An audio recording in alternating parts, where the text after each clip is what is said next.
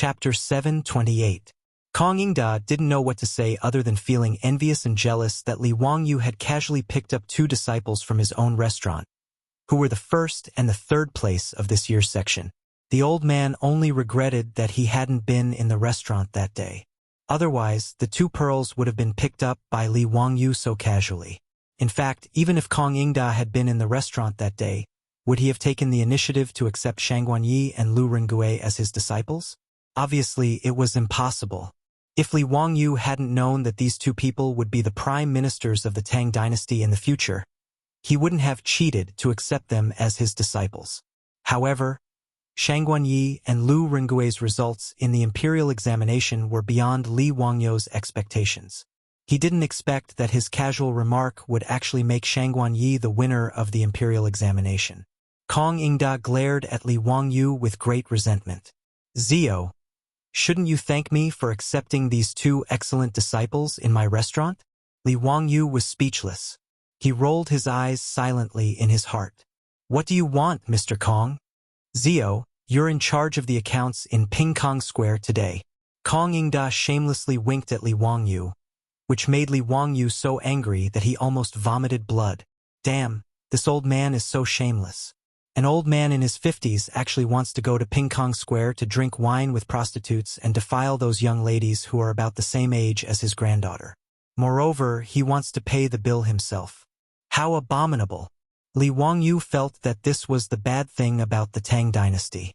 In the future, if a university president like Kong Ingda dared to openly go to a nightclub to look for princesses and prostitutes, he would definitely be on the hot search in headlines the next day. However, in the Tang dynasty, going to a brothel in Pingkong Square to look for young ladies was called elegant, and all literati loved to do this. Li Wangyu also knew that although this old man Kong Ingda was quite old, he had just taken in a beautiful concubine not too long ago. He was indeed a romantic. Thinking of this, Li Wangyu became even more envious and jealous. This old thing, to be so merry every night. Wasn't he afraid that the wind would take his life? He was too lazy to pay attention to Kong Ingda, this old hooligan. Just as he was about to turn his head and talk to Niu Wu, he heard a commotion outside. It was Shangguan Yi and Lu Rengui, leading a group of students who had failed to pass the imperial exams, to the imperial college. As soon as Shangguan Yi and Lu Rengui saw Li Wangyu, they immediately knelt down and said, "Greetings, teacher. We did not disappoint you and passed this year's spring quarter examination." Good. Get up quickly." "Ha ha, Master said that day that the position of chief of the imperial censorate would belong to none other than the 2 of you, and I hit the nail on the head." Li Wangyu was in a good mood, and quickly helped the 2 of them up. At that time, Li Wangyu only knew that Shangguan Yi and Lu Rengui had passed the imperial exams. But as for which year they passed and what rank they got, it was not recorded in the history books. That day he was just bragging to Pai Lupi. He did not expect that Shangguan Yi and Lu Rengui would really give him such a surprise. However, Kong Ingda, Su Jingzong, and the others did not know about this. They really thought that Li Wangyu had a discerning eye. That day in the Kong family's restaurant, he saw Lu Rengui and Shangguan Yi's talents at a glance. His admiration for Li Wangyu's eye for talent was unparalleled. As for the group of examinees who had failed to pass the imperial exams, they also greeted Li Wangyu and the others noisily. When they looked at Shangguan Yi and Lu Rengui, they were so envious that their eyes were about to spit fire. In the eyes of everyone, these 2 people were simply winners in life. Not only did they pass the imperial exams in spring at a young age, but they also took Li Wangyu, a famous teacher in Chang'an, as their teacher. Their future was limitless. How could they not be envious? While they were talking, Ma Zhou and Yan Liban also came together. After greeting Li Wangyu, Kong Ingda, and the others, they smiled at Shangguan Yi and Lu Rengui. "Teacher, these 2 are our new classmates, right?" Li Wangyu nodded and introduced them. "Yes, this is Shangguan Yi, the head of the imperial exams. This is Lu Rengui, the 3rd in the imperial exams. Shangguan Yi, Lu Rengui. These 2 are your senior brothers, Yan Liban and Ma Zhou. In the future, the 4 of you should get closer." Shangguan Yi and Lu Rengui greet the 2 senior brothers. "Hello, junior brothers. The 2 of you are really talented. It is not easy for you to pass the imperial exams and get third in the imperial exams in spring. I am ashamed to say that the two of you did not participate in the imperial exams in spring. Haha, it is a pity. Yen Libin laughed. Although he and Ma Zhou were officials now, they did not enter the official career through the imperial exams. This was a small pity for Yen Libin and Ma Zhou. At the beginning of the Tang dynasty, the imperial exams were still in the early stages. The 9-rank system was still popular. The so-called 9-rank system referred to the talent survey issued by the imperial court. The talents were divided into 9 grades, which were upper, middle, lower, lower, and lower. This talent survey was filled out by the officials of each region. Whether or not they were officials, they would be registered. The form detailed the year, grade, and comments. The Ministry of Personnel would promote and remove officials based on this. The 9-rank system was an important method for the aristocratic families to control the imperial court. Under this system, there were no poor people in the upper ranks, and the aristocratic families became stronger. Therefore, when the Sui and Tang dynasties started the imperial exams, it was to suppress the power of the aristocratic families, strengthen the centralization of power, and give the poor students a chance to advance. However, the imperial exams at the beginning of the Tang dynasty were still in the early stages, and the system was not perfect. Therefore, people like Ma Zhou, who were chosen by Pai Lupi, were able to reach the sky in one step. They did not need to go through the imperial exams, and became an imperial censor. Shangguan Yi and Lu Rengui bowed to Ma Zhou and Yen Libin's praise. Although they had taken Li Wangyu as their teacher, and had passed the imperial exams in spring, they were still nobodies. Facing Yen Libin, the imperial grandee, the junior supervisor, Ma Zhou, the imperial censor, still appeared somewhat uneasy. Ma Zhou smiled and said to Li Wangyu, "Teacher, you have taken in 2 more junior brothers. We have 6 classmates now. Shouldn't we change the way we address them?" Li Wangyu was stunned. He did not understand what Ma Zhou meant. Ma Zhou continued to wink and said, "Teacher, it seems that I am the first one to take in a teacher. Shouldn't I be the eldest senior brother?" His words immediately made Yen Libin so angry that he almost fought with him. This guy was simply taking advantage of him. It was different from martial arts novels, where people were called the eldest senior brother or second senior brother according to the time they entered the school. When a scholar took in a teacher, his classmates were all peers.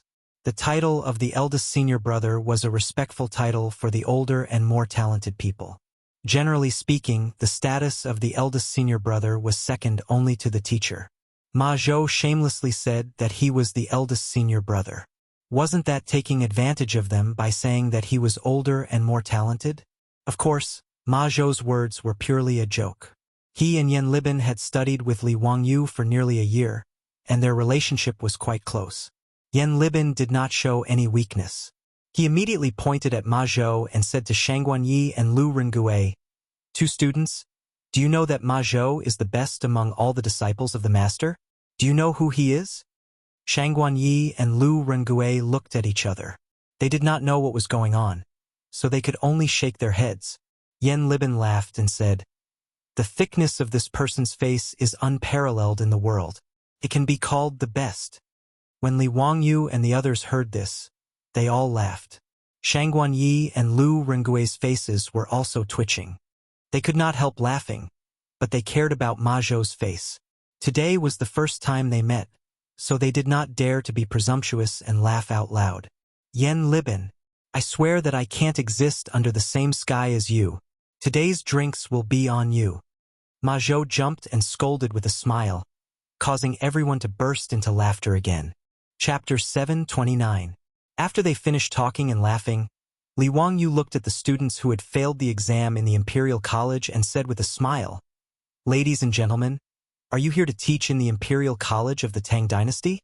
Everyone hurriedly bowed and said, "Yes, we heard that you are recruiting doctors and teaching assistants, so we are here to apply." Li Wangyu nodded and said, "Good. I believe you have heard that I will recommend all the doctors and teaching assistants who want to teach in the Imperial College in the coming spring. In addition, the Imperial College will provide food and accommodation. I will also invite the great scholars in the Imperial Court to teach you in the Imperial College. Are you satisfied with this? Hearing Li Wangyou's promise, the students who had been doubtful before no longer had any doubts and bowed again. We understand. Thank you, sir. Yes, we are very satisfied. Thank you for your kindness. Li Wangyou waited for the crowd to quiet down and said again, however, the Imperial College will only recruit about 100 doctors and teaching assistants this year, so we need to do a small test to select the most suitable people. I have prepared a test paper for you. You can now follow the arrangement of the Imperial College and go to the school to answer the questions. The Imperial College will select the best according to your answers. Yes, sir. All the students knew that they needed to take a test to enter the Imperial College. After the release of the results today, there were thousands of students who had failed the exam. There were 2,000 or 3,000 people who came to the Imperial College to try their luck. Since the Imperial College was only going to recruit about 100 people, they naturally needed to take a test. Everyone was mentally prepared for this, so they did not resist. After Li Wangyou gave the order, the servants of the Imperial College immediately came forward and led the students to their seats in the halls of the Imperial College. They also gave them paper, ink, brushes, and inkstones. This made the students a little confused. Why didn't they ask what they were going to study? Except for the servants of the Imperial College, there was no one invigilating the exam in the halls. They were also not allowed to talk. Looking at the noisy hall in front of them, everyone was confused. Was this really an exam? Those who could pass the examinations of various provinces and counties and obtain the qualification to participate in the imperial examination in spring in Chang'an, and were naturally the top talents in the Tang dynasty. All of them had studied hard for years or even decades and had participated in countless exams. However, it was their first time encountering such an exam. Someone hurriedly grabbed the servant of the Imperial College and asked, "Excuse me, I am an examinee from the Imperial College. Why am I taking the exam in the same college as the examinees from the Imperial College? Could there be a mistake?" Someone at the side immediately echoed, "That's right. Why didn't anyone ask us what we were tested for? Could it be that everyone took the same test paper?" The servant who had been stopped immediately smiled and said, "Gentlemen, do not panic. County Count Wuxia ordered us to do so, and we are just following orders." However, the test papers seemed to be the same. The Count of Wuxia ordered people to send over only one set of test papers. There is no difference. The servant's reply caused an uproar in the classroom. All the students were in an uproar. How is this possible? I'm from the mathematics course. Am I supposed to take the same exam paper as the advancement course? Then is the test for mathematics or the Imperial College? That's right. I'm from the Imperial College. Am I not taking the exam for calligraphy? I'm from the Medical College. I don't know anything about mathematics, calligraphy, or the Imperial College. Someone was so angry that he put down his brush and prepared to leave.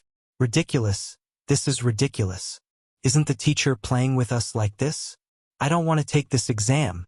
Someone at the side quickly pulled him back and advised, "Brother, don't be in such a rush. Let's take a look at the test papers first. The teacher is the county count who founded the country. How could he play such a joke on us?" That's right. Let's take a look at the test papers first. What kind of person is the immortal poet? How could she play around like this? There must be something we don't know about this. While the 2,000 to 3,000 students in the Imperial College were in an uproar, Kong Yingda and Su Jingzong were also shaking their heads in the Ming Luan Hall of the Imperial College. No one knew what Li Wangyou was planning. There were so many students and they were all sent to the Imperial College to take the exam. How could they take the exam? Ziyu, what is the content of your exam? Why aren't they divided into subjects? How are they going to pick the students? Kong Yingda couldn't help but ask. Su Jingzong, who was standing at the side, also nodded repeatedly. Clearly, he was also filled with questions. Even Li Wangyou's disciples, whether it was Ma Zhou, Yan Libin, Shangguan Yi, or Lu Rengue, were confused. The students studied different subjects. In the Tang dynasty, there were more than 50 subjects in the spring Imperial College examination. How could they take the exam when so many students were mixed together? Li Wangyu laughed and asked Niu Wu to fetch a few test papers that he had prepared. He handed them to everyone. Kong Ingda, the test papers are here. You'll know when you take a look. Kong Ingda and the others took the test papers that were printed with engravings and looked up. When they saw the questions on them, everyone in the Ming Luan Hall was dumbfounded. What kind of questions were these? How could these be called exam questions? The examinee's name, place of birth, address, and the subjects they studied were all normal procedures for the exam. However, the questions below had nothing to do with normal in the eyes of the crowd.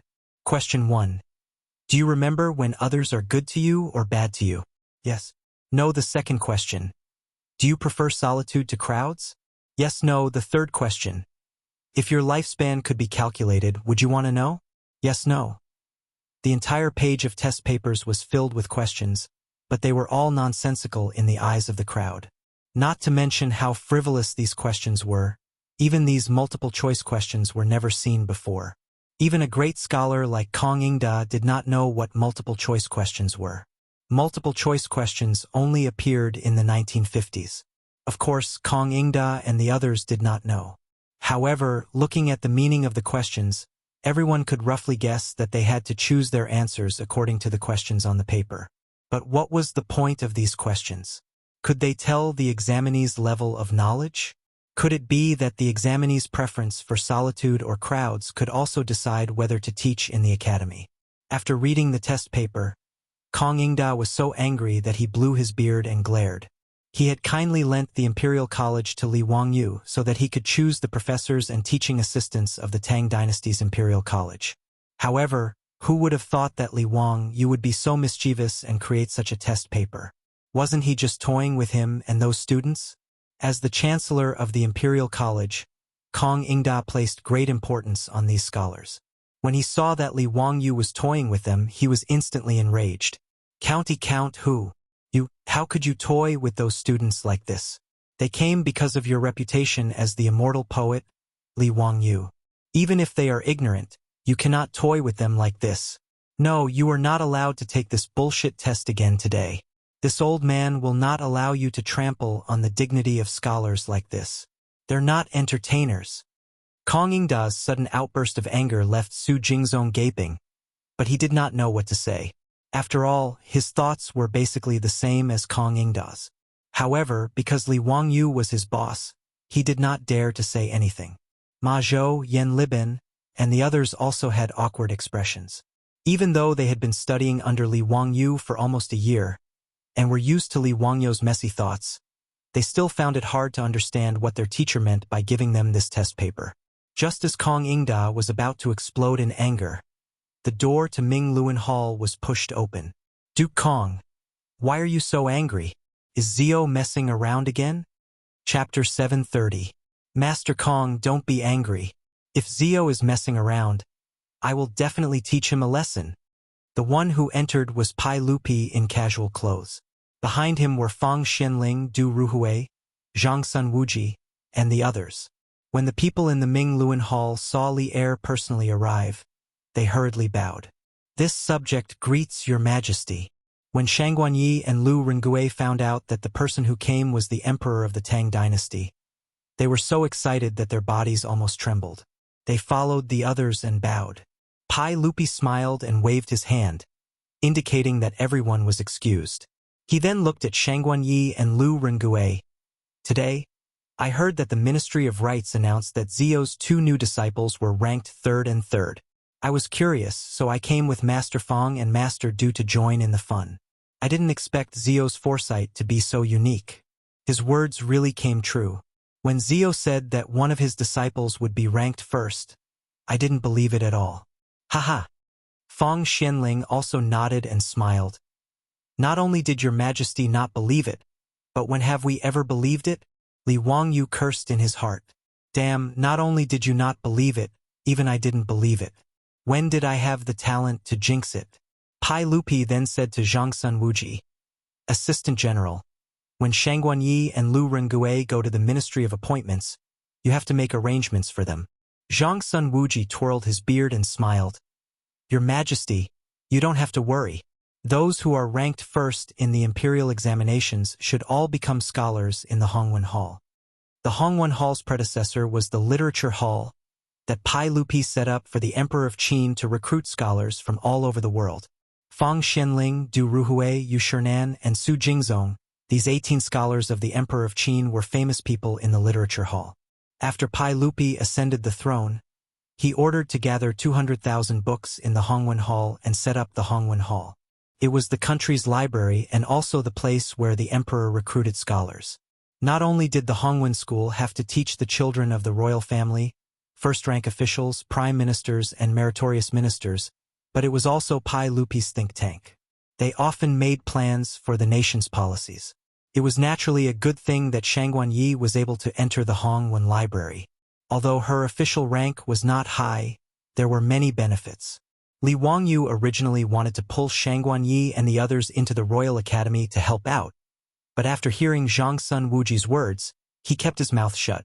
Unexpectedly, Shangguan Yi and Lu Rengue looked at each other and bowed again. "Your Majesty, if possible, I would like to work in the Royal Academy of the Tang Dynasty. Is that possible?"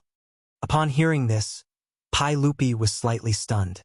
He looked at Zhang Sun Wuji and asked, "Fu Ji, is the request of Ziyu's 2 disciples possible?"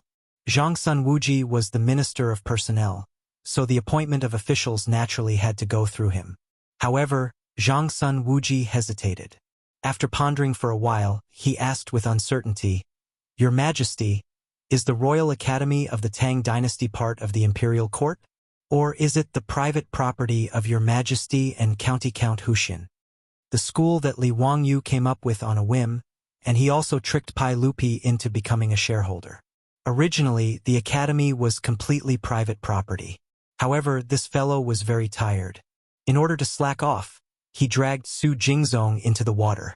In order to make Su Jingzong work in the academy willingly, the vice dean of the academy was made an official position in the imperial court. Therefore, including Zhang Sun Wuji, all the officials and generals in the imperial court were confused. What the heck was this academy?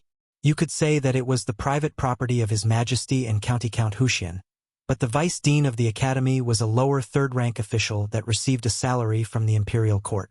It could be said that the academy belonged to the imperial court, but the cost of building the academy was paid by His Majesty and County Count Huxian. In the future, the income of the academy would have nothing to do with the imperial court. This gave Zhang Sun Wuji, the big boss of the Ministry of Personnel, a headache. He did not know how to arrange the affairs of the academy. As for Zhang Sun Wuji's question, Pai Lupi was also a little hesitant. He did not know how to answer. The Royal Academy of the Tang Dynasty was indeed his and Li Wangyu's private property. However, it was not appropriate for it to be managed by an official from the imperial court. Pai Lupi simply looked at Li Wangyu. "Zio, what do you think about this?" Li Wangyu scratched his head. This issue of status was indeed a little troublesome. After thinking for a while, Li Wangyu suddenly thought of the public-private partnership system that Wuxia had in the past. He felt that it was better to do the same.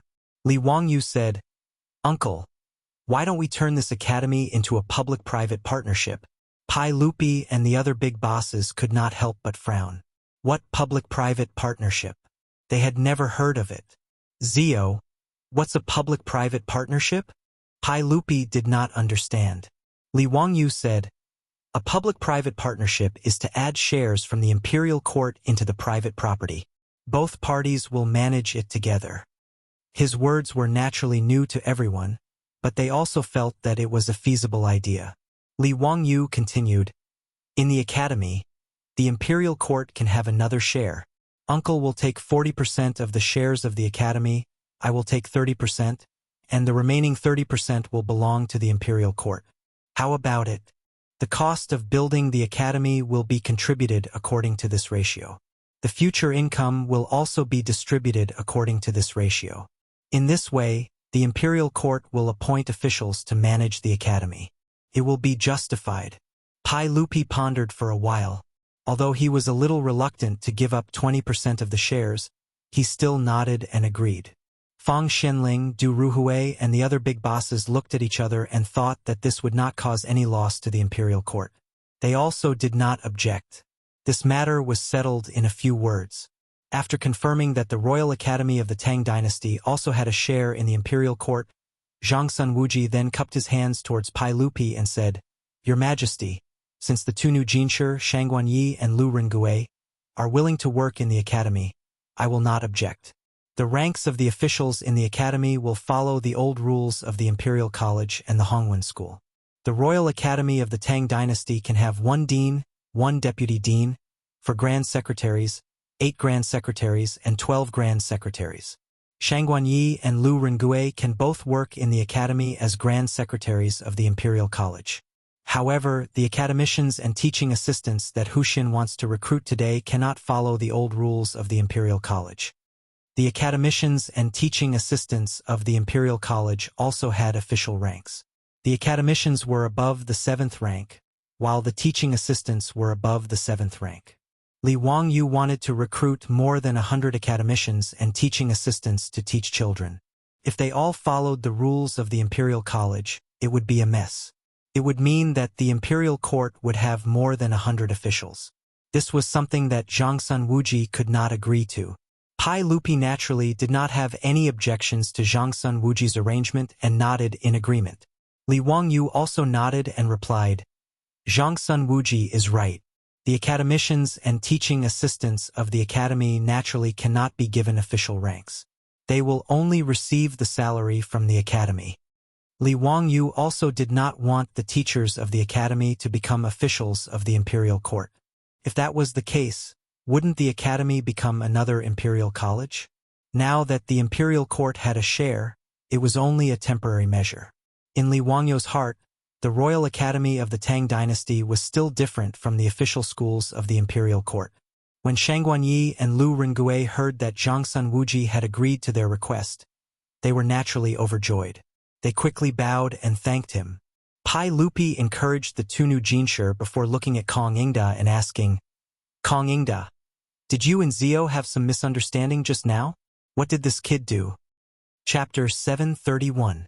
Kong Ingda, who had calmed down a little because of Pai Lupi's appearance, panted like a red-eyed bull when Pai Lupi mentioned the matter again. He angrily handed the test paper in his hand to Pai Lupi.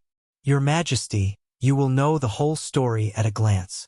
County Count who is really messing around today. As the Chancellor of the Imperial College, I will not allow him to humiliate the scholars like this." Pai Lupi took the test paper. Fang Xianling, Du Ruhui, and the others curiously came over, wanting to see what question Li Wangyu had set to make Kong Ingda so angry. Everyone was speechless after reading the test paper. How could this be called a damn test paper? Pai Lupi frowned and looked at Li Wangyu with dissatisfaction. "Zio, what's going on? You recruit those students who failed to pass the exam to teach at the academy and use this kind of test paper to select talents?" Li Wangyu was not in a hurry. He nodded and smiled. "Yes, that's right." Kong Ingda saw his attitude and became angrier. "Your Majesty, look, this is the attitude of this boy. I will not allow him to mess around like this today." Pai Lupi did not know whether to laugh or cry. He pointed to the test paper and asked, "Zio, tell me, what's the meaning of this test paper? For example, if you could be a kind of animal, which kind would you like to be? Cat, horse, elephant, monkey, dog, tiger. You can choose any one of them. Can such a test help you choose the right person to teach at the academy?" Fang Xianling, Du Ruhui, and the others also shook their heads. They felt that it was no wonder that Kong Ingda was so angry today. Even if they saw the so-called test paper, they were still a little uneasy and angry. Li Wangyu laughed and pointed to the test paper in Pai Lupi's hand. "Uncle, this is carefully prepared by me. It's called a psychological test." "Psychological test? What does that mean?" Everyone, including Pai Lupi, was dumbfounded. What the hell was that? Why was it that he couldn't understand a single word, but when they were put together, he couldn't make sense of it at all? Li Wangyu explained, "The psychological test is to use these questions to measure the intelligence level of the person being evaluated, as well as the differences in personality. To put it simply, I want to use this method to test the natural disposition of these examinees." In fact, the so-called test questions that Li Wangyu came up with were a set of psychological test questions from later generations. Moreover, it was a set of psychological test questions from the famous Rand Corporation in the United States. Many famous companies in the future also tried to use psychological tests to test the personality of their employees, and they achieved good results.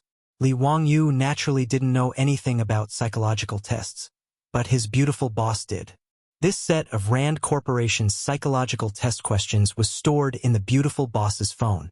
His beautiful superior gave Li Wangyu an idea to recruit students who failed to pass the exam to teach in the academy. She asked him to select teachers based on this set of psychological test questions. After all, the academy was now teaching students who were ignorant. Li Wangyu naturally wanted to choose those who were kind and patient. And this set of psychological test questions was the most convenient method in the Tang dynasty today.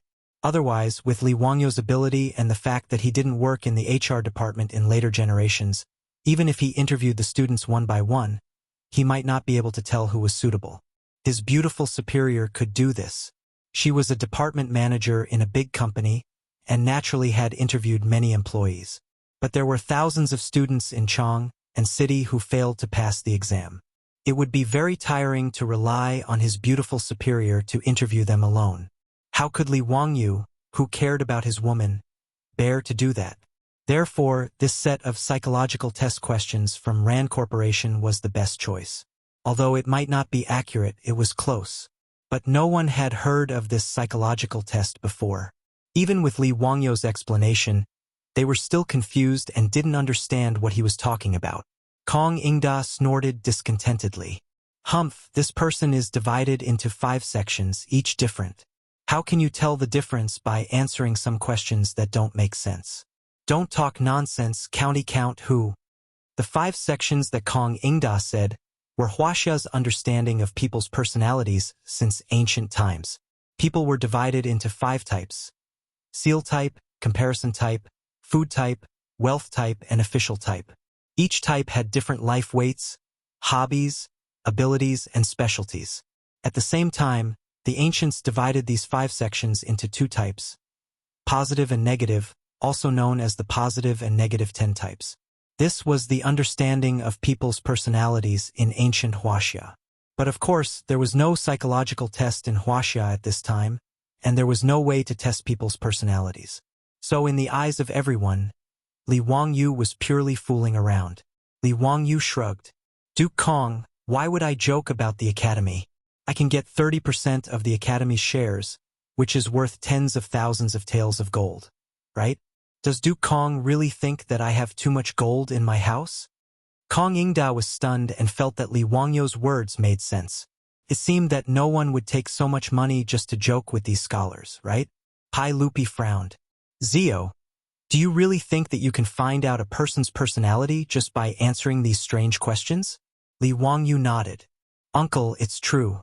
Although I can't say that it's completely correct, it's pretty close. I'm thinking that although these scholars didn't pass the spring imperial examination, they should be quite knowledgeable since they were able to pass the provincial exams. They should be more than qualified to teach those students at the academy. Therefore, I believe that we should choose those students who are kind and patient to teach in the academy, so that they won't mislead the students.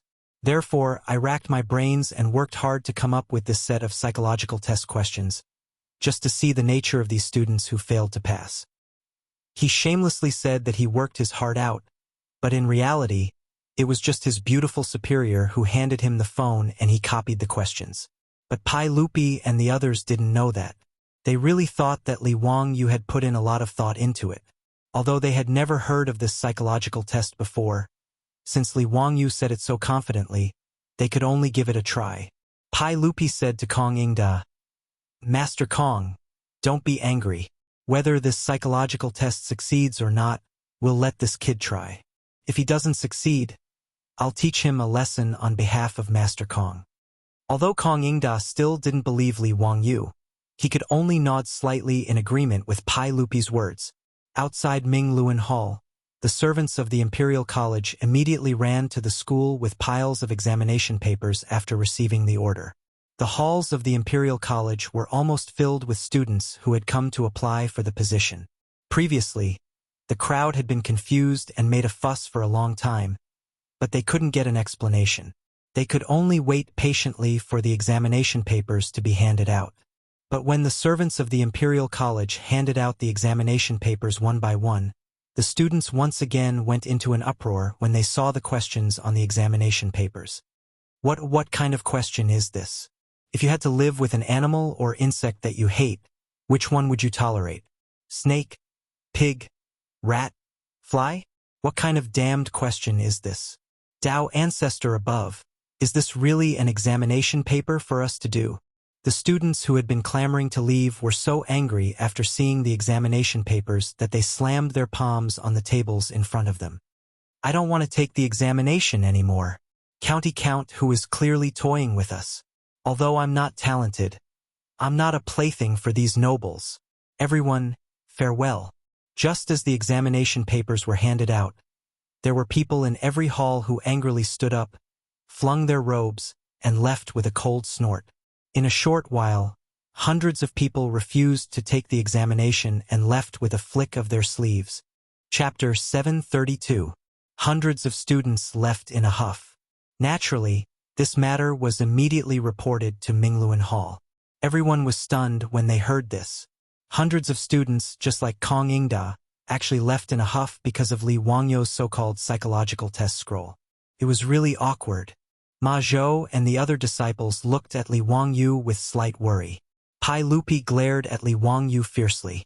Zio, your examination has just begun and so many people have left in dissatisfaction. How can the academy recruit people? Li Wangyou was not anxious at all. Uncle, don't worry. I think it's a good thing that these people have left. Oh? Why do you say so? Li Wangyou explained. Obviously, these students who left have bad tempers and can't accept new things. They are not suitable candidates to be teachers of the academy. So what if they leave early? Haven't only a few hundred people left? There are more than 1,000 students left. Uncle, you don't have to worry. Hearing this, Pai Lupi thought for a while and felt that it made sense. He did not say anything else. Kong Ingda, on the other hand, began to glare at Li Wangyou again. Zio, do you mean that I'm also a bad-tempered person who can't accept new things? Li Wangyou was speechless. Why did this old man take the initiative to accept the flying dagger?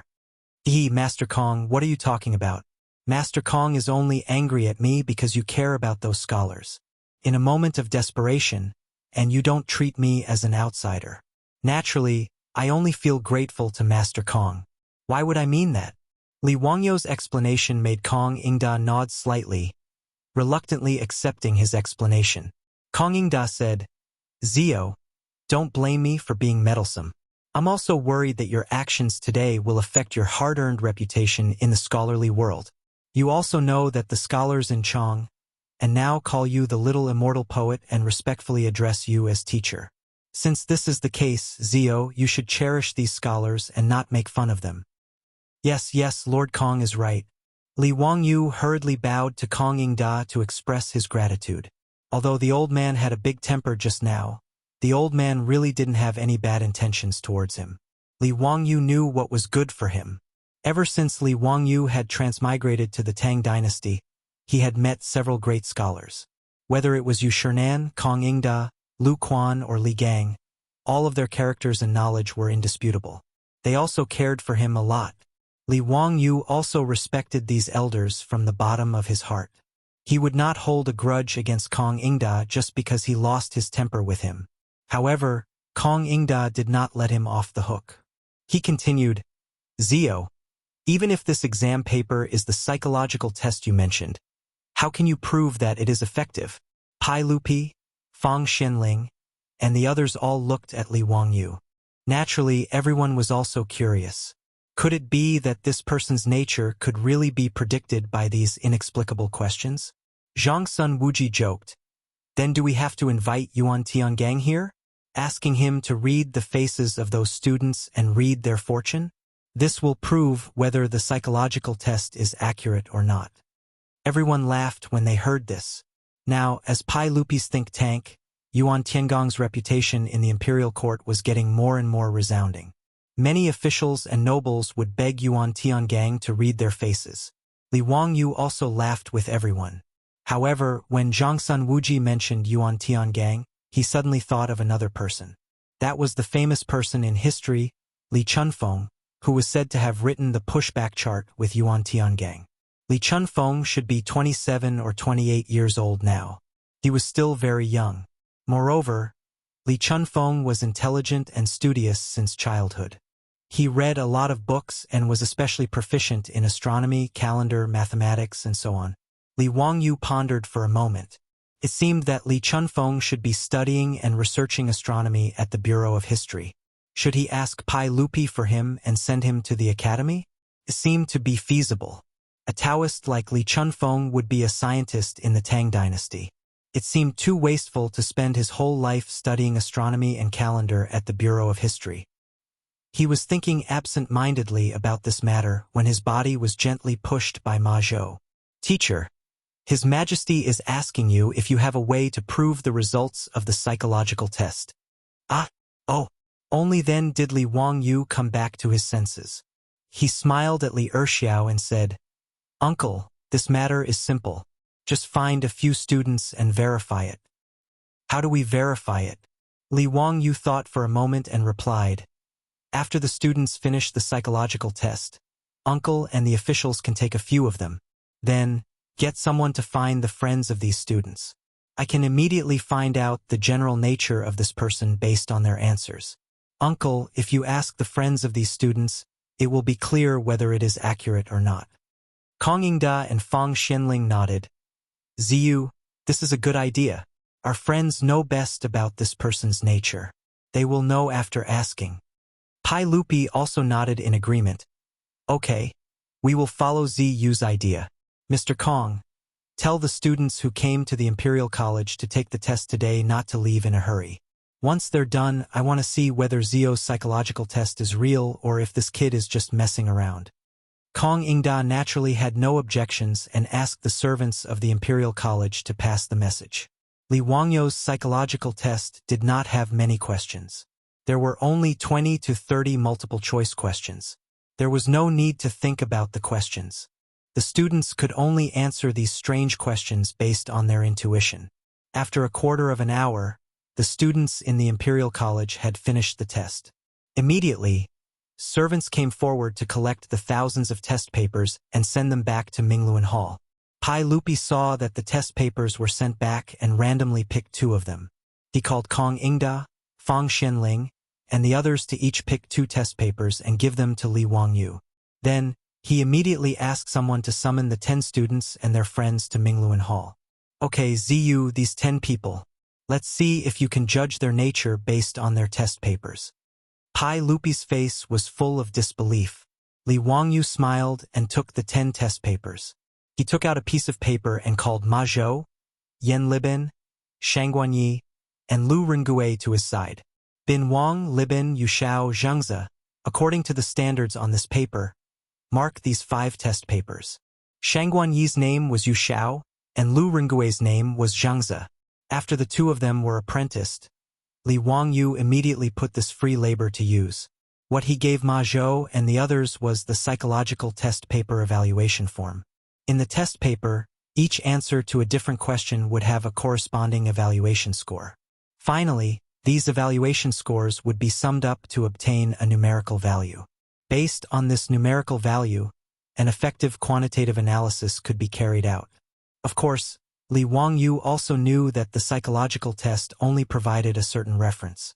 It could not completely accurately reflect a person's character and nature. It could only roughly analyze a person's interests, attitude, character, and temperament. However, this was enough for Li Wangyu to choose a teacher for the academy.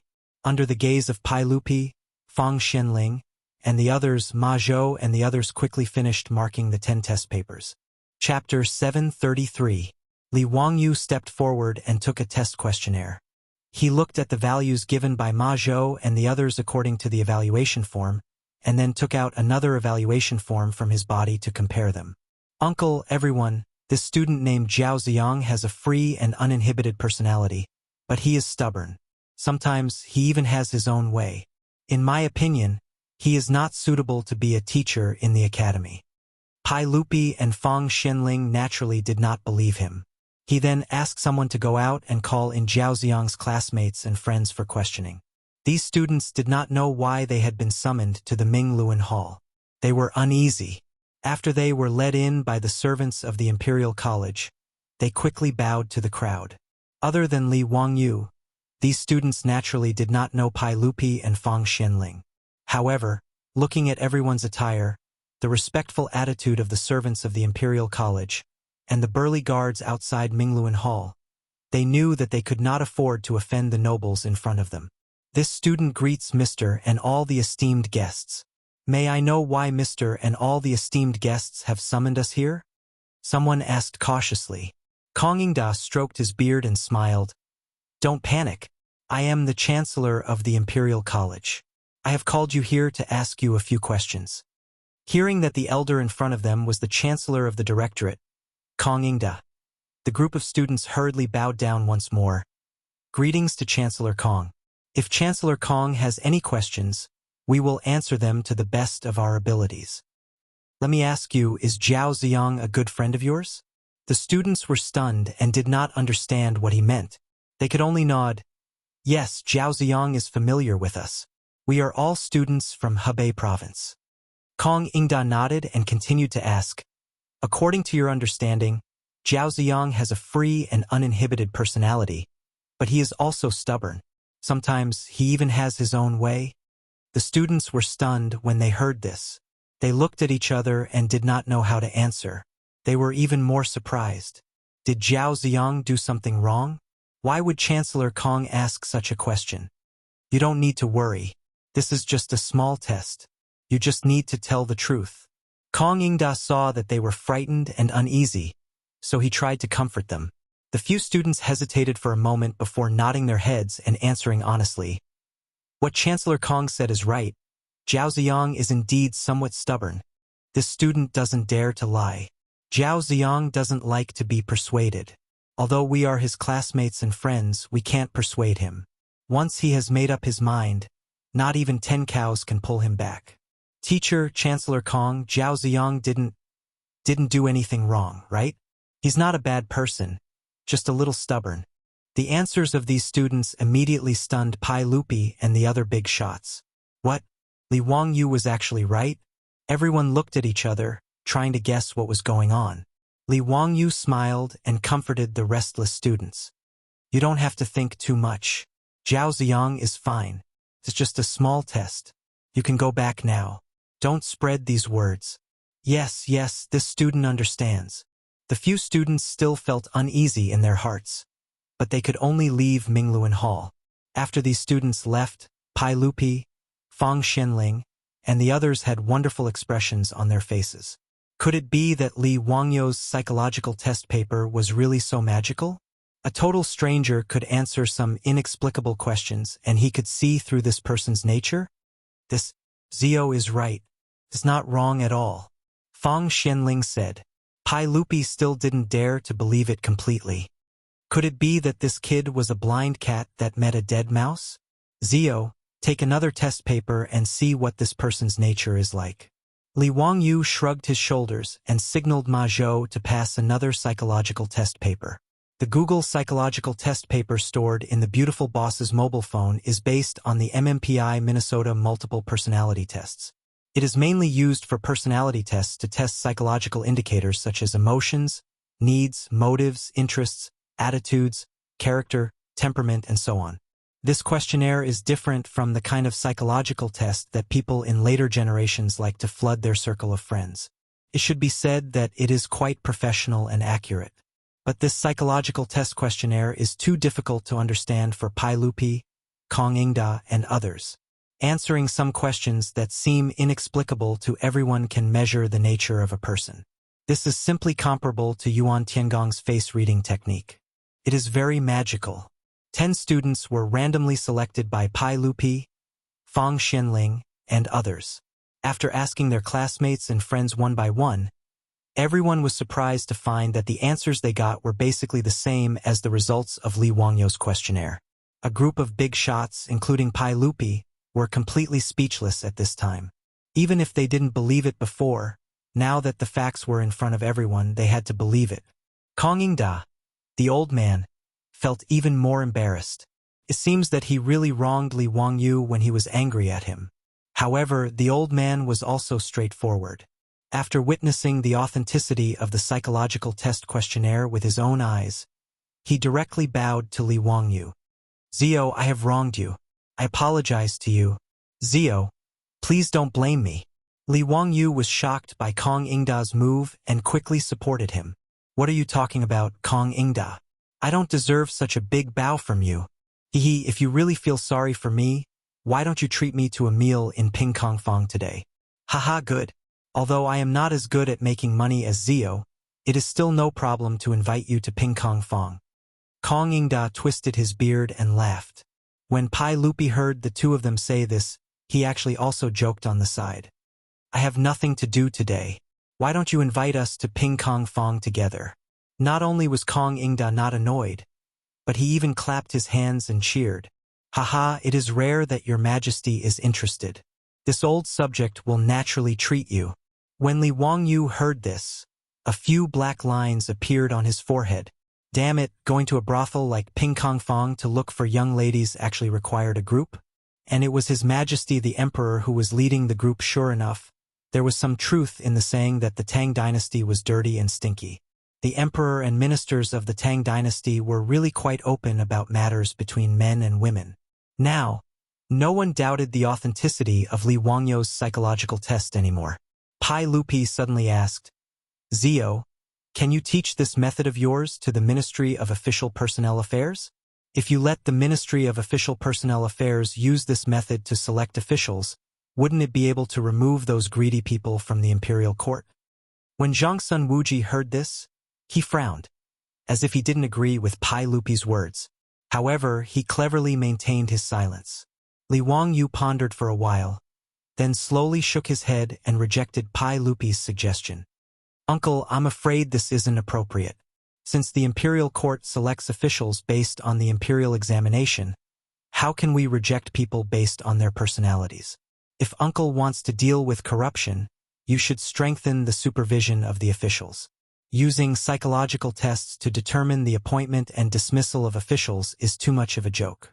When Li Wangyu said this, Zhongsun Wuji secretly heaved a sigh of relief. His gaze towards Li Wangyu became more and more pleasing to the eye. Pai Lupi pondered over Li Wangyu's words and could only nod helplessly, accepting his explanation.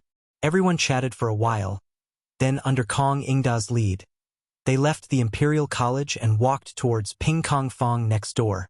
Chapter 734. The largest imperial college in the Tang dynasty and the largest red light district in the Tang dynasty, or even the world's largest red light district, Pingkongfang, were only separated by a 100-meter wide street. Li Wangyu even maliciously wondered if the imperial college had been set up in Pingkongfang to make it convenient for the teachers and students of the imperial college to go to Pingkongfang to drink and have fun at any time. Just by looking at Chang'an's familiar appearance, Li Wangyu knew that this old man was definitely a regular customer. In fact, in the past year or so, Li Wangyu had followed Cheng Chumo and his group of playboys to Pingkongfang to drink and drink. However, it was the first time that he had led his 4 disciples to drink and drink with Pai Lupi, the emperor's concubine. He always felt that it was unreliable. Later generations said that there were 4 irons in life. They were carrying guns together, going through windows together, sharing dirty things together, and going to brothels together. What was going on with him leading his disciples to visit brothels with Uncle Tsong? However, since he was already here, Li Wangyu would not be pretentious. Anyway, even if he had been to the brothels in Pingkongfang so many times, he had never had any mishaps. At most, he had only hugged and taken advantage of them. It was not that Li Wangyu was a clean freak, but he was afraid of death. In the Tang dynasty, there were no condoms or umbrellas. Whether it was the young ladies in the brothels or the huji in the Hu wine taverns, they were all a pair of jade-like arms that could be pillowed by thousands. What if he accidentally contracted a dirty disease? Although Sun Simiao had created penicillin, in Li Wangyu's opinion, the handmade penicillin should not be injected. It was really not reliable. It was not easy for him to transmigrate to the Tang dynasty. Now, he had changed from a loser to a county official in the founding of the Tang dynasty. His family had so much money that he did not know how to spend it. He did not want to lose his life because of a moment of impulse. Li Wangyu did not think that if he died, he would be able to transmigrate again. It was because of this thought and the deterrence of his beautiful superior at home that Li Wangyu did not dare to really have any thoughts in these brothels. Pai Lupi wanted to visit the brothels in person. Mi Tuo, the provincial supervisor of internal servants, had already arranged everything. Although it was Kong Ingda, when they stepped into the brothels, Li Wangyu found that the brothels had already been emptied. The guards outside were all palace guards in casual clothes. Sister Bao of the painting house naturally did not know Li Er, but she knew Kong Ingda. Kong Ingda chose this brothels. Kong Fong was also a regular customer. The brothels, Fong brothel,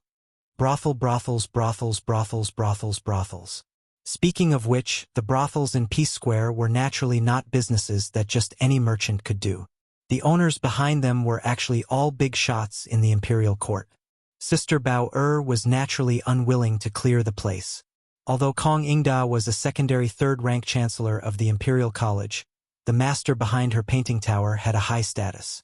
If it was only Kong Ingda who came here to drink, how could he have the qualifications to ask people to clear the place? Sister Bao was just about to stop them when she heard those strong men say that the guest that Chancellor Kong was going to invite was the Count of Wuxia, whose name had spread throughout Chang'an. Sister Bao's expression immediately changed. Not only was she not angry, but she was also smiling. She signaled the shop assistants in the building to cooperate with the strong men and carefully persuaded the customers in the building to leave. Of course, there was a reason why Sister Bao of the painting house was so cooperative when she heard that Li Wangyu was coming. Firstly, although Li Wangyu was only a fourth-rank county count who had founded the country, everyone in Chang'an knew that he was a relative of the Li Tang clan. He was the uncle and nephew of the sage. Secondly, Li Wangyu was the teacher of the crown prince. In the future, when the crown prince ascended the throne, he would be the preceptor of the emperor. In the city of Chang'an, no one dared to despise the young county earl, except for a few prominent dukes and aristocratic families like the 5 surnames and 7 looks. Of course, the most important thing was Li Wangyu's identity as the immortal poet. Ever since the Spring Lantern Festival, when Li Wangyu's 2 poems about the Spring Lantern Festival appeared, which of the young ladies in Pingkong Lane did not yearn for him day and night? There was one infatuated lady who missed Li Wangyu so much that she was about to be possessed. Sister Bao was also a shrewd person. Naturally, she wanted to curry favor with Li Wangyu. If this little immortal of poetry in Chang'an and had a good time in her brothel and left a few words of legendary works, then her brothel would become famous in the Peace House. There were tens of thousands of brothels in Peace Square. They were similar to the entertainment circle in the future. That was, they all needed to be famous. If the ladies in her painting house could get a few poems from the county count, then wouldn't her business be famous in the future? Sister Bauer knew that before the county count was conferred a title, he had left a poem in a painting house in Peace Square, praising the beauty of the ladies in the painting house. As a result, as the reputation of the county count became more and more prominent, the business of the brothel became one of the best in Peace Square because of Li Wangyu's poem. How could people not be envious of it? The person who told the imperial guards to say so was Mi Tuo, the Minister of Internal Affairs. He knew that if he didn't reveal his identity, Kong Ingda, the Chancellor of the Imperial College, was not enough to make the painting house clear. It was not convenient for Mi Tuo to say that Fang Xianling, Du Ruhui, and Zhangsun Wuji were coming to visit the brothel. Therefore, he could only use Li Wangyu's name. If Li Wangyu knew that Mi Tuo, this bastard, used his name to clear the place, he would probably pull out his knife and fight with this castrated man. Everyone entered the painting house. Under the attentive service of Sister Bao they entered the elegant room. Without needing Kong Ingda's instructions, more than 10 of the most beautiful ladies, singers, and dancers in the painting house rushed into the elegant room. The food and wine that had been prepared long ago was immediately served. Amidst the sounds of the pipa and guzheng, the dancers began to dance gracefully. Those fragrant young ladies' soft and delicate bodies were tightly pressed against everyone's bodies. The elegant room suddenly became boundless with spring. Li Wangyu looked up at his disciples and couldn't help but be amused. Ma Zhou, Yan Libin, and even Lu Rengue looked as if nothing had happened. Each of them was holding a young lady in their arms, eating and drinking as they pleased. They did not regard themselves as outsiders at all. It was Chang'an Yi who was nervous and uneasy. He didn't seem to know where to put his hands and feet. When the lady next to him hugged him, his body was as stiff as a puppet. Li Wangyu couldn't help but be amused. Chang'an Yi was 21 years old. Why did he still look like a virgin? One must know that Cheng Chumo and the other dandy young masters started to go to Peace Square and who wine houses when they were in their teens. To the Tang people, 21 years old was already considered a mature age. Men who married early probably had children who were old enough to buy soy sauce. And Chang'an Yi was also from an official's family. How could he not have seen these romantic places? But when Li Wangyu recalled Chang'an Yi's experience, it suddenly dawned on him. When Chang'an Yi was 10 years old, in order to avoid trouble, he shaved his head and became a monk. Li Wangyu rubbed his chin and couldn't help laughing in his heart. Chang'an Yi turned out to be a monk. No wonder he was so nervous after being hugged by the lady in the painting house. Amitba, appearance is emptiness. Emptiness is appearance. As for Kong Ingda, this old man, Li Wangyu's sharp eyes noticed that his hand had already reached into the dress of the lady next to him. Just by looking at the beautiful and shy lady's flushed face, Li Wangyu knew that this old man was up to no good. In the elegant room, everyone toasted each other. After a few cups of wine, the atmosphere became more lively.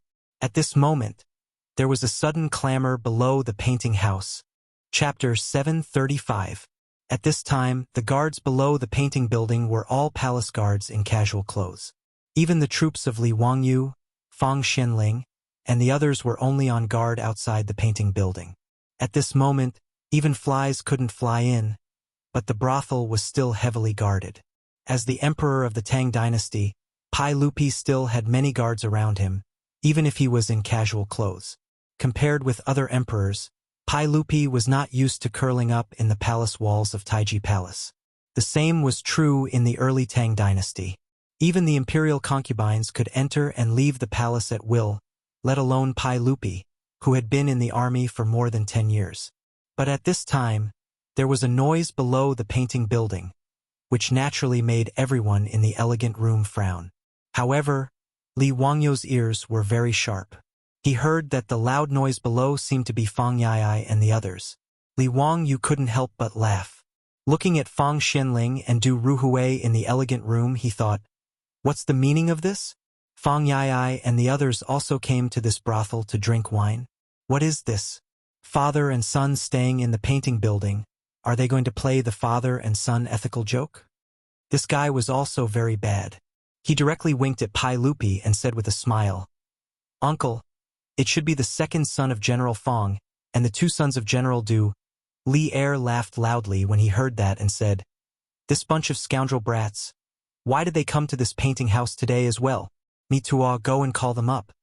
Li Wangyu stole a glance and noticed that the faces of Fang Xianling and Du Ruhui twitched unconsciously.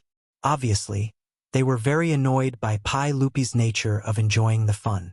Although visiting a brothel in the Tang dynasty was an elegant thing to do, if the father and son visited the same brothel at the same time, it would definitely be a lively gossip in Chang'an the next day. Li Wangyu, Pai Lupi, Zhang Sun Wuji, and Kong Ingda all laughed and winked at Fang Xianling and Du Ruhui. Fang Xianling and Du Ruhui were so angry that they cursed in their hearts. They decided to teach those bastards a lesson when they returned home. Very soon, the sound of hurried footsteps could be heard from the painting building. It seemed that this group of fops was still very impatient. Li Wangyu was increasingly looking forward to the scene of the father and son meeting when the debauches pushed open the door of the elegant room. Wahahaha, such a lively scene was not something one could see often. He was not the only one who thought so. Even Pai Lupi, Zhang Sun Wuji, and Kong Ingda stopped talking. They looked at Fang and Du with mischievous smiles on their faces. Ma Sizhou and the others were also holding back their laughter. They were all waiting to watch the show. But when Fang Yi, do go, and this group of silk pants suddenly pushed open the door, their appearance gave everyone a fright. A group of fops, all of their clothes were stained with blood. Li Wangyu, Fang Xianling, Du Ruhui, and the others all rose to their feet. What happened? What's with the blood on you? Fang Yi, Du He, and Du Go did not even have time to salute and greet their father and Pai Lupi. They stepped forward and grabbed Li Wangyu's sleeves and dragged him out. Zio, we finally found you. Quick, go and save him. Brother Chumo is in trouble. He's in danger. Li Wangyu's mind buzzed. Brother Yai, tell me clearly what happened. What happened to Brother Chumo? Brother Chumo was injured by an arrow and was sent to the Union Hospital for emergency treatment. Mr. Treasure said that it might be difficult to save him, so we quickly came to find you to save him. Stop talking. Let's go. The horse is downstairs. Fang Yi explained as he pulled Li Wangyu out of the room. Li Wangyu also panicked. He knew that this was not the time to talk, and he did not have time to greet Pai Lupi and the others. He hurriedly followed the fops downstairs. Send someone to the Shangyao Bureau to find Lu Fengyu and ask him to go to the Union Hospital immediately. Li Wangyu ordered as he ran. Fang Yi said, I've already sent someone to invite Lu Fengyu, but even Mr. Treasure is helpless. I'm afraid only you and Old Immortal Sun can save Brother Chumo. Old Immortal Sun is still in Dingzhou village and can't help. Now we can only rely on you. Li Wangyu was so anxious that he cursed in his heart. What was the use of looking for him? He didn't know anything about medicine. Did these fops really think that he was a divine doctor? In fact, it was not their fault that they were desperate. It was because Li Wangyu and Sun Simiao had saved Li Chengxian's life and performed a cesarean section to save the life of a pregnant woman. In Chang'an City, including Pai Lupi, who did not think that Li Wangyu was a divine doctor like Bian Ke. As for the Union Hospital that the fops were talking about, it was the hospital that Li Wangyu, Sun Simiao, and Zhang Baozong had mentioned that he would fund to build in Chang'an City. After Li Wangyu spent a lot of money, the hospital opened in Chongyi Lane, where Xiandu Temple was located. The location of the hospital was directly taken from the Xuandu Temple. They didn't ask for a single copper and gave it to Li Wangyu to open the hospital. After all, with Sun Simiao, a Taoist senior, the abbot of Xiandu Temple naturally had to give face. Li Wangyu had the courtyard renovated. It was divided into two parts, outpatient and inpatient. He also planned a special ward, operating room, and pharmacy. The reason why the hospital was named Union Hospital was purely because of Li Wangyu's bad taste. After all, the #1 hospital in Wuxia in the future was Beijing Union Hospital. Sun Simiao and Zhang Baozong had asked him what Union meant. Li Wangyu replied that it was written in the book Yao Dian. The people are clear, and the people are in harmony. Although Sun Simiao and Zhang Baozong did not understand why a hospital had to be in harmony with the people, they were too lazy to ask. After the opening of Union Hospital, Zhang Baozong, a famous doctor from the Tang dynasty, and Sun Simiao and Zhang Baozong's disciples were there to treat patients. Moreover, the poor people were given free treatment and medicine. Therefore, as expected, the Union Medical College Hospital immediately became popular in Chang'an City. Every day, the number of patients queuing up for treatment could stretch from Chongyifang all the way to Vermilion Bird Avenue. Not only the poor people rushed to see a doctor, but even the high officials, nobles, and businessmen in Chang'an City also came to Union Hospital to seek treatment. Every day, people queued up from the morning drum to the moment before the door was closed. There was no time to rest.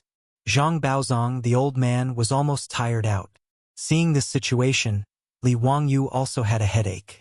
He simply learned the registration system of the big hospitals in the future and only released a fixed number of consultation numbers every day. Except for patients who needed emergency treatment and were on the verge of death, those who did not have a registered number were not treated. This allowed Zhang Baozong and Sun Simiao's disciples and grand-disciples to catch their breath and not tire themselves to death. Every day, the money for the free soup and medicine given out by the Union Medical College Hospital was poured out like water. The old butler, Li Hong, was almost heartbroken. However, the people of the Tang dynasty were pure and kind. After receiving free treatment and medicine, they also knew how to be grateful. Almost every patient would kneel down respectfully and kowtow to the Union Hospital as soon as they walked out of the gate. Of course, Li Wangyu was not just running a charity. After all, Union Hospital had Zhang Baozong, a famous doctor, and a group of Sun Simiao's disciples and apprentices, whose medical skills were among the best in Chang'an City. Pai Lupi's private doctor, Lu Xinwei, the minister of the Shangyao Bureau, was just Sun Simiao's disciple. For those officials and nobles who came to Union Hospital to seek medical treatment, the fees set by Li Wangyu for consultation and medicine were unbelievably exorbitant.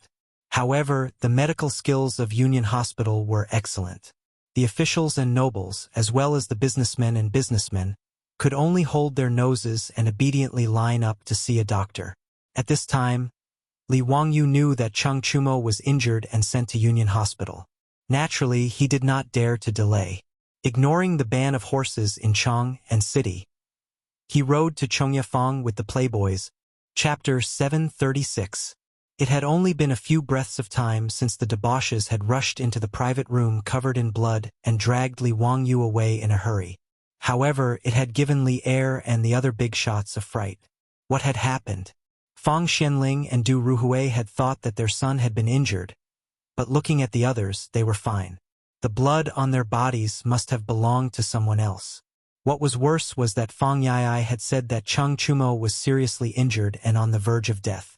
Fang Xianling and Du Ruhui were both shocked. Pai Lupi ordered Mi Tuo, who was serving beside him, "Go and find out what happened.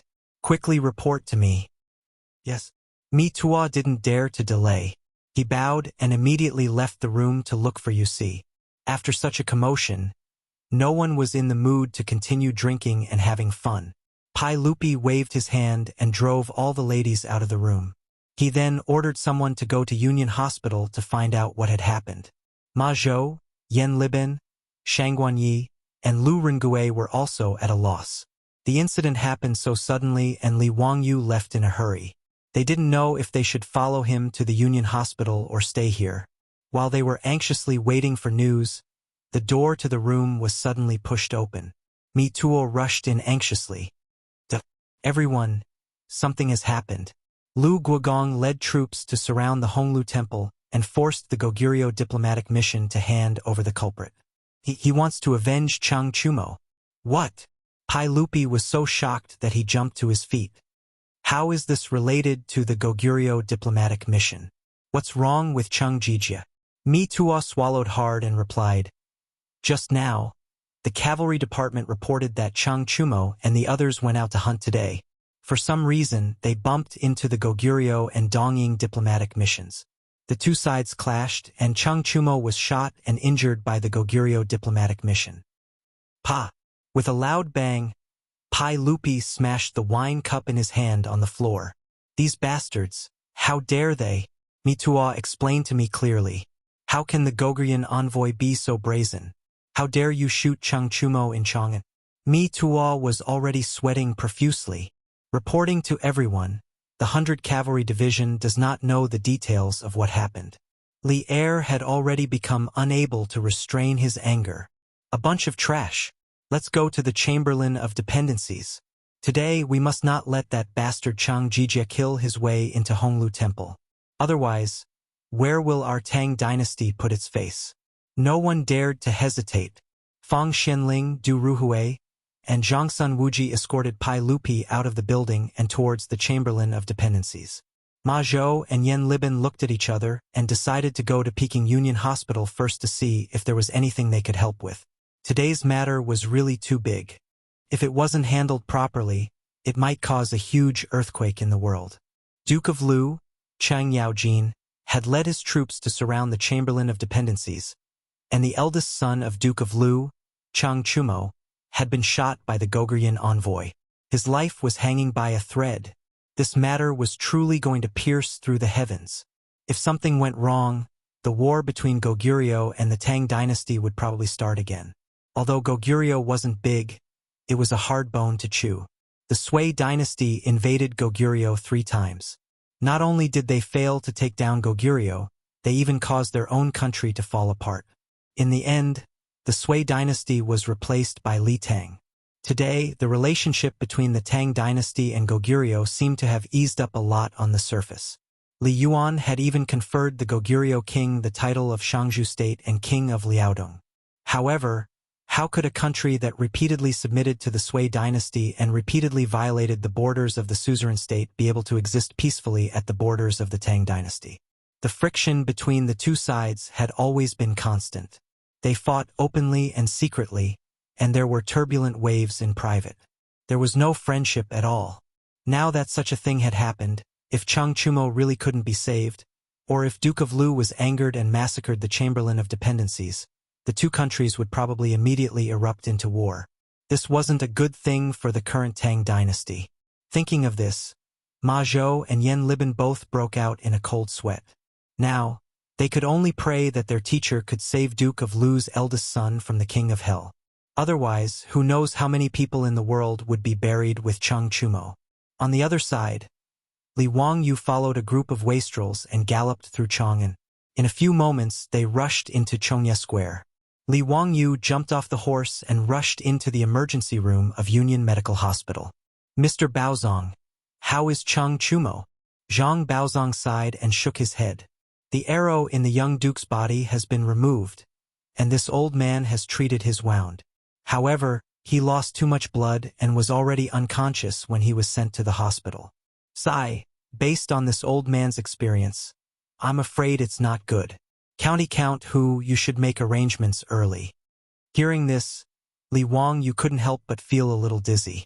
There was a bitter taste in his mouth, but he didn't know what to do. He couldn't understand why Chang Chumo would encounter such a thing. In history, Chang Chumo, this little bastard, was living well. Not only did he marry Princess Qinghe, but after Chang Yaojin's death, he also inherited the title of Duke of Lu. He had a long life. How could Chang Chumo be seriously injured and on the verge of death in the third year of Xingguan? He suddenly thought of Li Chengxian's inexplicable appendicitis. It was also a scene that had never appeared in history. Could it be that all this was a chain reaction caused by the fluttering of butterfly wings after he transmigrated to the Tang dynasty? Damn it! No matter what, he had to find a way to save Chang Chumo. Ma Zhou and the others could imagine what would happen after Chang Chumo's death. Li Wangyu could also imagine it. Moreover, he also knew that the Tang dynasty was not strong enough and the Eastern Turks had not been destroyed. More than 10 years later, in the 17th year of Xingguan, Pai Lupi personally went to Goguryeo, but he was also defeated and returned empty-handed. If they went to war with Goguryeo because of Chang Chumo, Li Wangyu really couldn't predict where the history of the Tang dynasty would lead to.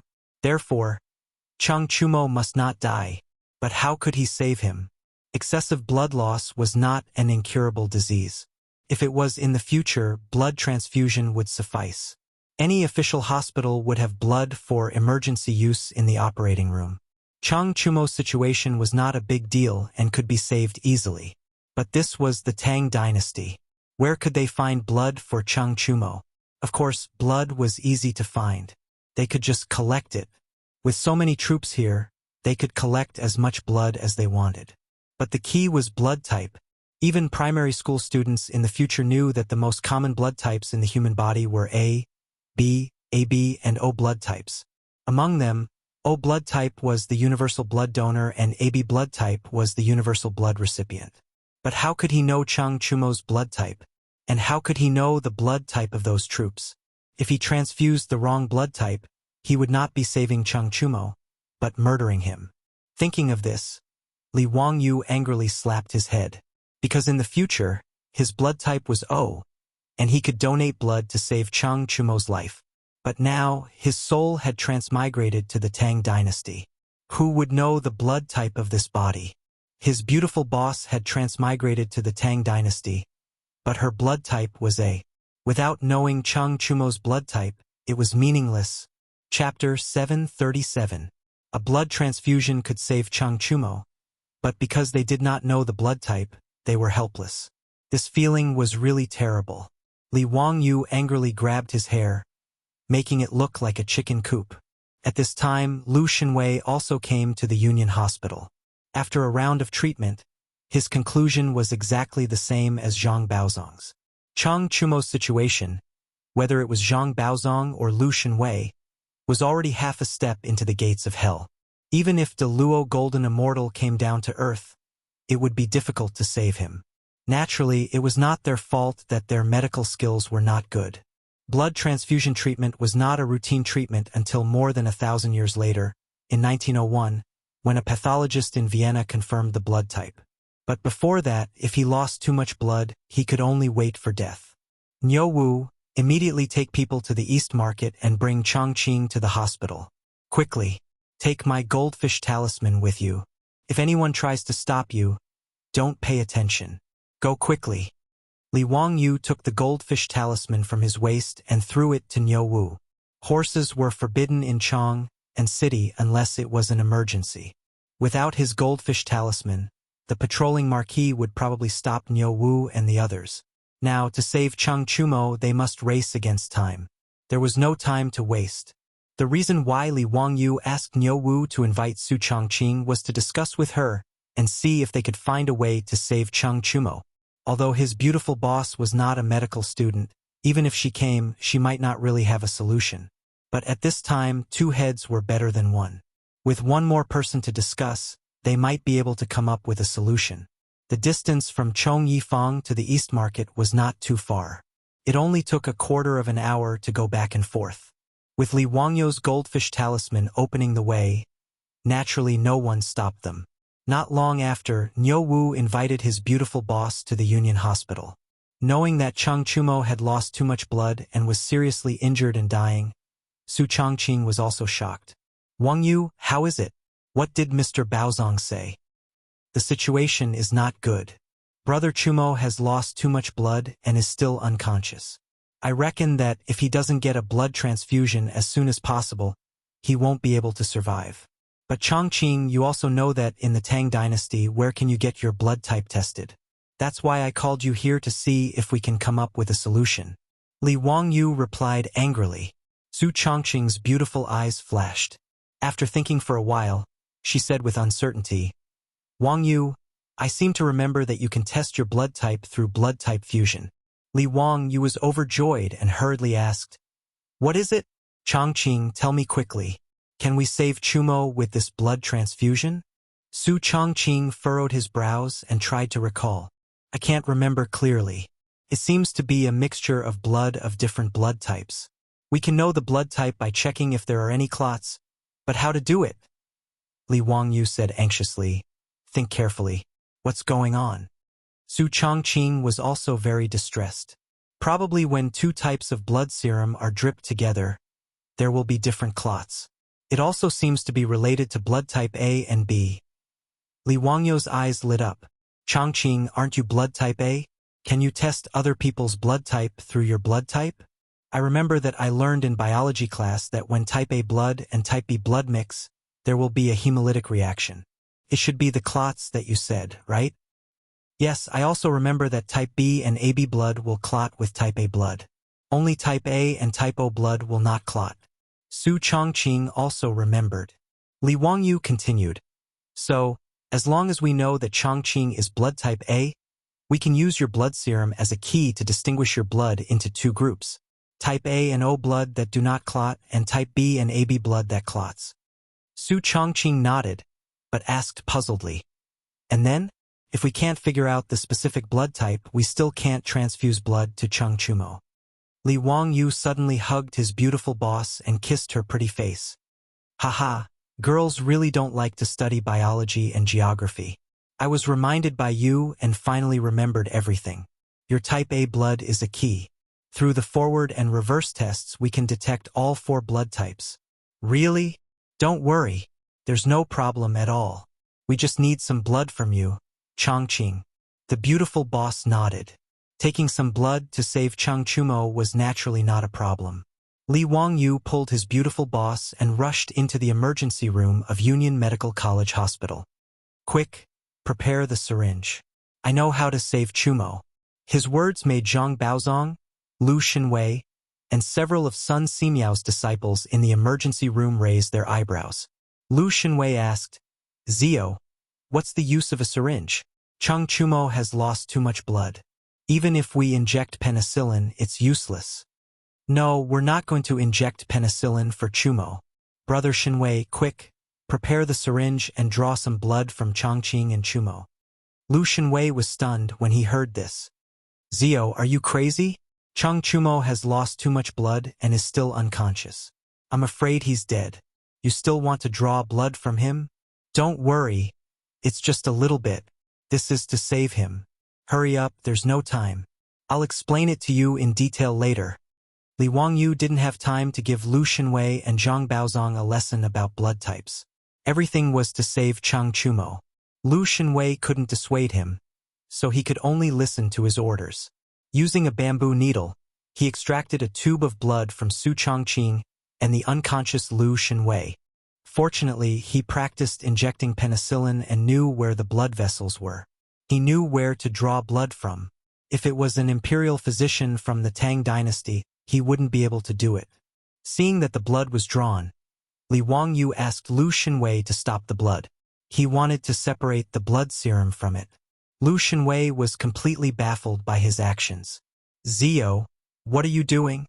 Brother Shinwei, Chumo has lost too much blood. There's only one way to save him, and that's to give him a blood transfusion. Blood transfusion? What's a blood transfusion? Lu Shinwei and Zhang Baozong were even more confused.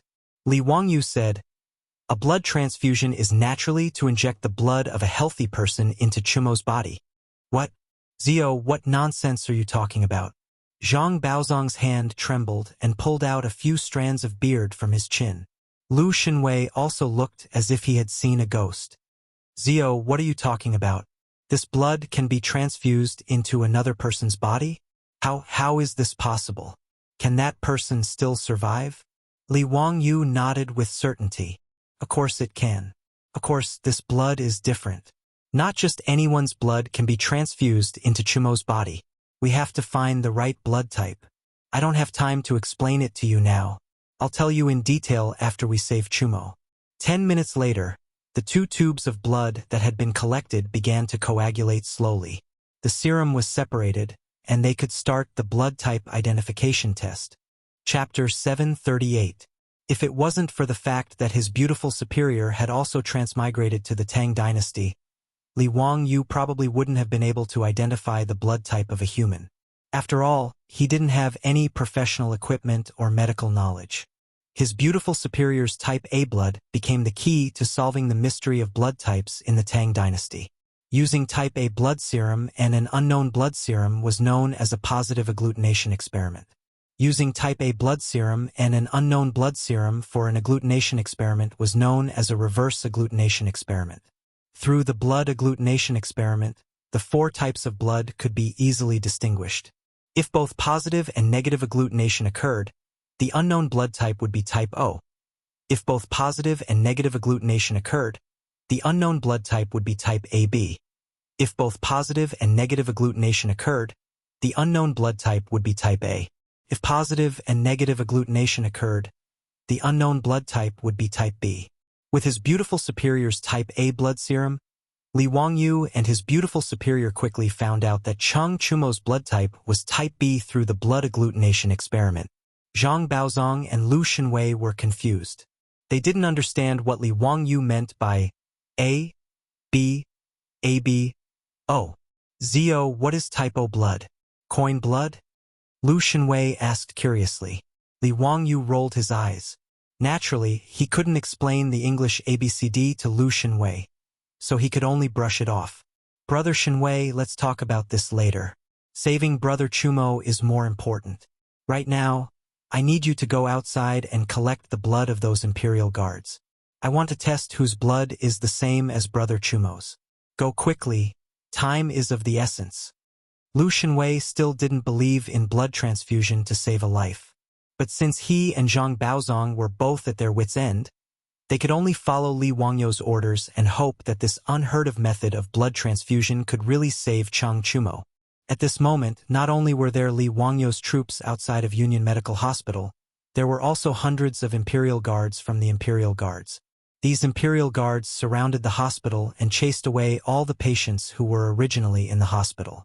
Zhang Baozong was very unhappy about this, but there was nothing he could do. After all, saving Chang Yaojin's eldest son was a matter of great importance, so he couldn't say much. As for the group of playboys, they were as anxious as ants on a hot pan, waiting anxiously outside the emergency room of the hospital. Chang Chuliang and Chang Chubi, the two brothers, were not in Union Hospital at this time.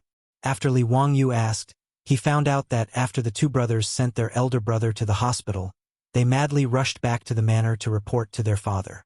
Li Wangyu felt a little strange. Chang Chumo was seriously injured and dying, but why wasn't Chang Yaojin in the hospital?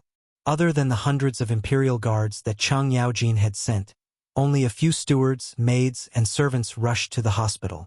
However, these people were obviously of no help. Zhang Baozong and Lu Shenwei chased them out of the emergency room. How could Li Wangyu have expected that old geezer, Chang Yaojin, after learning that his son was seriously injured and on the verge of death? Not only did he not come to the hospital to visit, he actually led his two sons and a group of Jinwu guards to the Chamberlain of Dependencies to seek revenge for his son. In truth, Chang Yaojin had thought things through very clearly. He wasn't a doctor, so even if he went to the hospital, he wouldn't be able to save Chang Chumo. Whether or not he came, everyone would do their best to save his son. Rather than being helpless in the hospital, it was better to think of a way to take revenge for his son. Thus, Chang Yaojin led Chang Chuliang and Chang Chubi to the Chamberlain of Dependencies to block the Goguryeo diplomatic mission and demand the culprit. If his son really couldn't be saved, then he would naturally cut off the culprit's head and bury him with Chang Chumo. Li Wangyu naturally didn't know about the commotion at the Chamberlain of Dependencies. Even if he knew, he couldn't care less. Right now, saving Chang Chumo was the most important thing. When they heard that the Count of Huxian needed human blood to save the young duke's life, the imperial guards outside Union Hospital were all dumbfounded. Why did this matter sound so unrealistic? Using human blood to save a patient? Why did it sound like some sort of evil witchcraft? Since ancient times, China had emphasized that the body, hair, and skin are given to one's parents and should not be harmed. Thus, since ancient times, except for monks, all men and women had long hair. They couldn't even cut off their hair, let alone draw blood from their own body. This was truly inconsistent with the values of the Tang people. The group of imperial guards looked at each other in dismay and did not say anything. No one dared to step forward and pat their chest and say, "Use my blood to save the young duke." Not only did the imperial guards remain silent, even the Li family's troops and Fang Yai's group of wastrels fell silent upon hearing Li Wangyu's words. It wasn't that the troops were disloyal, nor that their relationship with Chang Chumo wasn't good, or that they didn't trust Li Wangyu. It was just that this matter was far too bizarre. This was actually quite normal. Even in the later era, many people believed that donating blood was harmful to one's health, so they weren't willing to donate blood. The blood banks of the hospitals often lacked blood, so they needed to organize and promote the masses to donate blood. This was the case in the later era, let alone in the Tang dynasty. Other than those monsters in the legends that needed to suck human blood, who would believe that blood transfusions could save lives? Seeing that no one spoke, Lu Shenwei also shook his head. He didn't agree with Li Wangyu's words because he didn't understand the medical theory that blood transfusions could save lives. He also knew that it wasn't easy to get someone to donate their own blood. Li Wangyu was also anxious. Previously, he couldn't confirm Chang Chumo's blood type and couldn't donate blood. But now that the blood type was finally determined, he couldn't find anyone willing to donate blood. This was really strange. Chang Chumo, who was lying on the operating table, had lost too much blood. His face was as white as paper, and his breathing was getting weaker. Zhang Baozong took Chang Chumo's pulse again and shook his head with a bitter smile. "Zio, I'm afraid the young duke won't make it. His pulse is so weak that it's almost undetectable. It's better to inform the people of Duke Lu's residence to prepare for his funeral. I've already tried my best, but there's nothing I can do." Li Wangyu was also anxious. He directly pulled Lu Shenwei over and said, "Bring me a needle, prick my finger and take my blood for a blood test." "Zio, what are you going to do?" His beautiful superior asked anxiously. Save him. If my blood type is B, I'll give Cheng Chumo a blood transfusion. But, no buts. Quick! Li Wangyu shouted, jumping up and down. He was really anxious now. Seeing that Lu Xinwei didn't do anything, he directly grabbed the needle and wiped it with alcohol to disinfect it. Then he pricked his finger and squeezed out a drop of blood into the porcelain bottle. Then he started to test it himself. His blood and the beautiful superior serum were coagulating, but not coagulating. It was actually the same as Cheng Chumo's, B-type. Li Wangyu took a deep breath and turned to look at Su Chongqing, then at Lu Xinwei and Zhang Baozong. The blood type matches. Prepare for a blood transfusion. Give my blood to Brother Chumo. Li Wangyu said calmly. How can we do this? Zio, why don't we go and search among the Imperial Guards again? Give them more money. With a generous reward, there will be brave men. Lu Xinwei muttered. There's no time. Prepare for a blood transfusion. Have you prepared the chicken intestines I asked you to prepare? Lu Xinwei nodded. The preparations are ready, but... Li Wangyu raised his hand to stop Lu Xinwei from continuing. Brother Xinwei, don't say any more. This is the only way. Let's begin. Chapter 739. Li Wangyu naturally didn't know that the first direct blood transfusion method in history, where a person's blood was transfused to a patient, was pioneered by a British doctor in the 19th century. That British maternity doctor often saw women bleeding to death, so he thought of using blood transfusion in exchange for saving lives. Since there was no concept of blood type at that time, this direct blood transfusion method saved some patients, but more people died from hemolysis due to blood type mismatch. However, because of this blood transfusion method, the patients who were supposed to die from hemorrhage were saved, which caused a sensation in Europe. This direct blood transfusion method, which relied purely on probability and luck, had been used for about 100 years in Europe. Now, Li Wangyu wanted to transfuse blood to Cheng Chumo, so he could only directly connect their blood vessels for the transfusion. Fortunately, the two of them had the same blood type, so the success rate was much higher than that of the British doctor in the 19th century.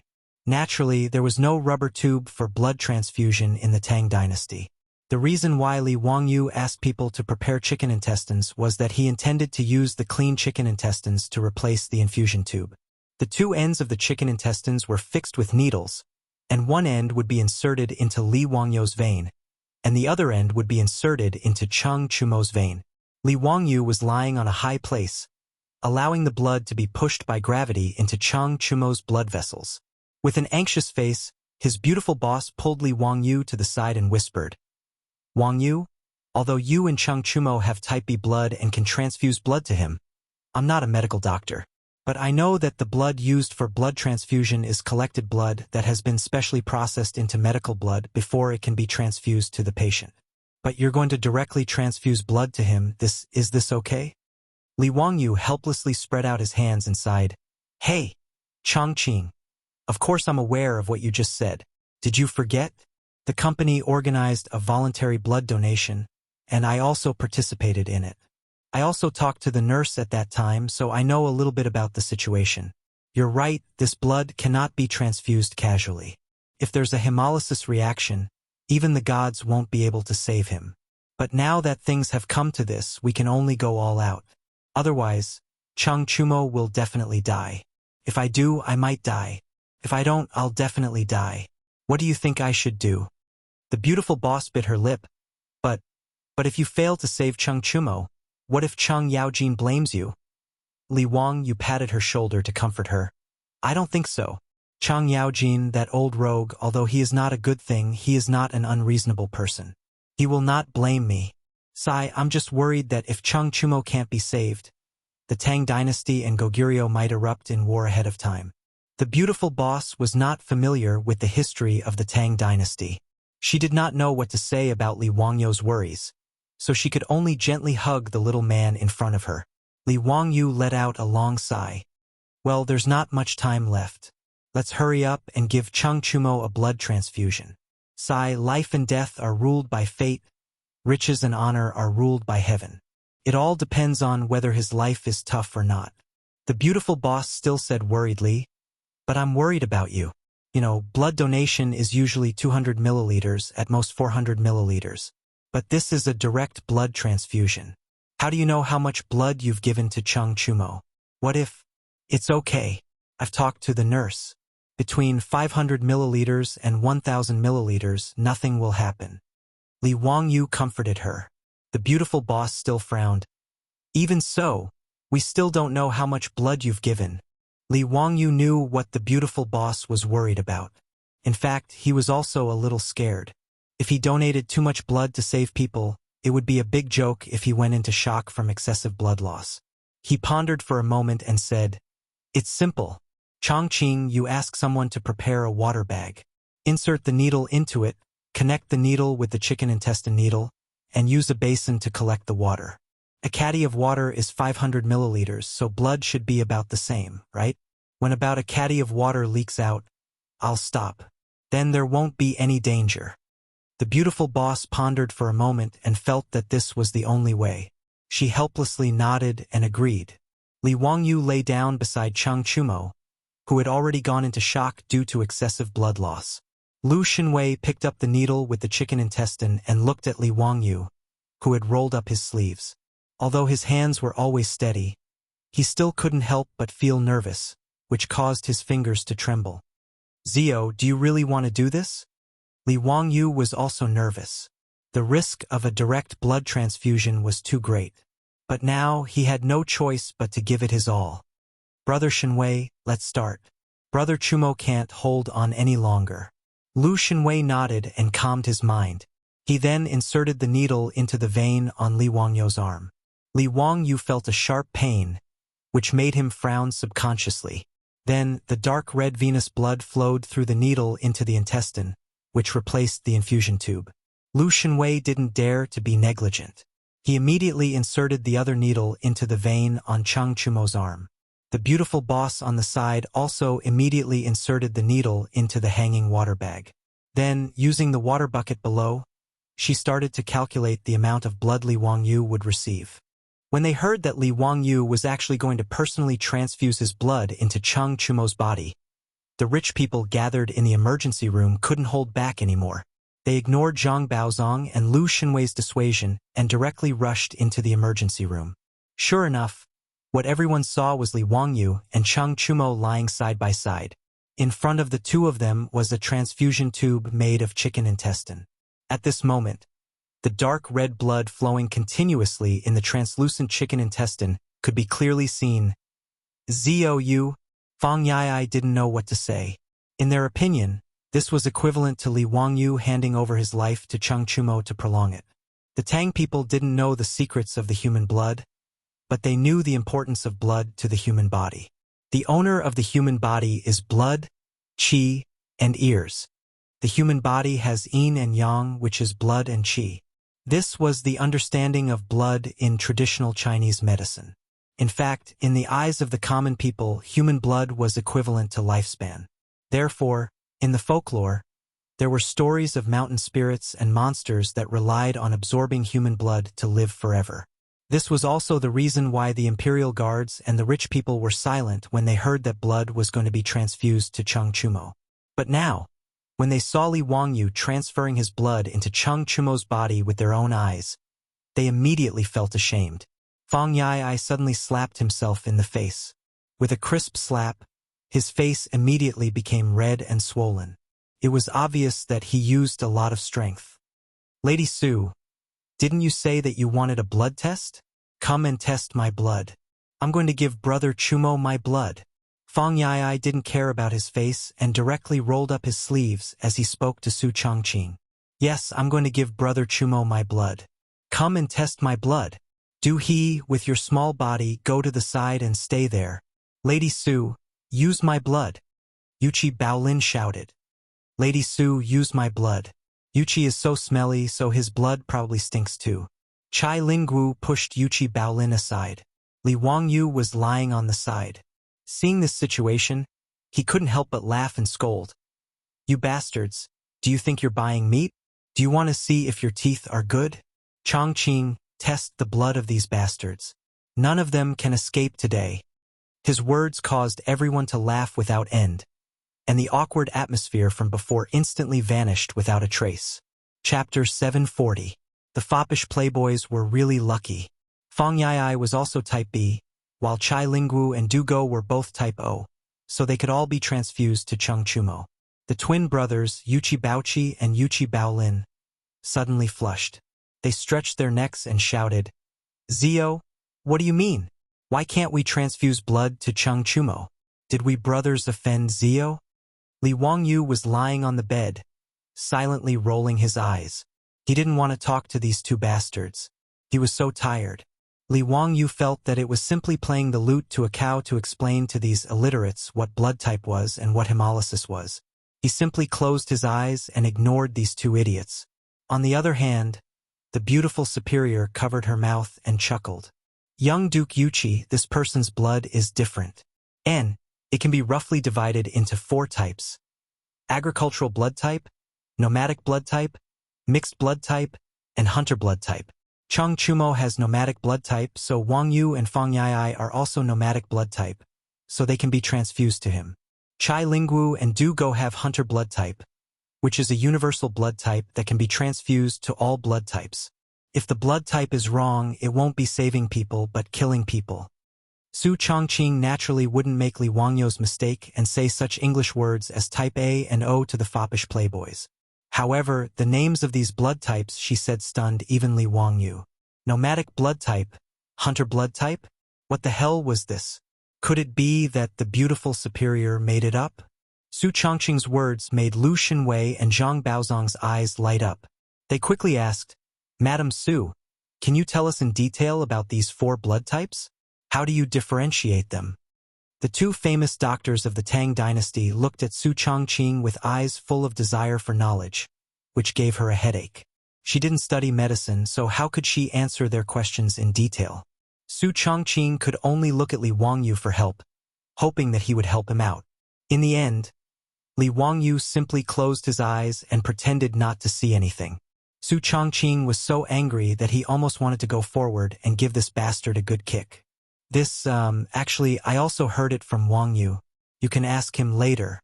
I'm not very clear about the details. Since Li Wangyu is heartless, you can't blame the beautiful boss for being unjust. Su Chongqing directly shifted the blame to Li Wangyu. Li Wangyu was so angry that he rolled his eyes, but there was nothing he could do. He could only say vaguely, "Well, let's talk about this after we rescue Brother Chumo. Now is not the time to talk about this." Lu Xinwei and Zhang Baozong looked at each other helplessly. They could only temporarily give up on the idea of getting to the bottom of the matter and turn to observe Cheng Chumo's condition. It had to be said that blood transfusion was the only way to treat shock caused by blood loss. As the blood in Li Wangyu's body continuously flowed into Cheng Chumo's body through the chicken intestine connecting the 2 of them, Cheng Chumo's breathing slowly became stronger, and color returned to his face. Zhang Baozong and Lu Xinwei each took one side of Cheng Chumo's arm and took his pulse. Ah, the young duke's pulse is indeed much stronger. This is too unimaginable. Not bad, his pulse is starting to become steady and strong. This is a sign of improvement. This old man has practiced medicine for my entire life, and I have never seen anyone who could be saved after a large amount of blood loss. Zio, your medical skills are truly divine. Unimaginable. This human blood can actually be transfused into other people's bodies to save lives. Dao Zhu above this.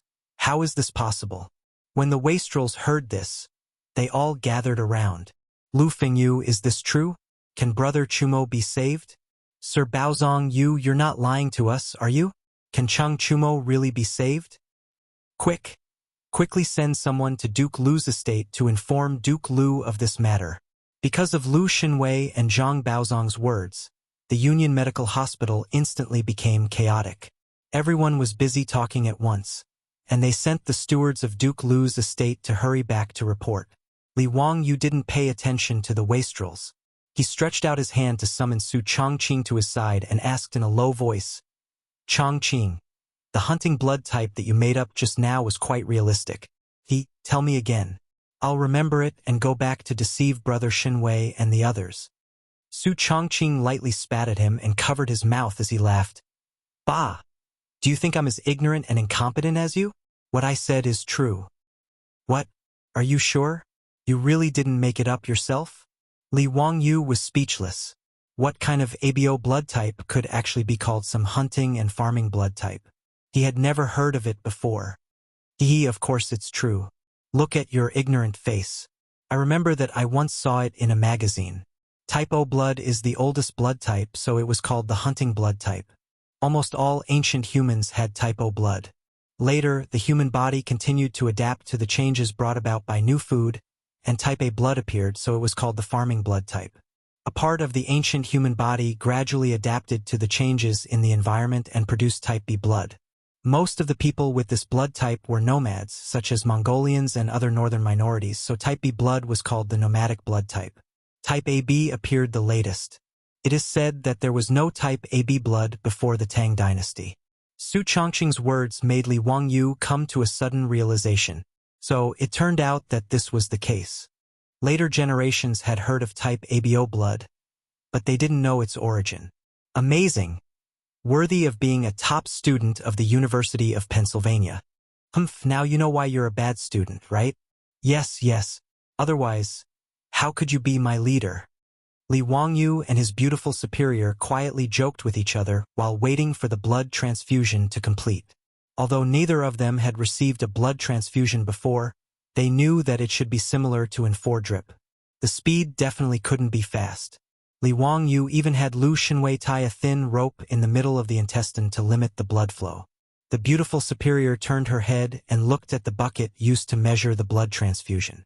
The drops of water that fell from the bucket only covered the bottom of the bucket.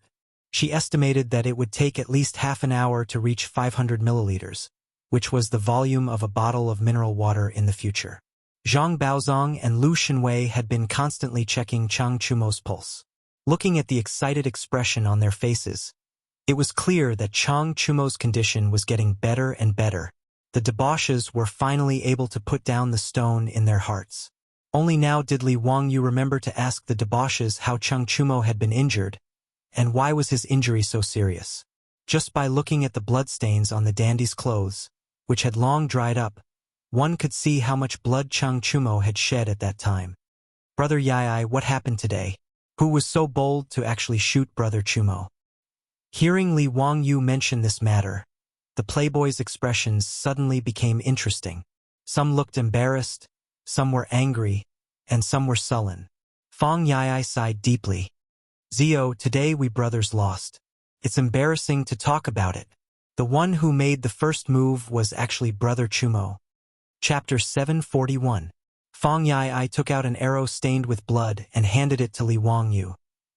Brother Chumo was injured by this arrow. Zio, take a look at this arrow. Li Wangyu, who was lying on the hospital bed, took the arrow with one hand and looked at it carefully. He didn't feel anything special about it. He didn't understand why Fang Yai showed him this arrow. However, when his eyes fell on the back of the arrow, his pupils suddenly shrank. At the end of the arrow, there was a character Chang engraved on it. This is Brother Chumo's own arrow? Li Wangyu asked in disbelief. Fang Yai and the other playboys nodded. Yes, it is Brother Chumo's own arrow. Li Wangyu was dumbfounded. Chang Chumo had injured himself with his own arrow? Could it be that the arrow could automatically turn? Chang Chumo was injured by an arrow. The arrow directly penetrated his abdomen. Before Li Wangyu traveled to the Tang dynasty, he always had a misconception that the power of a bow and arrow was far inferior to bullets. This was actually not correct. In the TV series of later generations, there were often fierce generals who could continue to fight after being hit by more than 10 arrows. In fact, compared with bullets within 100 steps, the power of a bow and arrow was stronger than the pistol and rifle bullets of later generations. If the bullet was fast, it could only cause a penetrating wound. If it didn't hit the vital parts, it wouldn't cause serious sequelae. But a bow and arrow was different. The arrowhead of an arrow was much larger than a bullet. The arrowheads had different shapes. There were 2-winged arrows with ridges, 3-pronged arrows, flying arrows. These arrows were designed to kill the enemy with the greatest power. Take the 2-winged arrow for example. The 2 sides of the arrowhead were ridges with sharp edges. Once it was shot into a person's body, not only would it cause a penetrating wound, but the sharp edges of the wings would also cut open the blood vessels. It was extremely fierce. Chang Chumo was hit by this two-winged arrow. The sharp arrowhead directly cut open the blood vessels in his abdomen, causing a lot of bleeding. If it weren't for Li Wangyou's blood transfusion, perhaps Duke Lu's mansion would have already started the funeral. Fortunately, both Zhang Baozong and Lu Shenwei had grasped the technique of suturing wounds. Otherwise, even if Li Wangyou could think of a way to give Chang Chumo a blood transfusion, Chang Chumo wouldn't be able to last until Li Wangyou rushed over. Li Wangyou looked at the arrow in his hand and then turned to look at the unconscious Chang Chumo lying beside him. With a puzzled expression, he asked, "What is going on here? Didn't you say that it was the Gogrian envoy who shot Brother Chumo? Why did Brother Chumo's arrow hit him?" The silk pants looked at each other, and it was Fong Ai who spoke. "AI, this is a long story. Since we have nothing to do today, we decided to hunt outside the city to pass the time." However, he didn't expect to meet the Gogrian envoys outside the city. They were also out hunting today. "Zio, you also know that the skulls of the Sui dynasty soldiers were piled up by the Gogurians and erected to the east of the Liao River. This is the humiliation of the Sui dynasty, but isn't it also the humiliation of our Tang dynasty?" The reason why the Gogrian envoys came to Chang'an was because the sage wrote a letter to the Gogrian king, requesting them to tear down the Jingguan and return the skulls. The Gogrian envoys came because of this. Li Wangyou nodded slightly. "Of course, I know about this. Emperor Yang of Sui mobilized an army of 1 million and failed to conquer Goguryeo. Millions of people died in Liaodong. The Gogurians used the skulls of the corpses to build a Jingguan to display their military might. The so-called Jingguan was actually a mound of the corpses of the soldiers who died in battle." Li Wangyou still vaguely remembered that in history, Pai Lupi negotiated with the Gogrian king during the 2nd or 3rd year of the Jingguan and sent officials to Liaodong to destroy the Jingguan built by the Gogurians. Thinking about it, the Gogrian envoys came to Chang and to discuss this matter with Pai Lupi. But how could the Gogrian envoys be so daring as to shoot Chang Chumo? Why did the two sides clash? Li Wangyou couldn't be bothered to think about it. So he asked directly, "Brothers, why did you clash with the Gogrian envoys?" Fong Yai glanced at him. "This matter has something to do with Zio." Li Wangyou was dumbfounded. "Something to do with me? What does this have to do with me? I'm at the Imperial College today, recruiting teachers for the school. How can I be related to the debauches going out of Chang'an?" Seeing Li Wangyou's confusion, Fong Yai explained, "Zio, do you still remember how you killed 3 Dongying people in the prison?" Of course, Li Wangyou couldn't forget the fact that he had killed 3 people. Even now, he still felt nauseous whenever he thought about it. Hearing Fong Yai's words, he recalled that the debauches had helped him beat up the Dongying envoys in the prison. After which, the Dongying people in the envoys kidnapped Perrin, forcing him to kill them. Only then did he manage to save Perrin. But he still couldn't understand what this had to do with the Gogurians.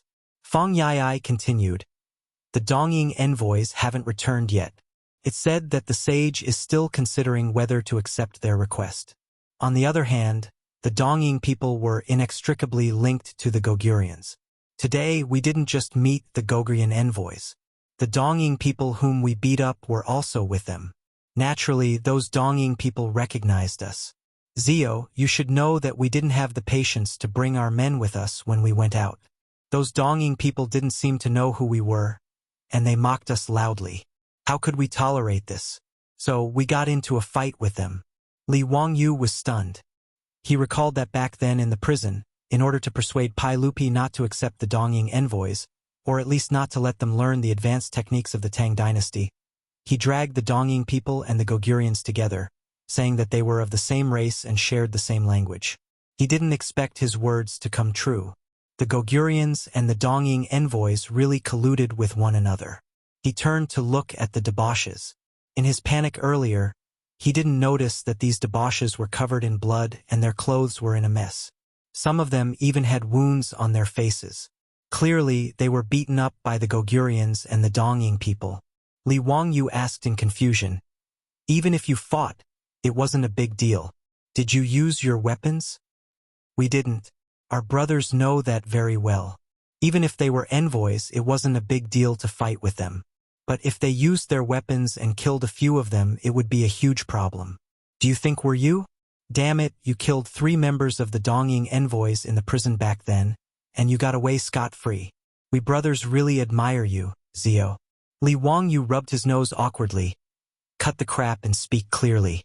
Since it was just a fight, why did Brother Mo get hit by an arrow? He almost went to meet the King of Hell. Zio, this matter is still your fault. Fang Yai said. The surrounding debauches nodded their heads in agreement. Li Wangyu felt that he was in deep sh*t. How did it have anything to do with him again? He really wanted to see if he was carrying a big pot on his back today, with the words scapegoat written on it.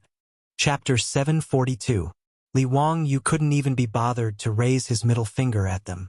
He laughed and scolded. What does this have to do with me? Of course, it's because of your romance of the 3 kingdoms. Fang Yai replied. Li Wangyu was speechless. What does this have to do with the 3 kingdoms?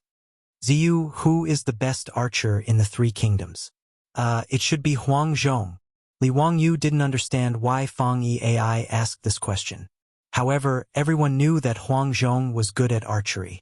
In the later 3 kingdoms games, Huang Zhong was also a godly archer. Fang Ai slapped his thigh and said, That's right. Huang Zhong's coolest and most handsome move was his horse return arrow. There was a saying in the 3 kingdoms. Yun Chang fought with Huang Zhong for 2 days, but Huang Zhong didn't give up. After 30 rounds, Huang Zhong faked defeat and Yun Chang rushed over. Remembering the kindness of not killing him the day before, Zhong Yu could not bear to shoot. Carrying his saber, he feigned pulling the bowstring. Yun Chang hastily dodged, but did not see the arrow. Yun Chang rushed. Zhong Yu feigned pulling the bowstring. Yun Chang hastily dodged, but did not see the arrow. When he got close to the suspension bridge, Huang Zhong knocked an arrow on the bridge. The arrow arrived and hit Yun Chang's helmet. Yun Chang was startled and brought the arrow back to the camp. Only then did he know that Huang Zhong had the ability to shoot a willow leaf from 100 paces away. Today, he only shot the helmet tassel to repay the kindness of not killing him yesterday. Chumo Xiong admires Huang Zhong the most. His favorite skill is the return arrow. After spending so much time with Li Wangyu, these foppish kids had learned the 2 words cool and handsome. However, Li Wangyu was dumbfounded. How obsessed were these foppish kids with the romance of the 3 kingdoms? If he didn't copy the content on his phone, he wouldn't have been able to memorize it. However, Fang Ai was able to recite it without missing a word. Actually, this was normal. To these playboys, the romance of the 3 kingdoms was like the 80s, where a bunch of students were obsessed with Jin Yong and Gulong's Wuxia novels. It might even be worse. In the past, many ignorant teenagers went to Shaolin Temple and Wudong Mountain to learn martial arts after reading the Wuxia novels written by the old masters. There were plenty of people like Fang Yai and the others who could recite the contents of the book backwards, so it wasn't rare. But Li Wangyu still did not understand. What did this have to do with Cheng Chumo being shot by his own arrow? What does this have to do with Chumo's injury? Don't worry, I'll tell you slowly. Fang Yai had a talent for storytelling. He didn't keep Li Wangyu in suspense and recounted everything that had happened outside the city. However, Li Wangyu's jaw dropped. He felt as if he had seen a ghost. Chang Chumo and his group of silk pants had gone hunting out of boredom today, but it wasn't a big deal that they encountered the Goguryeo and Dongying envoys. The group of profligates didn't think much of the Goguryans and Dongying people, so naturally, they couldn't be bothered with them. After all, in the eyes of the Tang people, whether it was Goguryeo or Dongying, they were just barbarians. As for beating up the Dongying people in the prison, the profligates didn't think much of it. A bunch of barbarian envoys, so what if they were beaten up? It wasn't a big deal. As long as they didn't kill them like Li Wangyu, even a saint wouldn't care if the Dongying envoys were beaten up. The profligates felt that the Dongying people were like weeds and didn't think much of them. But the Dongying people didn't think that way. The Dongying envoys had 3 of their men killed by Li Wangyu in the prison that day, and they felt extremely sullen, but they couldn't do anything about it. These Dongying people weren't stupid. They naturally went around asking around to find out who had killed their companions in the prison. When they found out that the culprit was Li Wangyu, Li Zio, the nephew of the emperor of the Great Tang, the founding county count of the Huxin County, the Dongying envoys immediately became obedient. Just like the analysis in the book Chrysanthemum and Blade, the Dongying people were used to submitting to the strong. Hence, after Li Wangyu killed 3 of their companions, after these Japanese learned of Li Wangyu's identity, not only did they not dare to harbor any resentment, they even respectfully prepared a generous gift and sent it to Li Wangyu's residence as an apology. Li Wangyu naturally couldn't be bothered to interact with these Dongying people. He didn't even meet them, and directly sent the old butler, Li Heng, to send them away. Logically speaking, since these Dongying people knew about Li Wangyu's identity, they should be able to guess that he wasn't an ordinary person even if they didn't find out that he had beaten them up together with Li Wangyu in the prison that day. However, this was what normal people would think. The Dongying envoys' thoughts were clearly different. There was clearly something wrong with their brain circuits. After they found out about Li Wangyu's identity, they actually forgot about the Dongying people who had beaten them up in the prison, as if they were just a group of passers-by. In the Dongying people's minds, they directly thought of the Dongying people as people who were flattering Li Wangyu. After all, in their minds, if they had known about Li Wangyu's identity back then, they would probably have knelt on the ground and licked his boots. It was precisely because of this thought that when the Dongying people saw the Dongying people today, they remembered how they had been beaten up by them in the prison that day. They actually began to mock and ridicule the Dongying people. The Dongying people were used to being unscrupulous in Chang'an City. How could they endure such humiliation? Without hesitation, they jumped off their horses and attacked. On the other hand, the Goguryeo envoys at the side could tell at a glance that the Dongying people were not ordinary people. This group of well-dressed young people was definitely not ordinary people. Therefore, they didn't choose to help. They just watched coldly from the side, allowing the Dongying people to beat up the Dongying envoys again. When the Dongying people had vented their anger and were about to leave, a young man in the Goguryeo envoys suddenly said, "You must all be nobles of the Tang dynasty. Although our small country isn't as famous as the Tang dynasty in terms of martial arts, we won't allow you to humiliate us so wantonly.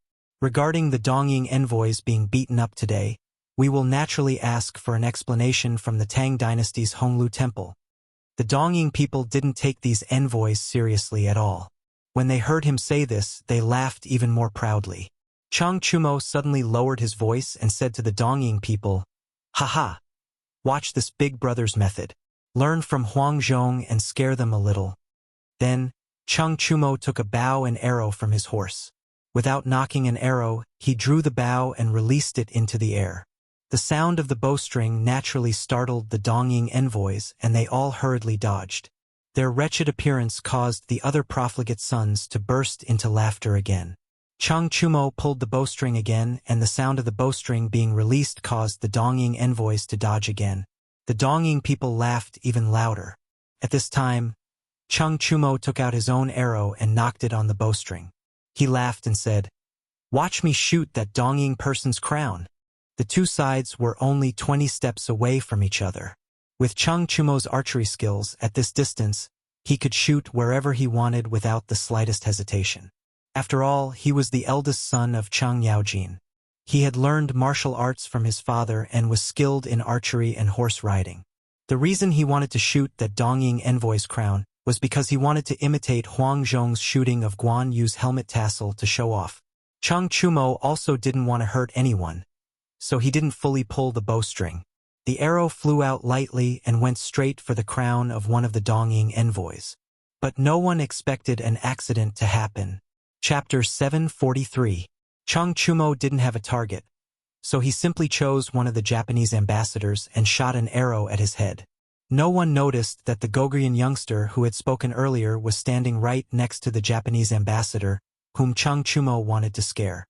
When Chang Chumo's arrow left the bowstring and flew toward the Japanese ambassador's head, the Goguryeo youngster's first reaction was that the Tang wanted to kill him. He subconsciously waved the long saber in his hand, preparing to block the arrow that was flying towards him. In truth, if Chang Chumo really wanted to kill someone with the stone bow in his hand, An arrow shot from such a close distance wouldn't have much of a difference in speed from a bullet. The so-called stone bow referred to fixing the bow with a heavy object hanging from the bowstring until the bowstring was fully drawn. The weight of the object hanging from the bowstring was the strength of the bow. In the Tang era, a stone bow was equivalent to about 100 jin. Scientists in the later generations had verified that a stone bow with 100 jin draw weight would have a speed of about 40 meters per second. At a distance of 20 to 30 meters, if Chang Chumo shot this arrow with all his strength, the other party naturally wouldn't be able to dodge, much less block it. But the bad thing was that Chang Chumo only wanted to show off and scare the Japanese. He didn't even use any strength when he shot the arrow. The arrow flew out lightly. The Goguryeo youngster swung his saber and struck the center of the arrow, knocking it away. The wastrels also didn't expect that someone would be able to use a weapon to block Chang Chumo's arrow, and they couldn't help but be stunned. Yuchi Baolin laughed heartily. "Ha ha! Brother Chumo, your arrow isn't good enough. Huang Zhong's returning horse arrow isn't shot like this." The wastrels also laughed, mocking Chang Chumo for being timid and making a fool of himself. No one noticed that Chang Chumo didn't say a word, as if he didn't hear the wastrels laughing at him. Then, everyone heard a plop behind them. The wastrels turned around curiously, and their faces paled. The sound came from Chang Chumo as he rolled down from the horse's back. And in his abdomen, there was a quivering arrow. The arrow that was knocked away by the Goguryeo youngster had somehow been deflected back, striking Chang Chumo in the abdomen. "Elder brother!" The two brothers, Chang Chuliang and Chang Chubi, immediately cried out in alarm. They jumped off their horses and rushed towards Chang Chumo. The group of debauches were also frightened by this unforeseen event. When they gathered around Chang Chumo to check his condition, they saw that his abdomen was bleeding profusely from the wound. Dark red blood gushed out of the wound like a gurgling spring. It was a very frightening sight. Today they went out of the city to hunt. The arrows they had prepared were the most lethal two-wing arrows. This kind of arrowhead would directly cut open the muscles and blood vessels of the abdomen, causing the wound to bleed profusely.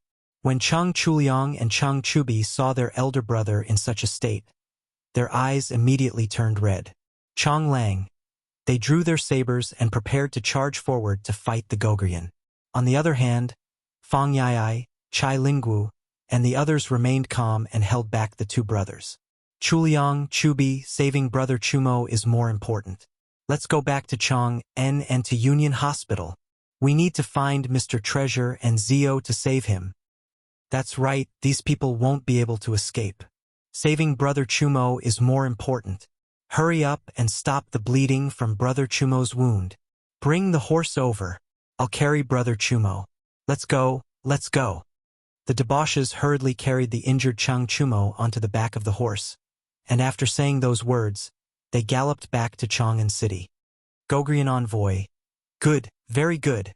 If anything happens to the eldest son of Duke Lu, you can wash your necks clean and be buried with him." When the Goguryeo and Dongying envoys heard those words, they felt as though they were struck by lightning. The person who was accidentally injured was the eldest son of the founding duke of the Tang dynasty, Chang Yaojin. No matter how idiotic those Dongying people were, they knew that they had caused a huge disaster today. On the other hand, the Goguryons were even more shocked. They turned their gazes to the young man who had caused the trouble. The young man also frowned. Gritting his teeth, he said, "Let's go back to the Chamberlain of Dependencies. Today's incident was just an accident. Besides, that arrow was shot by the eldest son of Duke Lu. No matter how domineering the Tang people are, they can't be unreasonable." Despite his words, the Goguryeo envoy was still worried. Naturally, the hunt couldn't be carried out, so they hurriedly rode back to Chang'an City.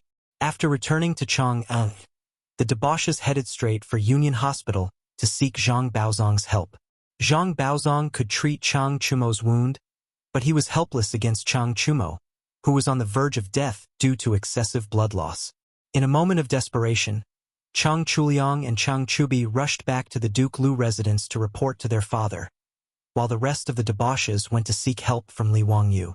They knew that Li Wangyu would be recruiting academicians and teaching assistants at the Imperial College today. The debauches rushed to the Imperial College, but there was nothing there. Li Wangyu had already gone to Peace Lane with Pai Lupi and the others to drink with prostitutes. Notice Peace Lane was filled with hundreds of brothels. Where could they find Li Wangyu and the others? Just as the debauches were frantically searching Peace Lane, Fang Yai's sharp eyes caught sight of Niu Wu and the others waiting for his Lang Jun outside the brothel. Only then did he find Li Wangyu and rush to Union Hospital to save Chang Chumo's life. Listening to Fang Yai's narration of the entire incident, Li Wangyu was at a loss for words. Brother Chumo is really, cough cough, unlucky. Chang Chumo had almost died from his injuries. This was truly a case of failing to act cool. He was truly at a loss for words. Li Wangyu also understood that this matter was an accident, and it would be a little unreasonable to blame the Goguryeo envoy for it. After all, Chang Chumo was the one who shot the arrow. After it was knocked away, he actually injured himself. There was no way he could explain this matter. However, Li Wangyu was a person who would side with those close to him. Since the one who was injured was Chang Chumo, the Goguryans were naturally the ones at fault. This matter had to be settled. Isn't that so? Brother Chumo is truly unlucky to the extreme. But if there's anyone to blame, it should be that Goguryan. If not for him being so meddlesome, Brother Chumo wouldn't have suffered such injuries. Fang Yai said furiously.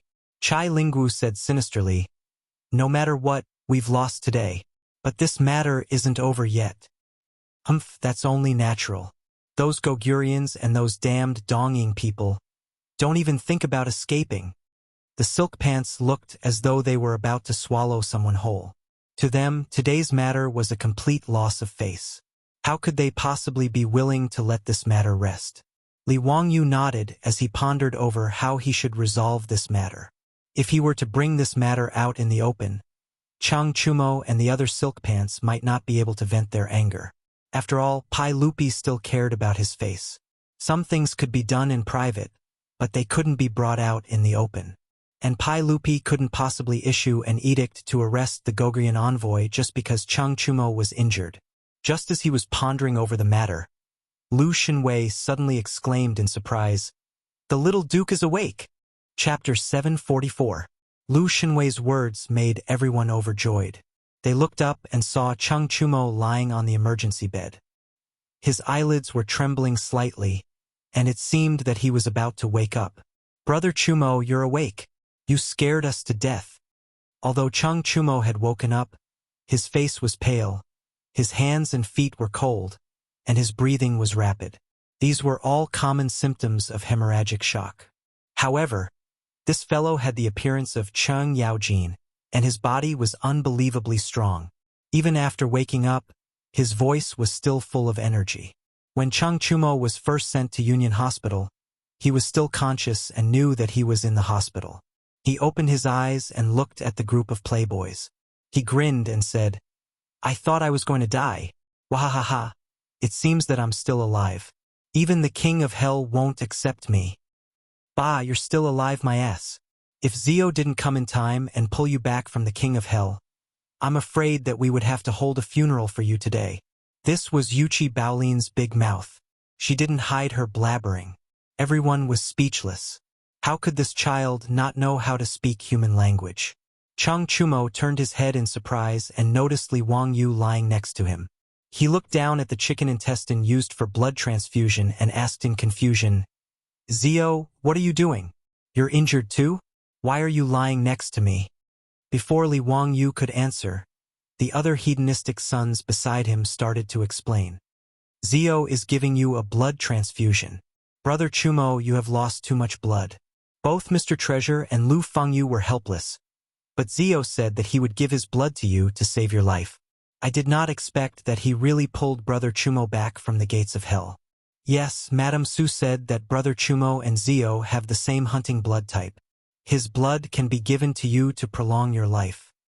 TSK. I really opened my eyes today. It turns out that blood can be given to others. Brother Chumo, you have to thank Zio properly. Chang Chumo heard this and carefully looked at the chicken intestine that was still bleeding between the two of them. He couldn't help but be moved. "Ziyu, this How do you want me to repay you for saving my life? Chang Chumo's eyes reddened and his voice choked with sobs.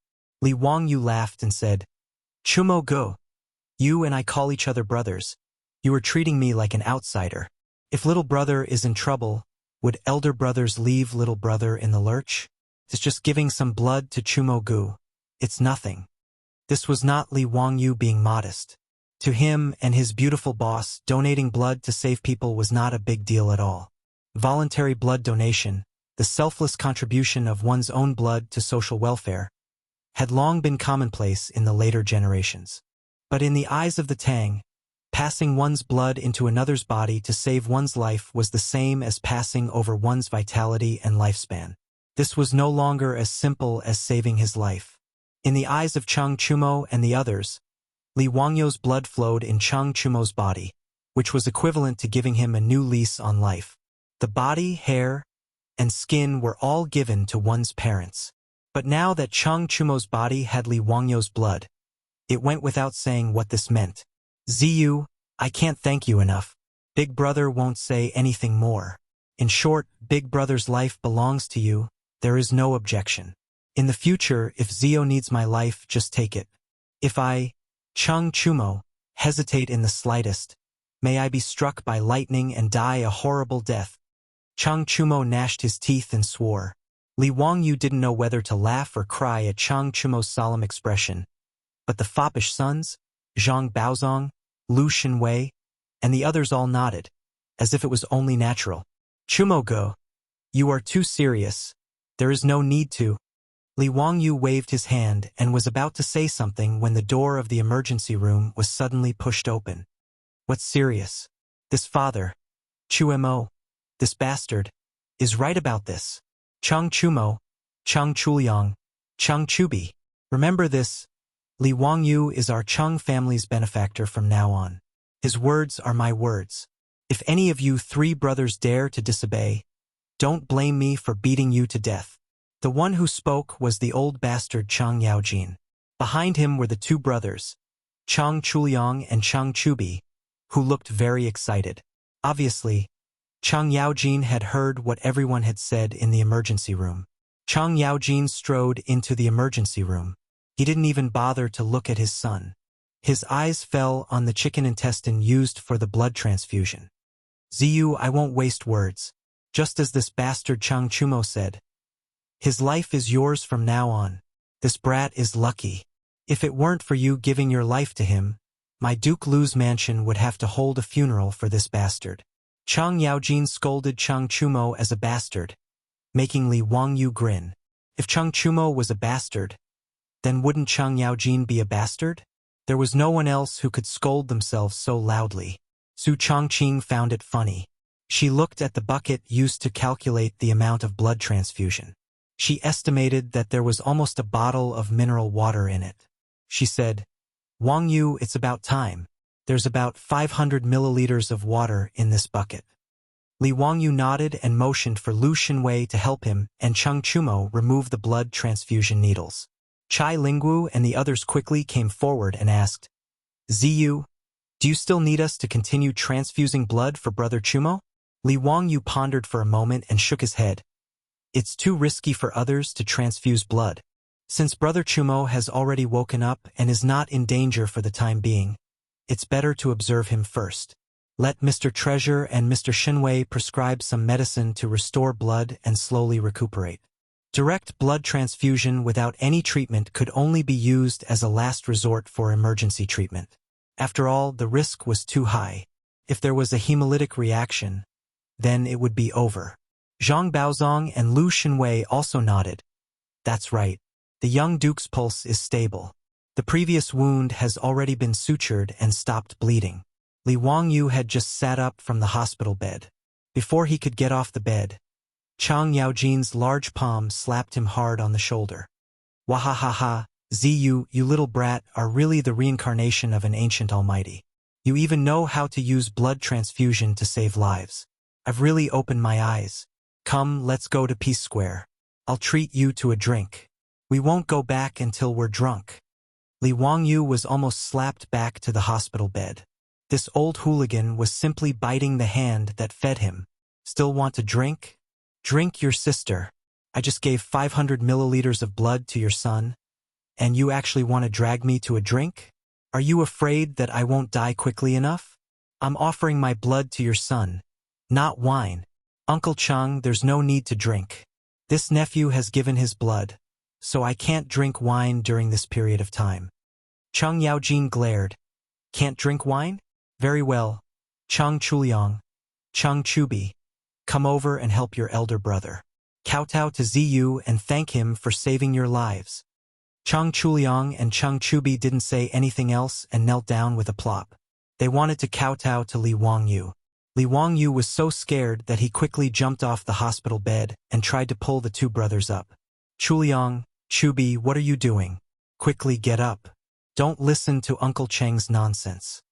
However, Li Wangyu's small body couldn't pull Chang Chuliang and Chang Chubi up. These two brothers were as strong as calves. They didn't care what Li Wangyu said. They very happily kowtowed 3 times to Li Wangyu, knocking their heads against the floor. Chapter 745. Li Wangyu could not stop the two brothers, Chang Chuliang and Chang Chubi, so he could only accept the big gift from them for his elder brother. In the emergency room, after a lot of noise, Zhang Baozong was ready to arrange for someone to send Chang Chumo to the ward and ask someone to get the medicine for him. Brother Chumo, you can rest assured and stay in the hospital for a while. With Mr. Baozong's treatment, I think you will recover soon. Union Hospital naturally had a special ward for hospitalization. Li Wangyu considered the needs of the officials and nobles in Chang'an City, so he specially arranged for a VIP ward. The furnishings and nurses serving the patients were carefully selected. Chang Chumo waved his hand casually and said, "It's just a small injury. I was accidentally bitten by an arrow in my stomach. It's nothing. It's no big deal. I'm not used to living in this hospital. The smell of medicine makes me uncomfortable. I better go back to my mansion. There are maids to serve me. Zio, you don't need to worry." As soon as he finished speaking, the door of the emergency room was pushed open. Several young and beautiful women in white nurse uniforms came in and bowed to everyone. "Greetings, County Earl Quan, High Duke Liu, and all the young dukes. I'm a nurse of the hospital. Mr. Baozong ordered us to send young Duke Chang to the ward to take care of him." These young ladies were the nurses of Union Medical College Hospital. Of course, there was no nurse profession in the Tang dynasty. Sun Simiao and Zhang Baozong were very surprised and puzzled when Li Wangyu proposed to have nurses to take care of the patients' families in the Union Hospital. Although there were many female doctors in the various TV series of later generations, in fact, there were more records of women practicing medicine until the Song dynasty. Before that, they were rare and very rare. As for women taking care of patients' families, it was even more impossible. Even though Sun Simiao and Zhang Baozong were both national medical masters, they did not know about nursing patients' families at all. Wuxia had limited medical resources since ancient times, so they naturally did not know much about nursing. Doctors had always been responsible for seeing patients, and the responsibility of taking care of patients was done by the patients' families. "Zio, what's a nurse?" Sun Simiao asked in confusion. Rubbing his nose, Li Wangyu embarrassedly smiled. "A nurse is someone who specializes in taking care of patients. Then why are you recruiting women? Wouldn't that be inconvenient?" In response to Sun Simiao and Zhang Baozong's doubts, Li Wangyu could only explain that the hospital also needed to receive female patients. It would be more convenient to recruit some women to learn some basic nursing knowledge. Moreover, women were naturally more attentive than men. They were patient and caring, so it was only natural that they would be more meticulous in taking care of their patients. Sun Simiao and Zhang Baozong felt that Li Wangyu's explanation made some sense, so they nodded in agreement. Actually, Li Wangyu's idea of hiring nurses was just his bad taste acting up again. In his mind, if there were no beautiful and cute nurses in the hospital, how could it be called a hospital? Of course, in the Tang dynasty, it was unrealistic to recruit decent women to be nurses in the hospital. Therefore, Li Wangyu simply spent money to buy a batch of beautiful maidservants from Chang and West City. He threw them into the hospital and asked Zhang Baozong to find someone to teach them basic nursing knowledge so that they could pretend to be nurses. He also specially ordered a batch of clothes according to the nurse uniforms in the future for these women to wear. In his words, they were angels in white. Naturally, they had to wear white nurse uniforms to show their status. In fact, only Li Wangyu himself knew whether it was because of the temptation of uniforms or some other reason. In short, he dared to swear to the candle that it had nothing to do with the nurse series. AVI files hidden in his computer's hard drive and F drive in the future. His beautiful superior saw through Li Wangyu's thoughts, but she was too lazy to expose him. These nurses in Union Medical Hospital were specially selected by Li Wangyu, and their appearances were the best. After putting on the white nurse uniform, she looked even prettier. After all, as the old saying went, a woman must be beautiful and filial. It meant that if a woman wanted to be beautiful, she had to wear white. White looked clean and pure, and it also set off these women's delicateness. The group of foppish young masters stared blankly at the nurses. Their gazes kept shifting back and forth between the nurses. Chang Chumo was even more unbearable. His mouth was wide open for a long time. Now, he didn't say anything about going back home, or that he disliked the smell of the hospital's medicine. He nodded cooperatively and said, "Then I'll have to trouble you to take care of me these days." After Chang Chumo was sent to the ward, the nurses in white nurse uniforms tidied up his bed, changed his clothes, served him tea and water, wiped his face with a hot towel, and asked about his well-being gently, which made the foppish men stare. After seeing Chang Chumo being served by the beautiful nurses, Fang Yai said with envy, "Damn it! If I knew that the person injured today was me, how good would it be?" His words almost caused Li Wangyu to stumble, and the other fops at the side all nodded their heads in agreement. Brother Yai is right. Brother Chumo is really lucky to have these young ladies serving him. Chai Lingwu directly asked Li Wangyu, "Zio, I also feel a little uncomfortable today. I wonder if I can stay in the hospital for a while? If these young ladies— oh no, nurses! If these nurses serve me for a while, I'm sure I can recover." Li Wangyu was so angry that he didn't even have the strength to scold them. These bastards, what did they think the hospital was? Was it a brothel in Pingkongfong or a wine shop in Shi City? Damn it! Men really like the temptation of uniforms. No wonder the Japanese in the future liked to film those nurse series. Chang Chumo, who was lying on the bed, didn't seem to feel the pain of his wound at all. He grinned foolishly and let the nurses handle him. After a while, Chang Chumo turned his head to Li Wangyu and said, "Zio, Sai, my injury is too serious. I'm afraid I'll have to stay in the hospital for a few months." Chang Chumo's words made Li Wangyu raise his middle finger at him. "Damn it, you want to stay for a few months? Do you have any shame? This group of bastards.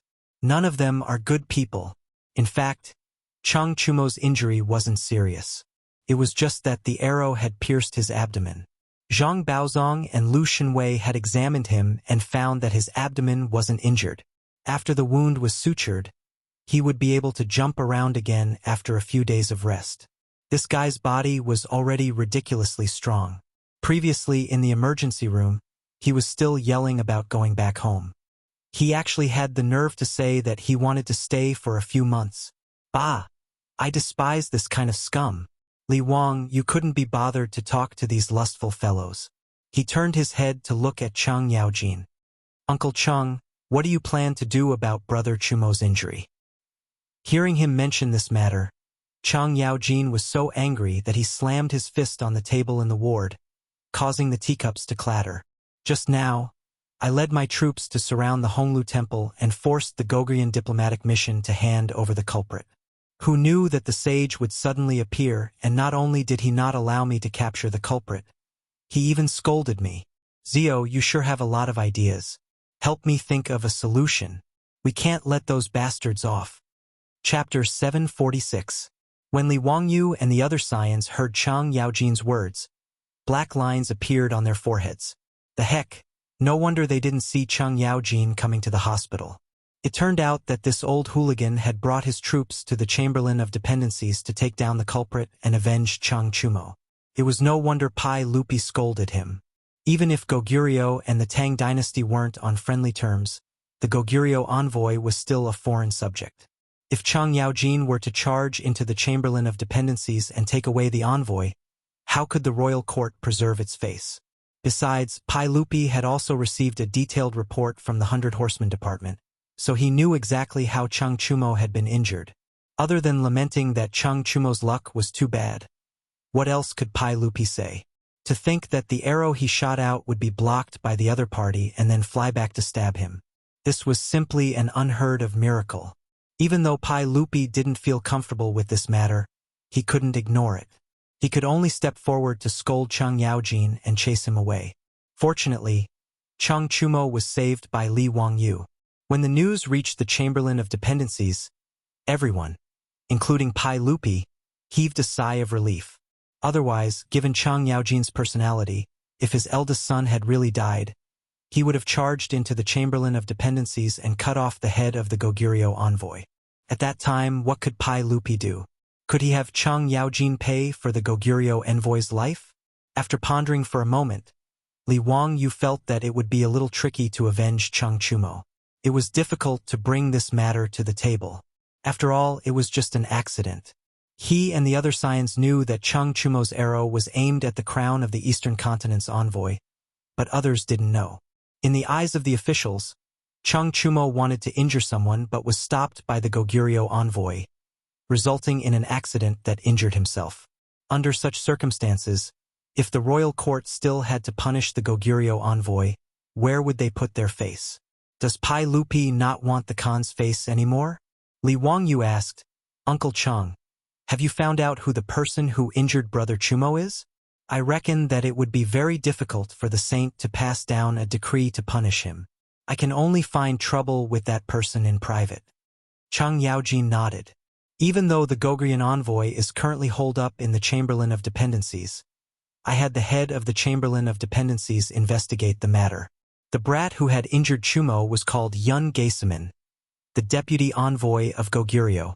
His father, Yuan Taizwa, is the Eastern Lord of Goguryeo. It will be troublesome to deal with this lad. Yun Gaesaman? It was actually him. Li Wangyu's pupils constricted upon hearing this. This name was too familiar. An influential official of Goguryeo, a famous general. Later on, Yun Gaesaman had brutally killed the king of Goguryeo and usurped Goguryeo's authority as regent. More importantly, when Pai Lupi attacked Goguryeo 10 years later, he was the one who led the troops to resist, causing Pai Lupi to suffer defeat in Liaodong. Li Wangyu narrowed his eyes as he recalled. In the 3rd year of Chang'an, Yun Gaesaman should have been 26 years old. His father, Yuan Taizwa, was the Eastern Lord of Goguryeo, the Prime Minister of Goguryeo. He was in charge of Goguryeo's military and political affairs, wielding immense power in Goguryeo. After Yuan Taizwa's death, Yun Gaesaman took over his father's position. In the 16th year of Chang'an, Goguryeo's King Ronglio wanted to kill Yun Gaesaman, but Yun Gaesaman lured him into killing him. Afterwards, Yun Gaesaman supported King Ronglio's nephew, Gao Zong, as the puppet king while he acted as regent. Although Yun Gaesaman had become Cao Cao, he was truly a formidable character. During his reign, the Tang dynasty had never been able to swallow up Goguryeo. It was only in the 1st year of Qianfeng, when Yun Gaesaman died and his 3 sons rebelled, allowing the Tang dynasty to finally conquer Goguryeo. Thinking back to Yun Gaesaman's life, Li Wangyu's eyes flashed. Since Yun Gaesaman had come to Chang'an, shouldn't he think of a way to get rid of him? In history, the record of Pai Lupi's conquest of Goguryeo was not very clear. In the unofficial records, it was even said that Pai Lupi had suffered an injury to his eye while conquering Goguryeo, resulting in Pai Lupi's death at the age of 50. The truth of this matter was unknown, but the failure of the conquest of Liaodong was one of the greatest failures in the life of Pai Lupi. Although Li Ji had destroyed Goguryeo and taken revenge for Pai Lupi, if Pai Lupi had personally conquered Goguryeo, would history have been different? Li Wangyu was a staunch Chinese nationalist. He believed that countries like Goguryeo had been Chinese lands since ancient times and should naturally be conquered by the Tang dynasty. If he could get rid of Yun Gaesaman in advance, the conquest of Goguryeo would be much smoother. Perhaps in the 19th year of Chang'an, Pai Lupi might have personally conquered Liaodong and brought it under the Tang dynasty's control. Li Wangyu also had another reason for disliking Goguryeo. The Koreans of the later generations actually claimed that Goguryeo was a country established by the Koreans in history. Although Goguryeo and Goryeo only differed by a single word, they were completely unrelated. It was just that Goguryeo had once ruled the Korean peninsula. The Koreans of the later generations stubbornly believed that Goguryeo was a part of their history. Li Wangyu was naturally displeased by this. This included Yun Gaesaman, who had been hailed as a national hero by the Koreans and had even acted in a TV series. Moreover, Li Wangyu was a narrow-minded, protective, and cynical man. He didn't care if Yun Gaesaman had intentionally caused Chang Chumo's injury. In this matter, he would side with his family and not with reason, so he naturally had to help Chang Chumo vent his anger. These various reasons for his dissatisfaction naturally made Li Wangyu want to kill Yun Gaesaman. He wanted to kill this ambitious and ruthless character while he was still young, in Chang'an. But although he wanted to do so, it was not easy to do so. No matter what, Yun Gaesaman was now an envoy of Goguryeo, and he couldn't just get Chang Chumo to kill him. If he really did that, Goguryeo and the Tang dynasty would immediately start fighting. But killing Yun Gaesaman in a justifiable manner seemed even more difficult. Li Wangyu thought for a long time, but he couldn't think of anything, and he couldn't help but feel rather annoyed. It wasn't like he could run to Taiji Palace and tell Pai Lupi, "Uncle, this person will be your greatest enemy in the future, so hurry and kill him." It would be strange if Pai Lupi didn't treat him like a fool. Even if Pai Lupi believed him, how could he have a justifiable reason to kill a deputy envoy of the Goguryeo diplomatic mission? This was simply impossible. Li Wangyu was even considering whether he should have Nyo Yong and Nyo Wu lead their troops to assassinate Yun Gaesaman in Chang'an.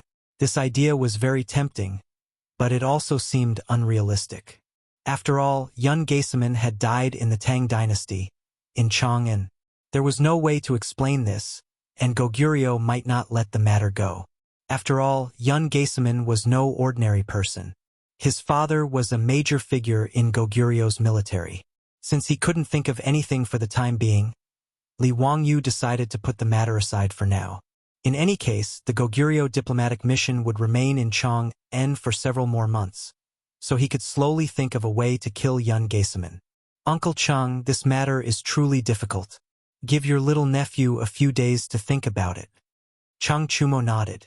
After learning of Yun Gaesaman's identity, he also found this matter troublesome, so he did not force Li Wangyu to immediately think of a solution. Chang Chumo stayed in Union Hospital to recover from his injuries. Li Wangyu had given Chang Chumo quite a bit of blood today and felt rather tired, so he bid farewell and returned to his residence to rest. Today's matter quickly spread throughout Chang'an, and Li Wangyu became famous once more. Chapter 747. There was almost no secret in Chang'an. Even though the transmission of information in this era was shockingly slow, it did not affect the spread of gossip at the speed of light. Whether it was Lu Guogong's eldest son who was accidentally injured and dying, or Li Wangyu, the Count of Wuxia, who used the magic to save people through blood transfusion, it was enough to make the officials and the common people in Chang and talk about it for a long time. As for Chang Chumo's injury, no one cared. At most, they sighed at his bad luck. However, the more the news about Li Wangyu's blood transfusion, the more mysterious it became. After all, whether it was cutting open Crown Prince Li Chengxin's abdomen to treat intestinal congestion or performing a cesarean section on a pregnant woman, it was not as mysterious as before because of the Union Hospital. Now, both Zhang Baozong and Lu Xinwei, under the guidance of Sun Simiao, had mastered the medical skill of cutting open a patient's abdomen. Since the establishment of the Union Hospital, it had treated many patients with appendicitis and dystocia, so it was not as magical as before. At least, it was not regarded as a magic. However, although the doctors of the Tang dynasty did not know how to save people through blood transfusion, at least it was recorded in the ancient books. Bianc even did a craniotomy for Cao Cao. But it was different this time.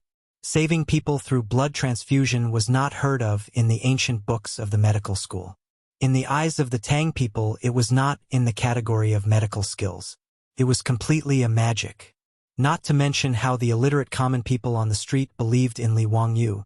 Even the officials in the imperial court and the aristocratic families were not shocked. After the people confirmed the authenticity of the blood transfusion, they also regarded Li Wangyu as a god. Even Wang Renyu, Zhang Yuanshou, and the others who had retired but still lived in Chang'an, and began to regret it when they learned about this. They should not have made their relationship with Li Wangyu so bad. After all, even if they were the heads of the 5 families and still had noble status after retirement, they were still human. Human beings ate grains, and human beings died of old age. If they were on good terms with that county count Li Wangyu, when they fell seriously ill in the future, wouldn't they be able to go to Li Wangyu's house to seek medical treatment? Wouldn't they be able to ask Li Wangyu for help and save their lives? Compared to their lives, it was unwise to offend Li Wangyu for the sake of personal feelings. Speaking of Wuxia, the rich and powerful had always been conflicted. On one hand, they were afraid of death and wanted to live forever. On the other hand, they had also degraded the status of doctors. Other than famous doctors like Sun Simiao and Zhang Baozong, ordinary doctors were considered low-class in ancient China. Han Yu wrote in Shi Shua, "Shamans and musicians are masters of 100 arts. Gentlemen despise them. Now their wisdom is beyond our reach." How strange. Doctors were classified as workers, and their status was much lower than that of the scholar officials. They were people that were despised by the noblemen. From this, one could see the social atmosphere at that time. Sun Simiao was not only a doctor, but also a Taoist priest. That was why Pai Lupi valued him so much that he wanted to invite him to Chang'an and confer him the title of nobility. Zhang Baozong was not only a famous doctor, but also a man who was well-read. It could be said that most of the famous doctors in Wuxia were not ordinary people, so they were respected. Those ordinary doctors, on the other hand, had low status and were not valued. They were lowly people. Wang Renyu and the others could look down on doctors. After all, even if they looked down on these doctors, once they fell ill, these doctors would not dare to not treat them seriously. But Li Wangyu was different.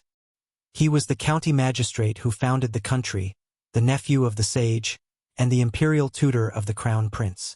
Who would dare to force him to treat their own illness? Not to mention how regretful Wang Renyu and the others were when they learned of this matter. Even Empress Zhangsun and Pai Lupi in Taiji Palace were shocked when they learned of this matter. In Li Main Hall, Empress Zhangsun teased the swaddled Li Ji while saying to Pai Lupi, "Erlang, did Zio really use his own blood to save Chengchumo?" Pai Lupi nodded. "That's right. Not only did the 100 Horsemen Department report this matter in detail, I also asked Jijia. He saw this matter with his own eyes.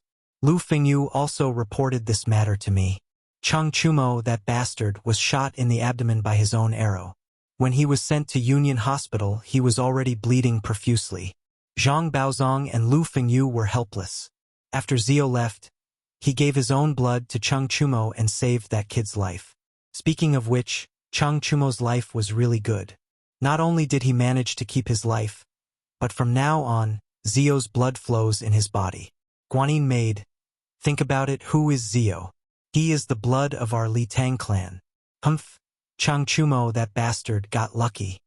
After Empress Zhangsun heard this, she sucked in a breath of cold air. "Erlang, everyone says that Zio is the reincarnation of a celestial being. It seems that this is true. Otherwise, how could he know the method of blood transfer?" She lowered her head to look at Li Ji in her arms and couldn't help but smile. Fortunately, Erlang had a way to make Chang Qian and Qing Kai take Zio as their master. When Ji Nu is a bit older, Erlang should also have Zio take him in and teach him well. Haha, that's natural.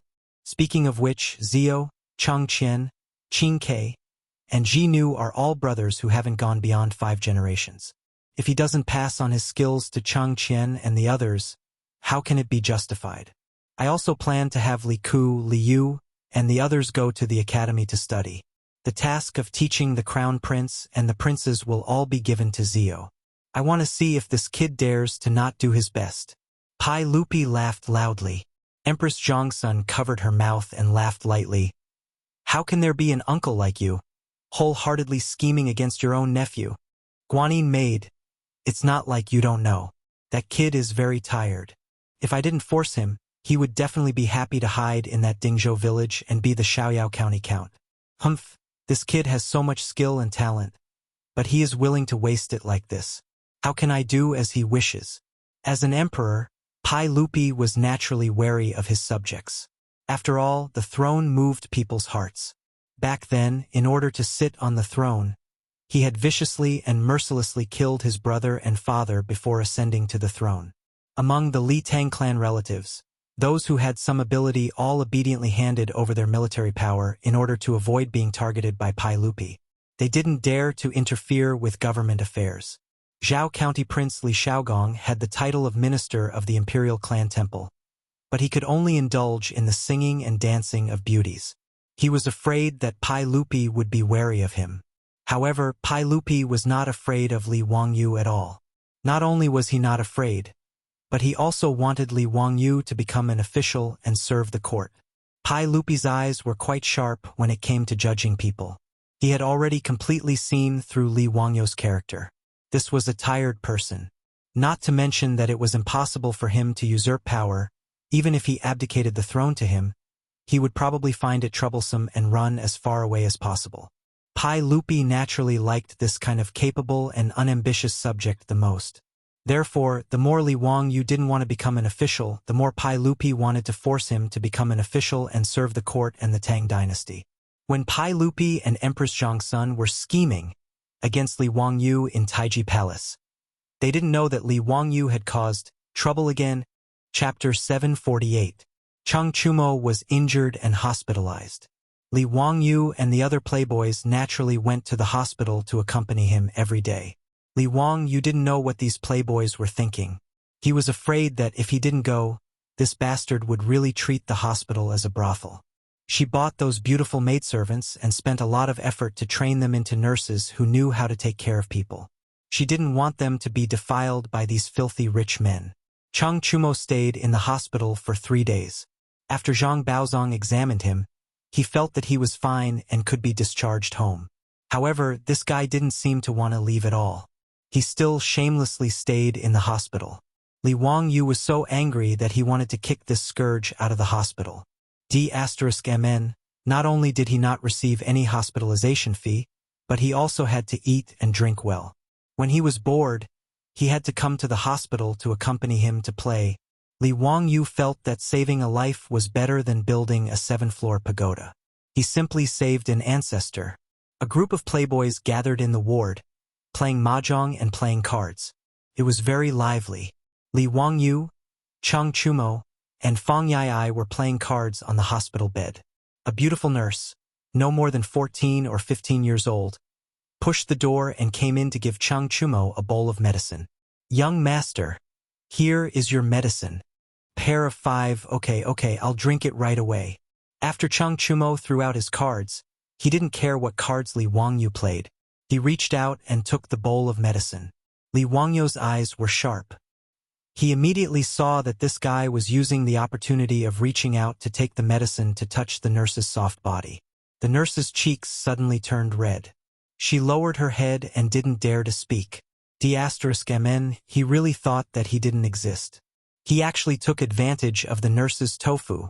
If it was in the future, Chang Chumo, this bastard, dared to take advantage of the nurse's tofu, he would have been splashed with a bowl of medicine and slapped in the face.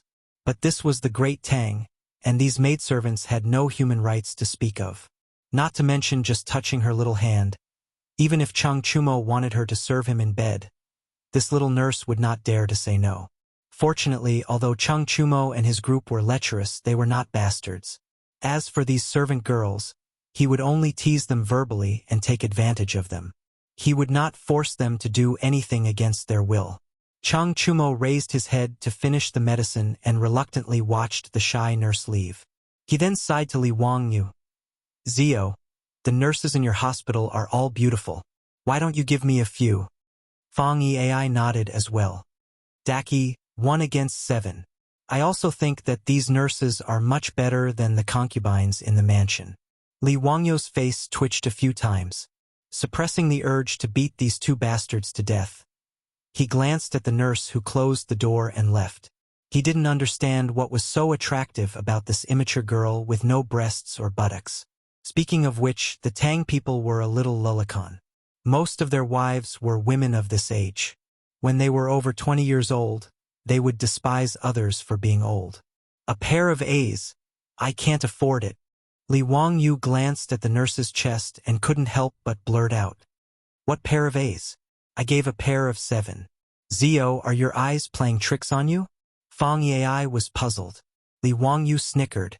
This was a joke that even the veterans in the future knew, but Chang Chumo and his group naturally didn't. He didn't explain either. He still wanted to maintain his image. He couldn't explain to this group of foppish men what a cup size was and what a ABCDEF size was. Nothing, I'm wrong. Pair of 10. The nurses in this hospital, you perverts, don't even think about it. Go as far away as you can. Chang Chumo, Fang Yai, Chai Linggu, and the others were not angry. Instead, they laughed. Zio, I didn't know that you were quite affectionate. You're so protective of these young ladies. Aren't you afraid that Lady Su will be jealous? Fang Yai teased. Ever since Li Wangyu and Su Chongqing broke through the last line of defense on New Year's Eve of the second year of Chang'an, even a blind person could see the intimacy between the two, let alone the foppish men close to him. Towards Lady Su, the foppish men now admired her. Originally, the foppish men thought that Lady Su wasn't suitable to marry Li Wangyu as a wife. At most, she could be a concubine. After all, everyone knew that her so-called identity as Li Wangyu's cousin was fake. What kind of identity did Li Wangyu have? He was the founding county earl of the current dynasty, the nephew of a saint, and the imperial tutor of the crown prince. How could he marry a woman with an unknown identity? With Li Wangyu's identity and status, if he wanted to marry, he would naturally marry a princess of the imperial family, a princess of the imperial family, a daughter of the first wife of a duke, or a daughter of the first wife of a noble family, or a daughter of the first wife of a noble family. These foppish men also had many sisters in their families. Originally, they also thought about marrying their sisters to Li Wangyu so that the relationship between the two sides would be closer. Not only did their families have such thoughts, but the foppish men also knew that Her Highness the Empress in the palace seemed to want to arrange a marriage for Li Wangyu. However, the foppish men had been in contact with Su Chongqing for a long time, so they knew how powerful Lady Su was. Whether it was Lady Su's way of dealing with people or managing the family's finances, her methods were not comparable to that of an ordinary noble lady. Lai Hot's profitable businesses were all in Lady Su's hands. This was not something that anyone could do.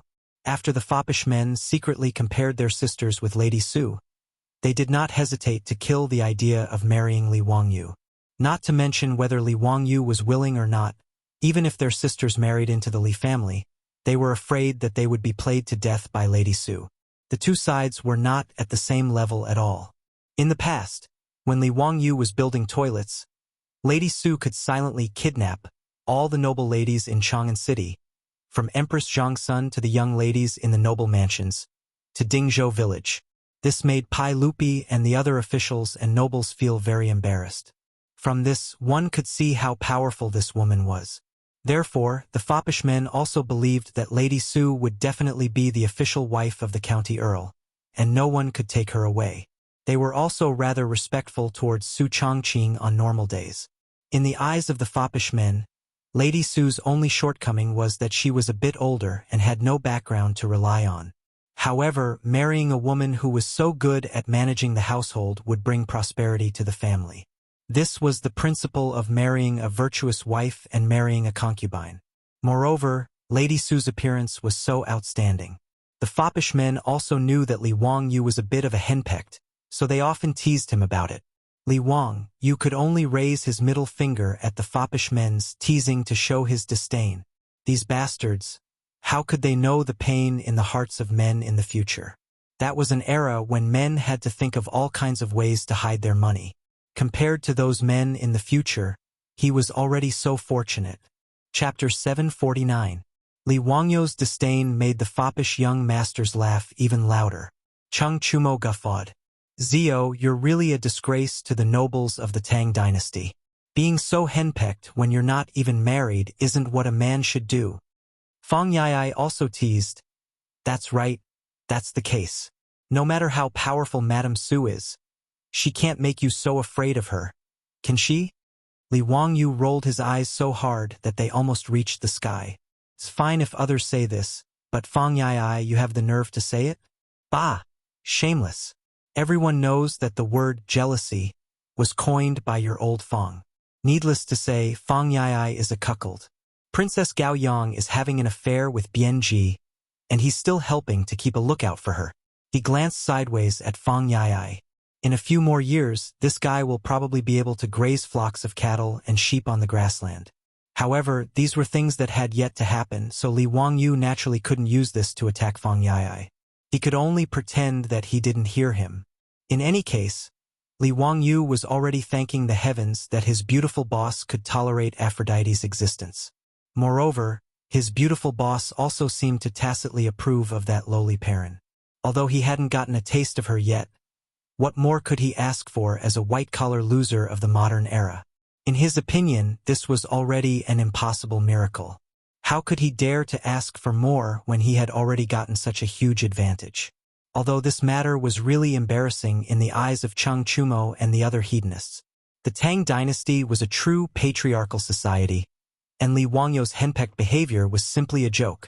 Although these hedonists weren't married yet, they had several concubines serving them in their manors, and each of them was a veteran in the field of flowers. Compared to them, Li Wangyu was as pure as a little white flower. However, this bastard Chang Chumo mocked him. That was simply intolerable. This guy was eating and drinking his own food, yet he didn't pay his hospitalization fees. Now he even dared to mock him. How hateful. "Brother Chumo, don't laugh at me. The news that you failed to act tough and got raped has spread all over Chang'an. Young Duke of Duke Lu's mansion, TSK, you've lost all face this time, and you still have the nerve to criticize me?" The matter of an accidental injury was now Chang Chumo's reverse scale, and could not be touched lightly. With Li Wangyu's ridicule, Chang Chumo was naturally annoyed. He stopped playing cards and threw away the cards in his hand. With a strange cry, he pounced on Li Wangyu and pressed him down on the hospital bed, ravaging him for a while. Of course, Chang Chumo wasn't really angry. It was just that Li Wangyu had exposed his shortcomings and he wanted to vent his anger. Not only did Fang Yai and the others not help Li Wangyu out of this predicament, but they were also laughing and joking on the side, encouraging Chang Chumo to teach this kid a lesson. Li Wangyu immediately regretted it. He should not have provoked Chang Chumo, this animal. With his small body, how could he be a match for a beast like Chang Chumo? He couldn't run away even if he wanted to, so he could only beg for mercy. However, he was still ravaged by Chang Chumo for a long time. His clothes and hair were ruined before he was released. Looking at his messy hair, Li Wangyu wanted to cry but had no tears. He could only call a nurse to comb his hair. The thing he hated the most was combing his hair every day. Fortunately, Perrin and Aphrodite were taking care of him. Otherwise, he really didn't know how to take care of his long hair. It was really a pain in the ass for a grown man to have long hair. Moreover, there was no floating sea hair or conditioner in the Tang dynasty. Long hair was not only difficult to wash, but also difficult to take care of. It had been more than a year since he transmigrated to the Tang dynasty, but Li Wangyu still didn't know how to comb his hair. It was really a pain in the ass. If it weren't for the fact that he was afraid of being too unconventional, he really wanted to cut his hair and relax. The nurse shyly combed Li Wangyu's hair and stole glances at Li Wangyu's face from time to time. Her face blushed and she looked shy and lovely, ready to be picked by anyone. Seeing the young lady like this, the wastrel smiled even more wretchedly and kept winking at Li Wangyu. Naturally, they were telling him that the young lady had fallen for him. Li Wangyu didn't care about these bastards at all. He sat there motionlessly and let the nurse comb his hair again. Then he immediately sent her away. Seeing Li Wangyu so unromantic, the wastrel smiled even more brilliantly and mischievously. Li Wangyu couldn't be bothered with them. He turned to Chang Chumo and said, "Brother Chumo, speaking of which, that Yun Gaisaman isn't bad. He was actually able to deflect your arrow." When Chang Chumo heard this, he was filled with anger. He coldly snorted and said, Humph. That Gogrian brat was just lucky. This daddy only wanted to scare those Dongying people and didn't even pull the bowstring. Otherwise, how could he have deflected my arrow? When this daddy recovers, I'll go look for that Gogrian brat. Hee, Brother Chumo, it won't be easy for you to take revenge. Yun Gaisaman is the deputy envoy of the Gogrian diplomatic mission, and His Majesty has also spoken. This matter can't be blamed on him. Let alone you, even Uncle Chang can't do anything to that Yun Gaisaman. What can you do? Li Wangyu shrugged. Chang Chumo glared at him. This daddy doesn't care. In any case, I have to take revenge. Zio, you can't just sit by and watch, right? Big Brother has made a huge mistake this time. If I don't take revenge, how will Big Brother continue to live in Chang'an City? The other wastrels also began to clamor. Right, Zio, we can't just let this matter go. Big Brother will have to rely on you. No matter what, you have to think of a way to help Brother Chumo vent his anger. Li Wangyu opened his mouth, but he didn't know what to say. Why would he bring up Yun Gaisaman for no reason? Wasn't he just making trouble for himself? He had been racking his brains over the last few days, but he still couldn't think of a way to justifiably kill Yun Gaisaman. Killing Yun Gaisaman was easy, but not provoking a backlash from Goguryeo was extremely difficult. Li Wangyu could only try to change the topic. Let this little brother think about this matter. In any case, I won't let Brother Chumo get injured for nothing. Right, after Brother Chumo recovers, how about we go hunting? As soon as the topic of fun was brought up, the Silk Pants immediately became interested. Hunting is fine, but Zio, forget it. Haha, with your archery skills, I'm afraid you'll shoot a hole in Brother Chumo's stomach, Fang Yai said with a smile. Chai Linggu also laughed and patted Li Wangyu on the shoulder. Little Brother Yai is right. Zio, you can go hunting, but you shouldn't use your bow. Your archery skills, are truly unfathomable. Zio's archery skills are truly unfathomable. In Chang'an, everyone says that Uncle Zhao's archery skills are poor, but they don't know that Zio's archery skills are truly world-shaking. Haha, that's exactly how it is. Last time I taught this kid how to shoot, he was only 50 paces away from the target. Quite a few girls in Chang'an can hit him at this distance. But Zio shot 10 arrows and guess what happened? That target is actually very clean, not even a single arrow. Li Wangyu's face instantly darkened. Fuck. Wasn't it just that his archery skills were a little lacking? To think that these bastards would laugh at him like this. Uncle could tolerate this, but not Aunt. He straightened his neck and boasted shamelessly. Isn't it just archery? That's nothing at all. It was just that this little brother was too lazy to hit the target. Chapter 750. Li Wangyu said that he was too lazy to hit the target, but that was pure bragging. In fact, he simply had no fate with archery.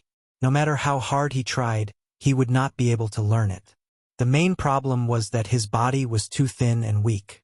Even though Li Wangyu had been consciously exercising for a year after he transmigrated to the Tang dynasty, he was still weak. He couldn't even pull a bow that was half a stone long, let alone a bow that was 1 stone long. If he could not draw the bow, he naturally could not stably aim at the target. Therefore, the arrows he shot were all crooked and unpredictable. As for where he would hit, it was really unpredictable. Originally, he had asked Niu Wu to teach him how to shoot, and the other playboys had also taught him, but they all failed. Li Wangyu had already given up on shooting. In any case, he had made up his mind to not participate in anything related to archery in the future. Just now, he had casually said that he was going to hunt, but the playboys kept laughing at him. Therefore, he stubbornly said that he was too lazy to hit the target. But who didn't know his background? Listening to his bragging, everyone laughed even louder. Li Wangyu's face twitched a few times. If it was not for the fact that he could not beat this group of playboys, he really wanted to beat them up to vent his anger. Haha, what a good too lazy to hit the target. Ziyu, do you want to make a bet? The next time you go hunting, if you can hit a prey with an arrow, we will do whatever you want us to do. But if you can't hit the target, we brothers don't want any more. In this hospital, we will give each of us a nurse. Okay? Chang Chumo rolled his eyes and said. When the group of playboys heard this, they all applauded and cheered. Yes, that's right. Since you are so confident in your archery skills, how about you make a bet with us brothers? Brother Chumo's suggestion is very good. Ziyu, don't say that we are bullying you. This is what you said. Do you dare to make a bet? When Li Wangyu heard this, his face immediately darkened. F***ck, this group of immoral things, don't they know that when you hit someone, don't hit their face, and when you scold someone, don't expose their shortcomings? I'm just bragging. Do you have to be so serious? However, Li Wangyu did not intend to admit defeat. After pondering for a while, he asked, "Is it enough to shoot the prey with an arrow? Can I use a crossbow?" In Li Wangyu's opinion, aiming with a crossbow was much simpler. After all, the bowstring of the crossbow did not need to be strung after it was drawn, so he could calmly focus on aiming. No matter how powerful the crossbow was, as long as the trigger was pulled, it would immediately fire. This was similar to the shooting method of firearms. Li Wangyu still had some confidence in this. After all, although he hadn't touched a real gun many times in the future, at least he had used an air gun to shoot balloons in the park. The accuracy was still passable. Li Wangyu didn't believe that he wouldn't be able to hit his prey after trying a few more times with the crossbow. His words caused the foppish sons to hesitate. Everyone knew that a crossbow was easier to aim than a bow. If he used a crossbow, perhaps this kid would really be able to hit his prey. Chang Chumo hesitated, not knowing whether to agree or not. However, Fang Yai immediately replied, "Of course you can use a crossbow, but there is a condition. You have to string it yourself. If Niu Wu helps you string it, it won't count." Chai Lingwu gave Fang Yai a thumbs up. "Brother Yai, good, really good. Haha. Won't your words anger Zio to death? He can't even draw a half-stone bow. How can he have the strength to string a crossbow?" "Haha, that's right. Zio, if you can string the crossbow by yourself and don't need anyone's help, it will count." Chang Chumo laughed evilly. The foppish sons laughed again. Of course, they were laughing at Li Wangyu's pitiful strength. In the Tang Dynasty army, there were a total of 7 types of military crossbows. They were the Zhenjiang crossbow, the horn crossbow, the wooden crossbow, the large wooden crossbow, the bamboo crossbow, and the Fuyuan crossbow. Of these 7 types of crossbows, only the first 2, the Zhenjiang crossbow and the horn crossbow, were individual crossbows. The Zhenjiang crossbow was used by infantry, and the horn crossbow was used by cavalry. In the era of cold weapons, the Tang dynasty was probably the dynasty that paid the least attention to crossbows. The ratio of crossbowmen to soldiers was the lowest, less than 10%. Moreover, these crossbowmen also had to fight in close quarters. For example, the invincible Mo swordsmen were also crossbowmen.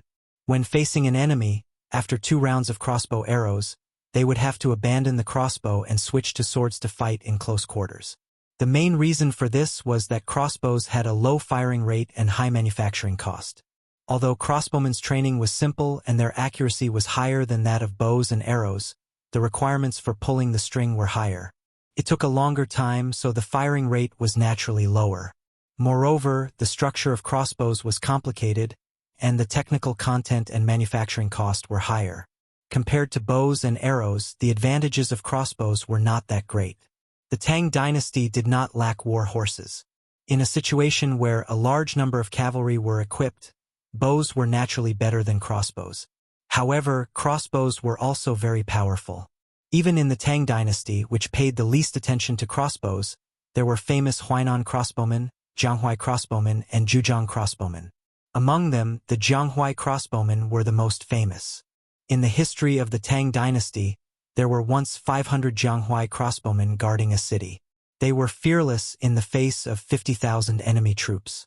According to the history books, bandits of Jiden drove brave soldiers up the city walls. The hidden crossbows in the city were fired, and all of them were killed. In the end, they forced the tens of thousands of enemy troops to retreat. They were regarded as the elite troops of the Tang dynasty. Although crossbows were good, the pulling force required to pull the string was even higher than that of bows and arrows. For example, the crossbows used by the Tang soldiers could not be pulled without the strength of 2 stones. Although it was possible to pull the string with one's feet and use the strength of one's whole body to pull the string, it was impossible. However, The debauches were certain that, even if Li Wangyu used all of his strength, he wouldn't be able to string the crossbow with his small body. When Li Wangyu heard this, he was also in a difficult position. His original plan was to let Niu Wu or Fu Zhongchu help him pull the string. He only needed to aim and shoot. However, he did not expect Fang Yai to block this loophole. Ziyu, aren't your brothers loyal enough? We even agreed to let you use the crossbow. Even if Ziyu shot a rabbit, it would be your win. How about it? Chang Chumo continued to laugh. He was certain that Li Wangyu would not dare to make this bet with them. So he deliberately said this.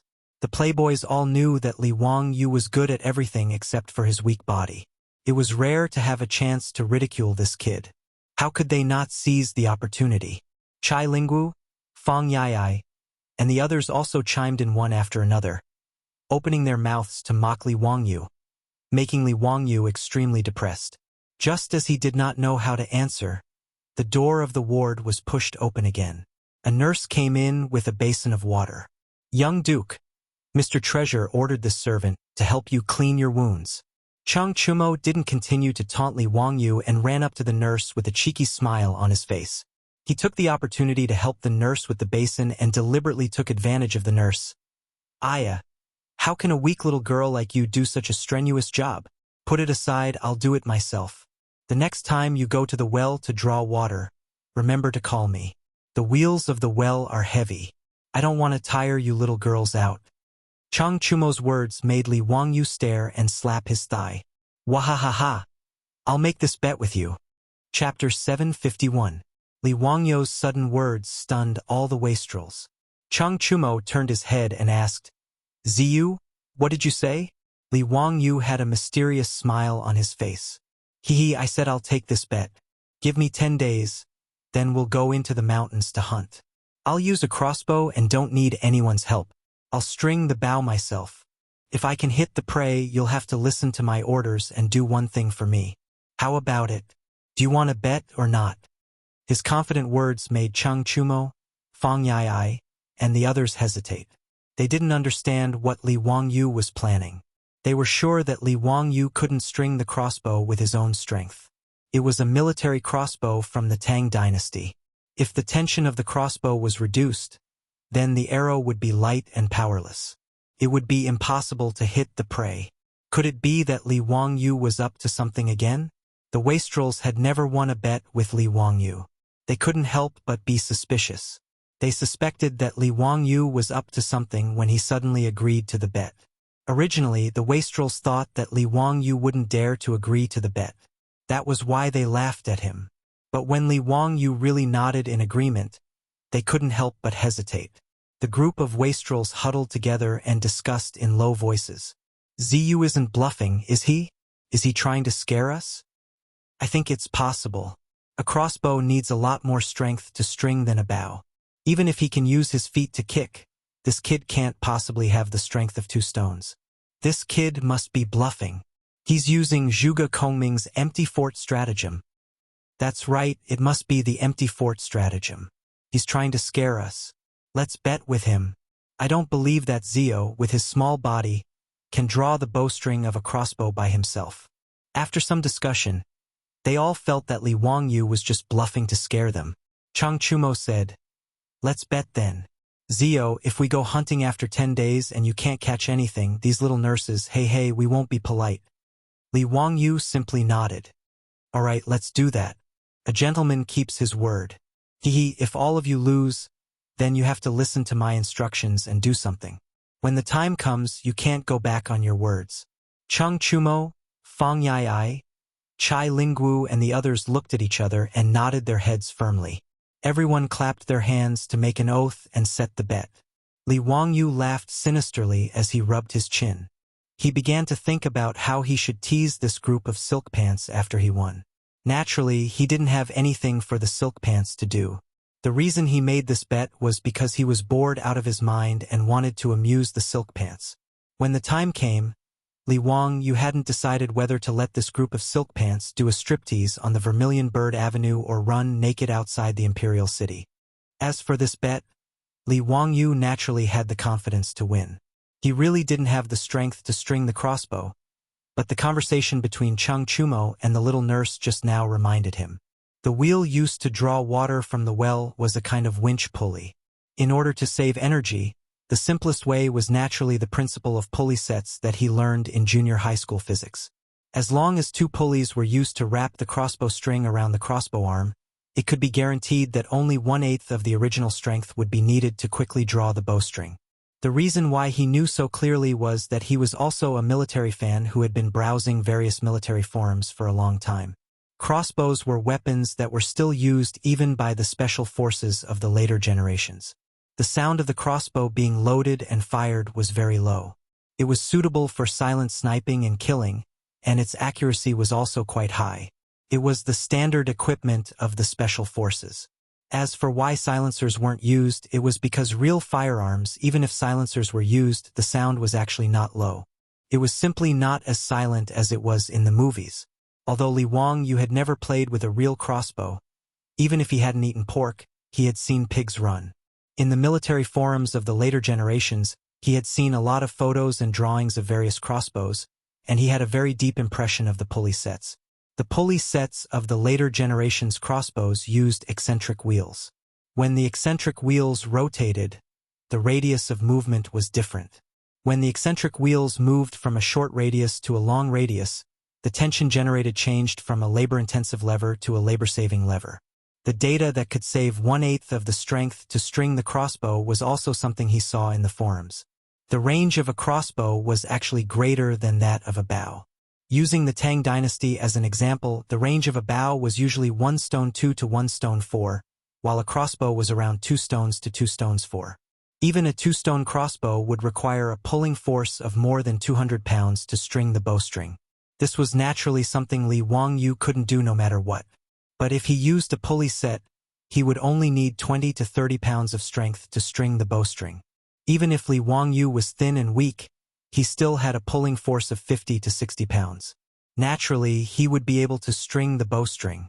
Moreover, even if this data was wrong, it wouldn't be so labor-saving. He still had other ways to string the bowstring, and that was the principle of leverage. Combining the pulley set and the principle of leverage, he didn't believe that he couldn't string the crossbow. It was because he thought of a way that Li Wangyu had made a bet with the playboys. But this kind of crossbow wasn't available in the Tang dynasty. Although Li Wangyu knew the general principle, he still needed some time to make it. Therefore, he made an agreement with the playboys to go hunting in the mountains in 10 days. Seeing Li Wangyu smile so wretchedly, the playboys couldn't help but mutter in their hearts. They felt that they had been played by this kid again. But no matter how they thought about it, they didn't feel that there was anything wrong with it. They were a group of illiterates, so of course they didn't understand the principles of physics, let alone the principles of pulleys and leverage. It was reasonable that they would be played by Li Wangyu. After the two sides agreed on the bet, Li Wangyu didn't feel like staying in the hospital to accompany Chang Chumo any longer. He took Niu Wu and left in a hurry. He was going to Cuiwei Palace to find Yen Libin in the weapon workshop. Whether or not the new crossbow could be made would all depend on Yen Libin's ability. Li Wangyu was actually looking forward to hunting. Li Wangyu often saw photos and videos of Europeans and Americans hunting with hunting rifles and crossbows. But in the Wuxia of the future, where would there be wild animals for people to hunt? Those that could survive were all protected animals. After transmigrating to the Tang dynasty, Li Wangyu originally wanted to try hunting in the mountains with the playboys. He thought that it would be very enjoyable. But with his terrible archery skills, he couldn't even hit a rabbit, let alone now in the forests of the Tang dynasty. Wolves, tigers, leopards, and bears could be seen everywhere. Without good archery skills, rashly going hunting was simply sending warmth to the wild beasts. However, the reason why humans were high-level creatures and could occupy the top of the food chain was not because of their strong bodies, but because of their brains and tools. When the new crossbow was made, Li Wangyu, a person without the strength to truss a chicken, could also go hunting in the mountains with the playboys and enjoy the pleasure of hunting with his own hands. Chapter 752. Li Wangyu was extremely excited at the thought of being able to kill everyone after making the improved crossbow. He led Niu Wu and the others out of Chang'an city and went straight to the valley where the Cuiwei Palace was located. When Yen Libin heard his subordinate report that his teacher had come, he hurriedly came out to greet him. Disciple Libin greets teacher.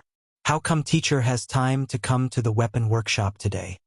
Yen Libin couldn't be blamed for asking this. Li Wangyu was a complete lazy person.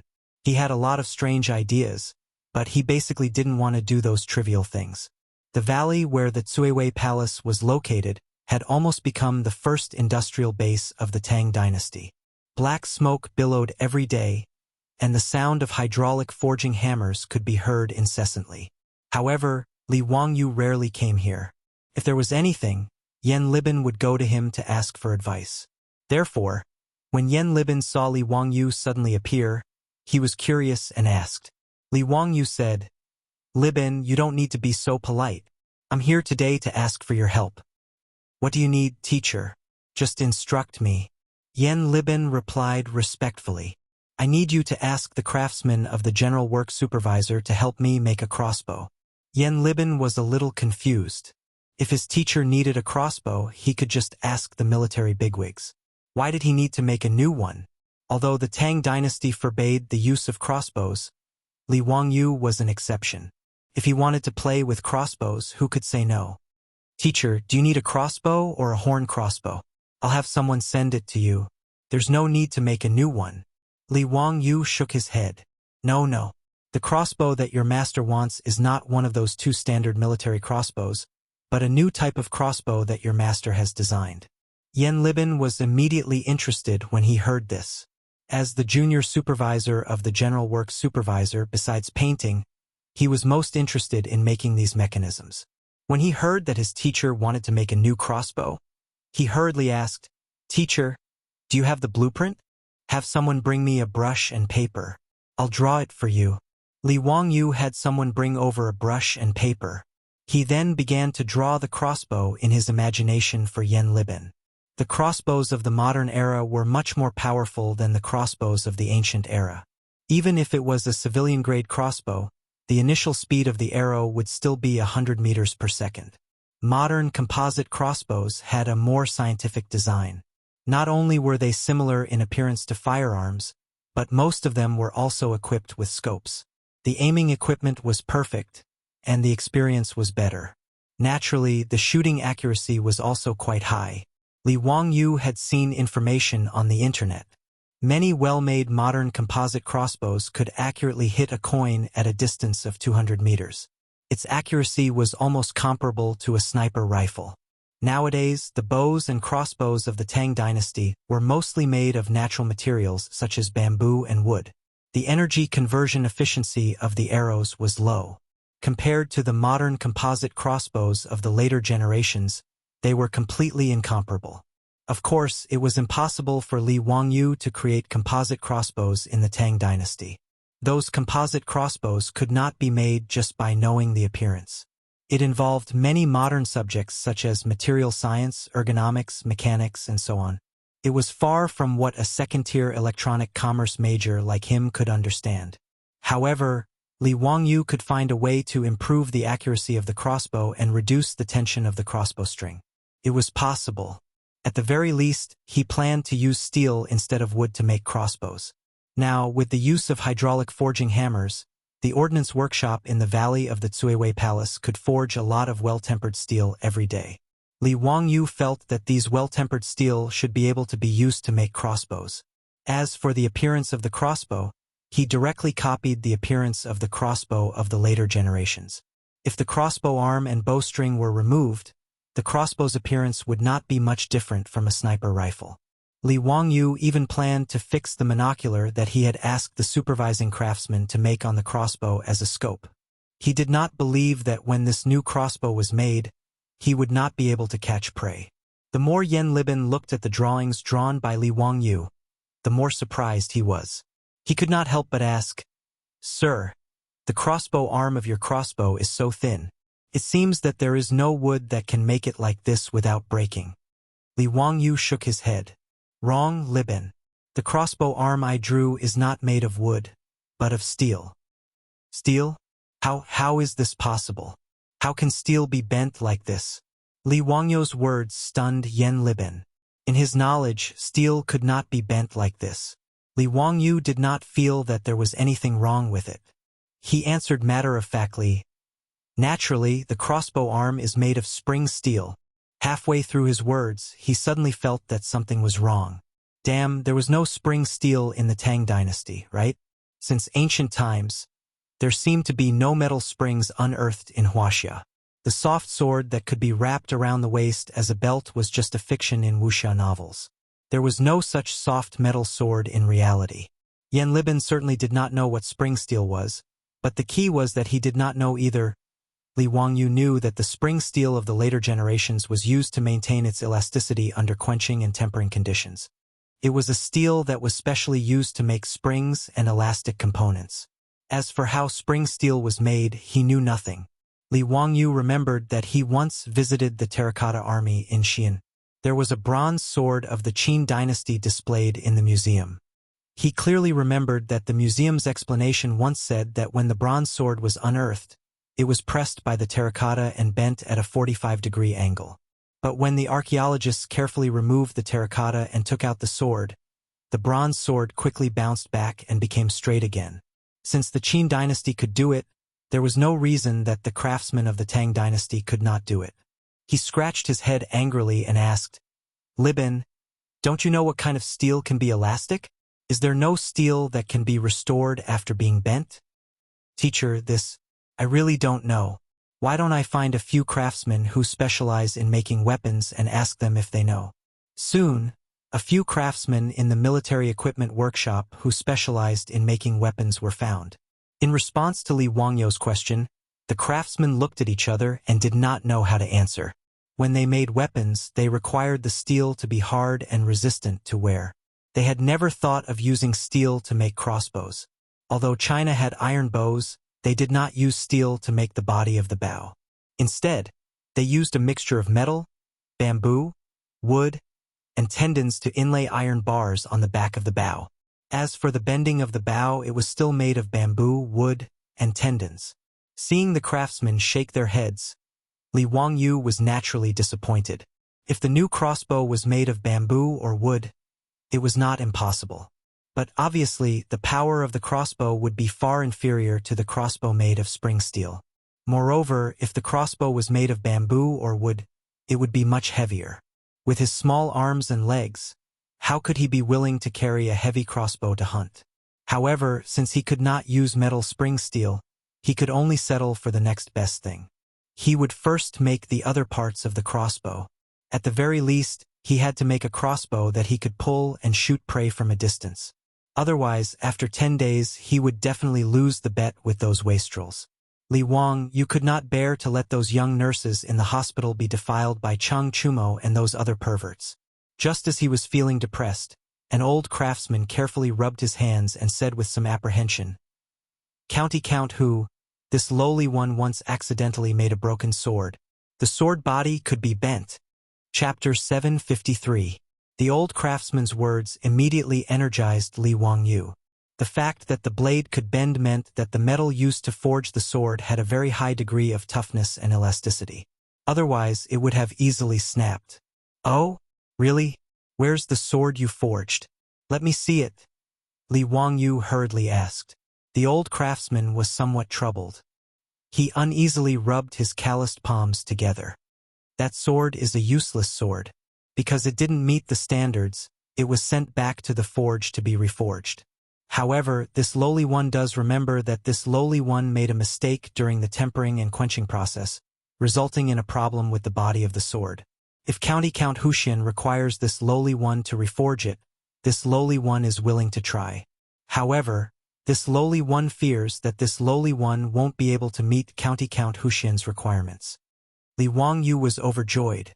As far as he knew, spring steel truly was different from ordinary steel through tempering and quenching. Mo Fei, this craftsman, had accidentally created spring steel with elasticity? If this was true, then there was even more hope for his new crossbow. He hurriedly said, Okay.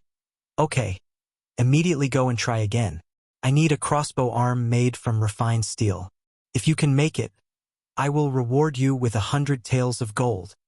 Upon hearing that County Count Huxian was willing to reward him with 100 taels of gold, the eyes of the other craftsmen immediately turned red, and they looked enviously at the craftsman who had just spoken. They all knew that the old craftsman had forged a useless sword. This was because the sword he had forged had a mistake during the tempering process, causing the body of the sword to distort when it was swung. In the eyes of the Tang, this was naturally a useless sword. For this reason, the old craftsman had even been harshly punished by the manager of the workshop. Who would have thought that this old craftsman would profit from this disaster? It was clearly a mistake, but he had caught the eye of a noble like County Count Huxian.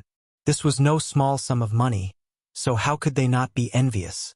The old craftsman was even more excited, and he repeatedly bowed to Li Wangyu. County Count Huxian, be at ease. This lowly one wouldn't dare to be careless. This lowly one will definitely forge that crossbow arm. Good. If there's anything you need, just tell Junior Supervisor Yen. How long will it take you to forge this refined steel crossbow arm? 5 days, no, 3 days. I will definitely be able to forge it. With the stimulation of gold, the old craftsman was ready to go all out. Li Wangyu nodded with satisfaction. All right, in that case, I'll wait for your good news. If the metal crossbow arm could be dealt with, the rest would be easy. Although Yen Libin had never seen the modern composite crossbow before, it wasn't complicated. Could be made in a day by a skilled craftsman. Yen Libin, on the other hand, did not understand the use of the eccentric wheel set and the lever-assisted winding device. He could only ask Li Wangyu about their usage and structure. After listening to Li Wangyu's explanation, Yen Libin's head shook like a rattle when he heard that with the structure of the mechanism, he could only use a small amount of strength to wind the crossbow. Teacher, how is this possible? If the crossbow you designed was made of steel, the pulling force would be astonishing. Nowadays, the military's crossbows have a flux energy of 2 to 4 stones, but this crossbow has at least 3 stones worth of flux energy, maybe even higher. How could such a powerful crossbow be strung by human strength alone? Disciple reckons that such a powerful crossbow cannot be used by a single person. Li Wangyu could only patiently explain to Yen Libin what a pulley set was, what an eccentric wheel was, and what the lever-assisted principle was. Fortunately, although he was a slacker, he still remembered most of the junior high school physics knowledge and was barely able to cope with Yen Libin's questions. As for the things he couldn't remember clearly, he could only gloss over them and let Yen Libin think of a way to experiment. Yen Libin was a junior supervisor. Although he didn't learn much about physics and chemistry, he was proficient in mechanism construction.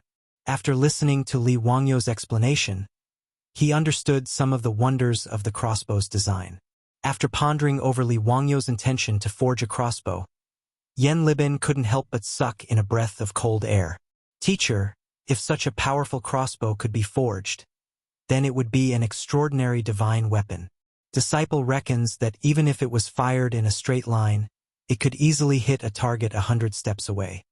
The Tang dynasty had several types of military crossbows.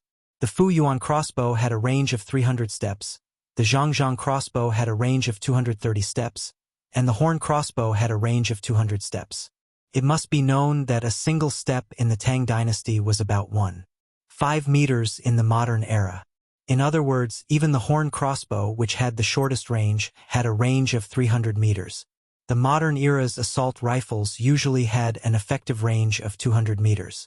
Naturally, this wasn't because the Tang dynasty's crossbows were more powerful than the modern era's firearms, but because the range referred to projectile shooting. Regardless of whether it was a crossbow or a crossbow, the main method of combat in war was not direct shooting but projectile shooting. Shooting a crossbow arrow into the sky at a certain angle, using gravity, acceleration, and the principle of parabola to increase the crossbow arrow's range and killing power. The principle was similar to the modern era's cannons. The angle at which the arrow was fired and where the arrow would land were all calculated long ago. During battle, the crossbowman would listen to orders and shoot at the enemy from different angles, covering a large area and at different distances.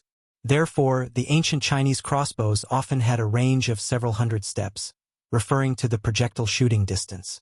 However, if they were used to hunt or kill individual targets, they could only shoot directly, and their effective killing range would be quite short. For example, the crossbows used by the Tang dynasty's infantrymen could shoot up to 230 steps when projectile shooting. However, if they wanted to maintain their killing power when shooting directly, they could only shoot up to 70 steps, which was about 100 meters. Any further, and even if they hit the target, they wouldn't have much killing power. Li Wangyu believed that the new crossbow he asked Yan Libin to help him build, even if its direct shooting range couldn't reach the 200 meters of the modern composite crossbows of the modern era, it shouldn't be a problem for it to reach 150 meters. Could be called the strongest crossbow in the world. At this moment, Yan Libin treated the crossbow blueprint drawn by Li Wangyu as if he had obtained a treasure and carefully put it away in his bosom. Don't worry, master. This disciple will definitely make this crossbow. Haha, that's good. Master has made a bet with Cheng Chumo and the others. 10 days later, I'll take this crossbow and go hunting with them. Libin, you'll have to work hard. You must help Master make this crossbow within 10 days.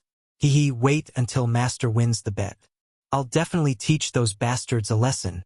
When Yan Libin heard this, the corner of his mouth couldn't help but twitch a few times.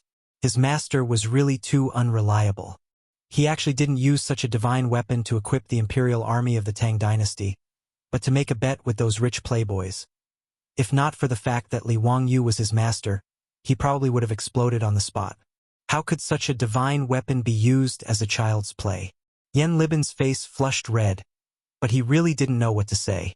He could only bow to Li Wangyu. Out of sight, out of mind, out of mind, he hurriedly left to find a craftsman to start making the crossbow. Li Wangyu, on the other hand, didn't notice his disciple's expression. After leaving the task of crafting the crossbow to Yan Libin, he began to let his imagination run wild again. Since he was going to hunt, shouldn't he craft a more impressive set of armor? Chapter 754. In Li Wangyu's opinion, although the armor of the Tang dynasty had outstanding defensive power, it was not very good-looking. There were 13 types of armor in the Tang dynasty.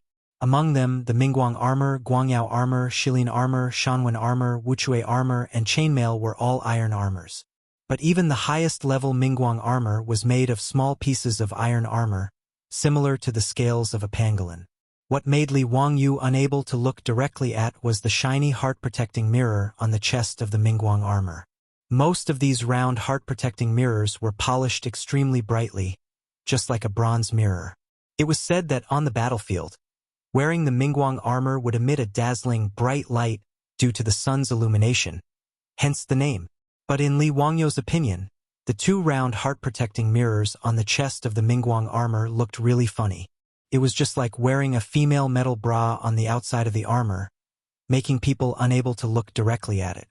Every time he saw Chang Yaojin, Yuqi Jingda, and other burly generals wearing the Mingguang armor, he had the urge to vomit blood. It was really too out of place.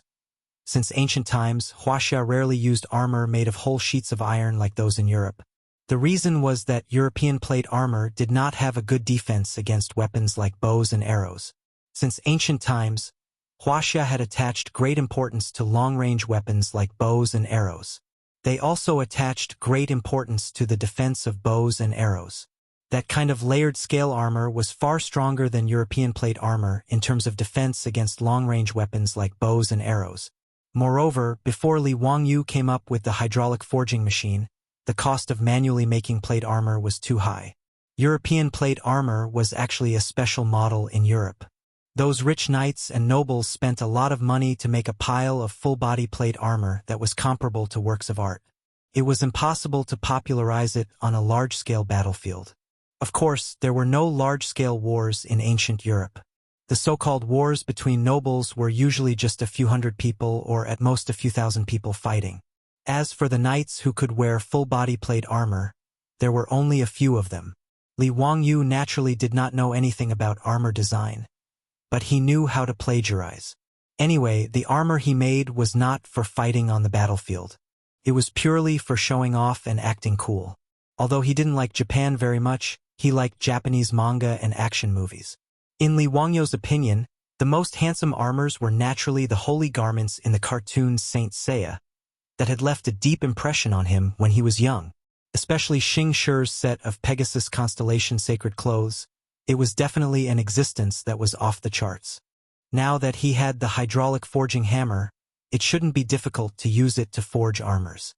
He should also be able to forge the Saint Seiya's saint clothes. Of course, the so-called holy garment Li Wangyu was preparing to create could not even be considered armor. He was only going to use thin iron sheets to make something that looked good. To put it bluntly, it was just a cosplay prop. There was no such thing as defense. It was just to show off. Li Wangyu couldn't help but smirk at the thought of the Saint Seiya's saint cloth.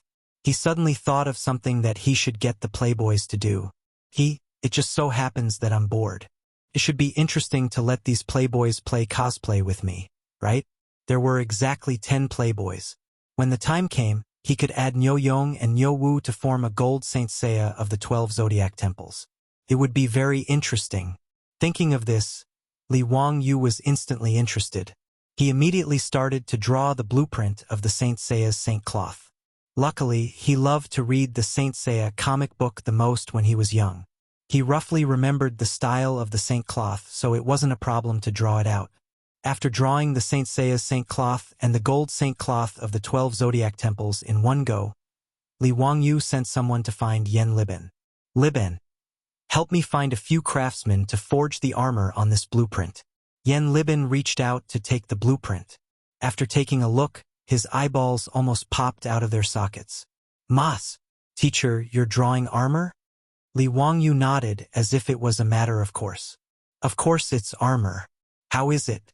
Isn't it cool? Yen Liben swallowed his saliva with difficulty. Teacher, these armors can be forged. Now, with the help of the hydraulic forging machine designed by teacher, this kind of plate armor is naturally very easy to forge. But are these armors really useful? This kind of full-body armor, ordinary people probably can't wear it, right? How are they going to march and fight? Most of the armor of the Tang dynasty wasn't full-body armor.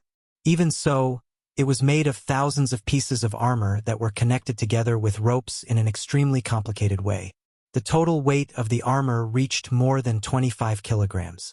Moreover, the thickness of the pieces of armor was only 1 to 2 millimeters. Based on Yen Liben's experience, if he were to forge the armor on Li Wangyu's blueprint, the weight would probably reach more than 50 kilograms. How could such heavy armor be practical? Even famous generals like Chang'an and Yuqi Jingda would find it difficult to fight while wearing armor that weighed more than 50 kilograms.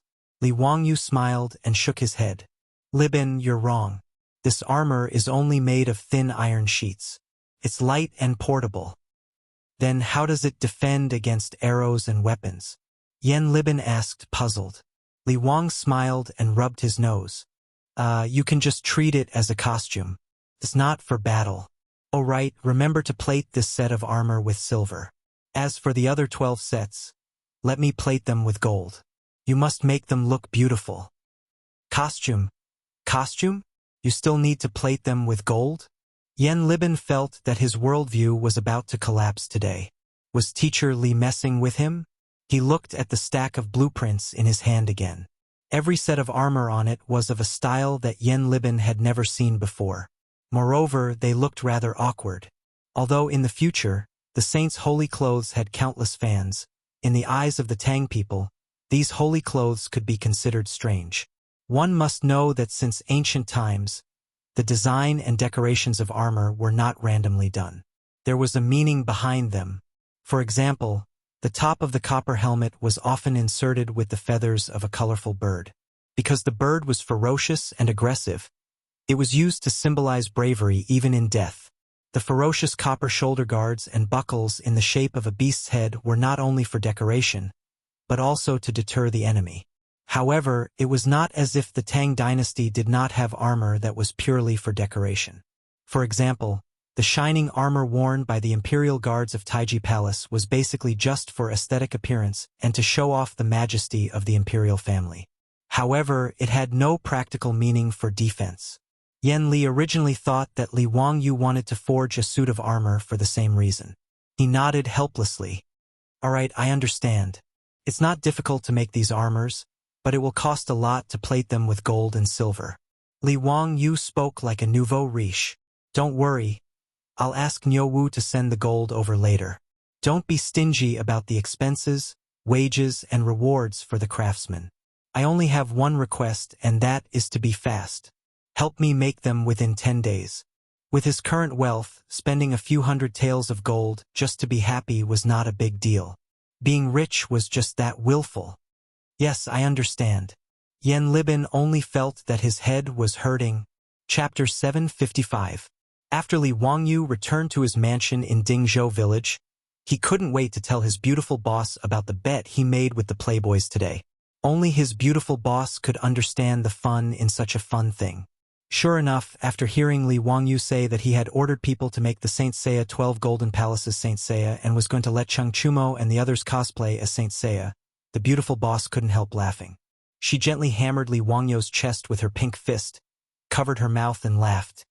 You can tease Cheng Chumo and the others, but it's still very interesting when you think about it. Speaking of which, I also liked to read comics when I was a child. I also read Saint Seiya Starshot. Li Wangyu laughed and said, "Ha ha ha. Since I have nothing to do anyway, I'll tease them a bit. Whenever I think of Cheng Chumo and the others wearing the dazzling and flashy Saint Seiya Golden Palaces, I want to laugh. When the time comes, I'll make these bastards walk back and forth on Vermilion Bird Avenue several times and let all the people in Chang'an City have a good look." The beautiful boss blinked and suddenly said, "It doesn't seem interesting to just let them wear the Saint Seiya Golden Palaces, Saint Seiya Starshot. Since it's cosplay, why don't you let them cosplay as Saint Seiya Starshot? Wouldn't that be more interesting?" Li Wangyu was stunned. Why did it seem that his beautiful boss was more two-faced than he was? "Chongqing, you mean? Since there are no movies to watch in the Tang Dynasty, why don't you make a stage play and let Cheng Chumo and the others perform?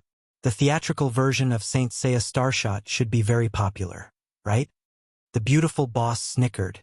Li Wangyu was speechless. Who was the one who said that he was teasing Cheng Chumo and the others? It seems that your idea is even worse, right? In a trance, he seemed to see a foxtail wagging behind his beautiful boss. In fact, Su Chongqing couldn't be blamed for coming up with such a bad idea. She was also bored in the Tang Dynasty. Although there was no shortage of gold and copper coins in the mansion, Su Chongqing often felt bored in the Tang Dynasty without TV, movies, games, or internet. She had read the novels in her phone several times and was already sick of them. She had never liked to play mahjong, but now, she had become a frequent guest at the mahjong table. She would often drag Niu Yong and Niu Wu's wives to build the Great Wall to pass the time.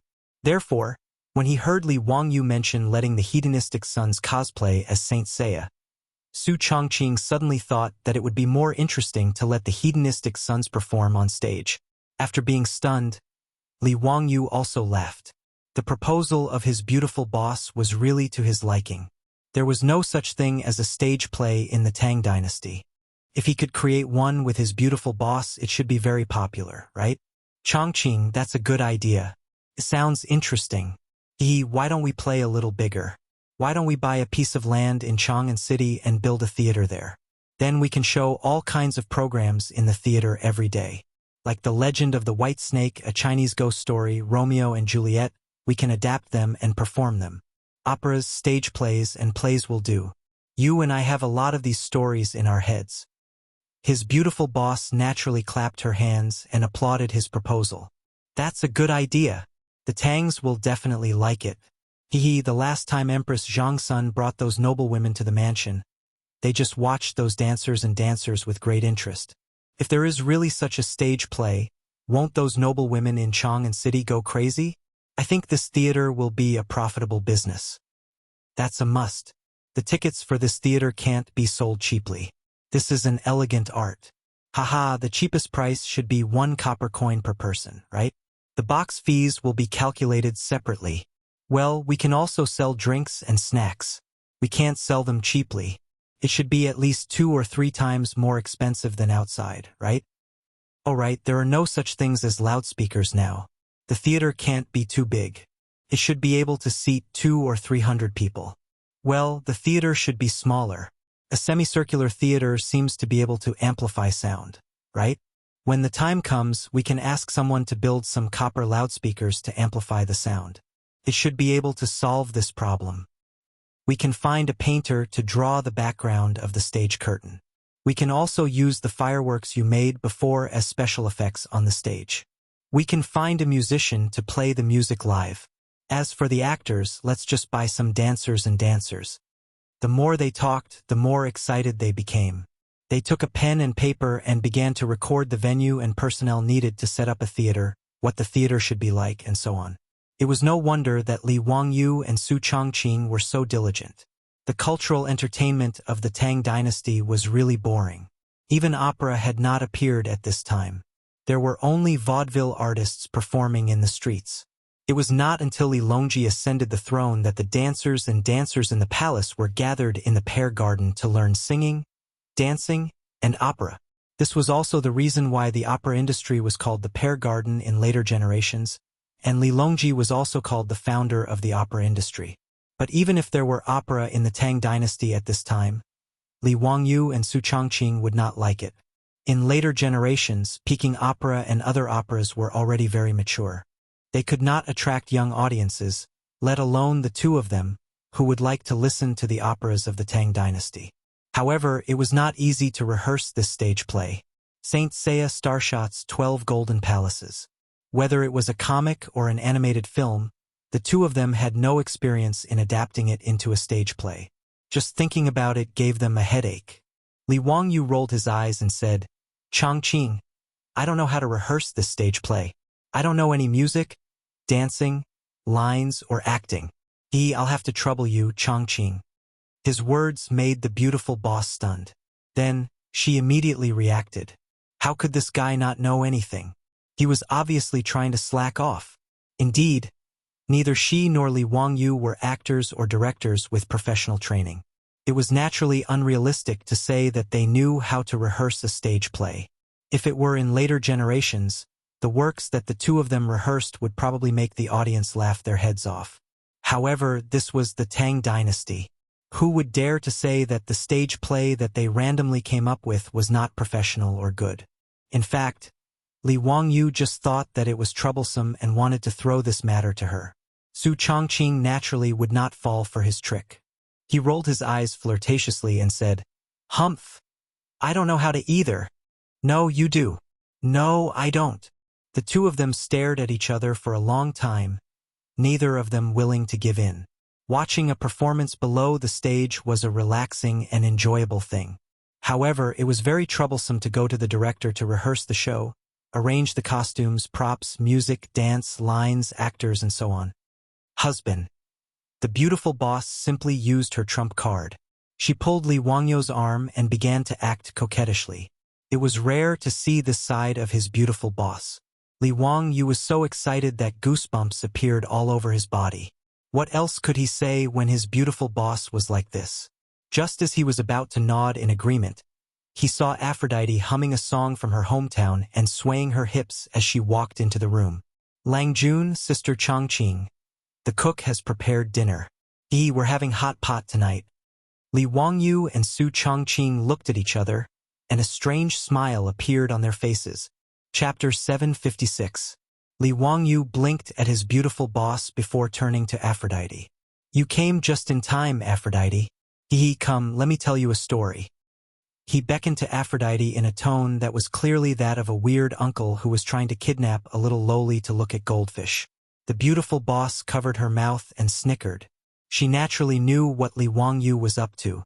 She stood up and said, "I'll go take a look in the kitchen. You tell Aphrodite the story." These two in-laws had a tacit understanding when it came to scamming and pushing the blame to others. After Su Changqing got up and left, Aphrodite blinked her blue eyes and asked in confusion, "Lang Jun, what story are you going to tell me?" Li Wangyu reached out and pulled Aphrodite over to sit her down on his lap. He wrapped his arms around her slender waist and sniffed the fragrance of her blonde hair. With a beauty in his arms, he was a little distracted and his hands subconsciously slid up Afro's waist to her soft mounds and began to play with them. Aphrodite's pretty face turned red and her body went limp as she thought that Li Wangyu was going to do something naughty. She couldn't help but whisper in Li Wangyu's ear, "Lang Jun, don't. Sister Changqing doesn't allow me to serve you now. Besides, it's not dark yet." Li Wangyu had long lusted after this blonde beauty, But Su Chongqing didn't allow him to eat Aphrodite because Aphrodite wasn't 16 yet. Although Su Chongqing had tacitly approved of Li Wangyu taking Aphrodite and Perrin in the future, Su Chongqing felt that Aphrodite was still a minor. So how could she allow Li Wangyu to do such a beastly thing? Li Wangyu was also full of complaints about this. But he didn't dare to object and could only take advantage of her occasionally when his beautiful boss wasn't around. He even secretly cursed in his heart. His beautiful boss was probably jealous. Wasn't she?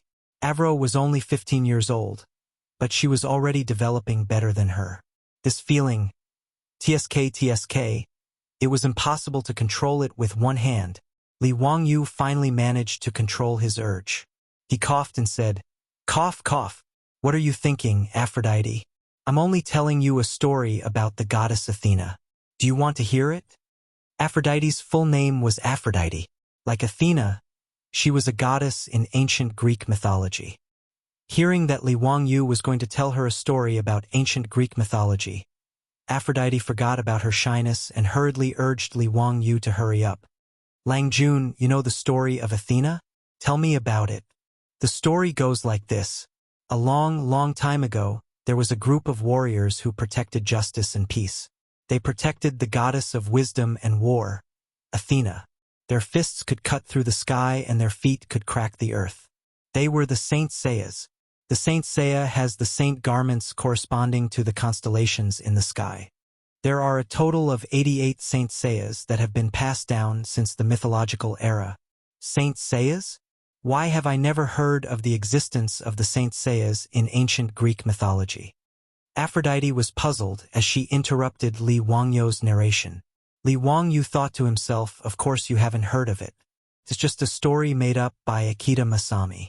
It's just based on ancient Greek mythology, mixed with Egyptian mythology, Indian mythology, ancient China legends, and so on.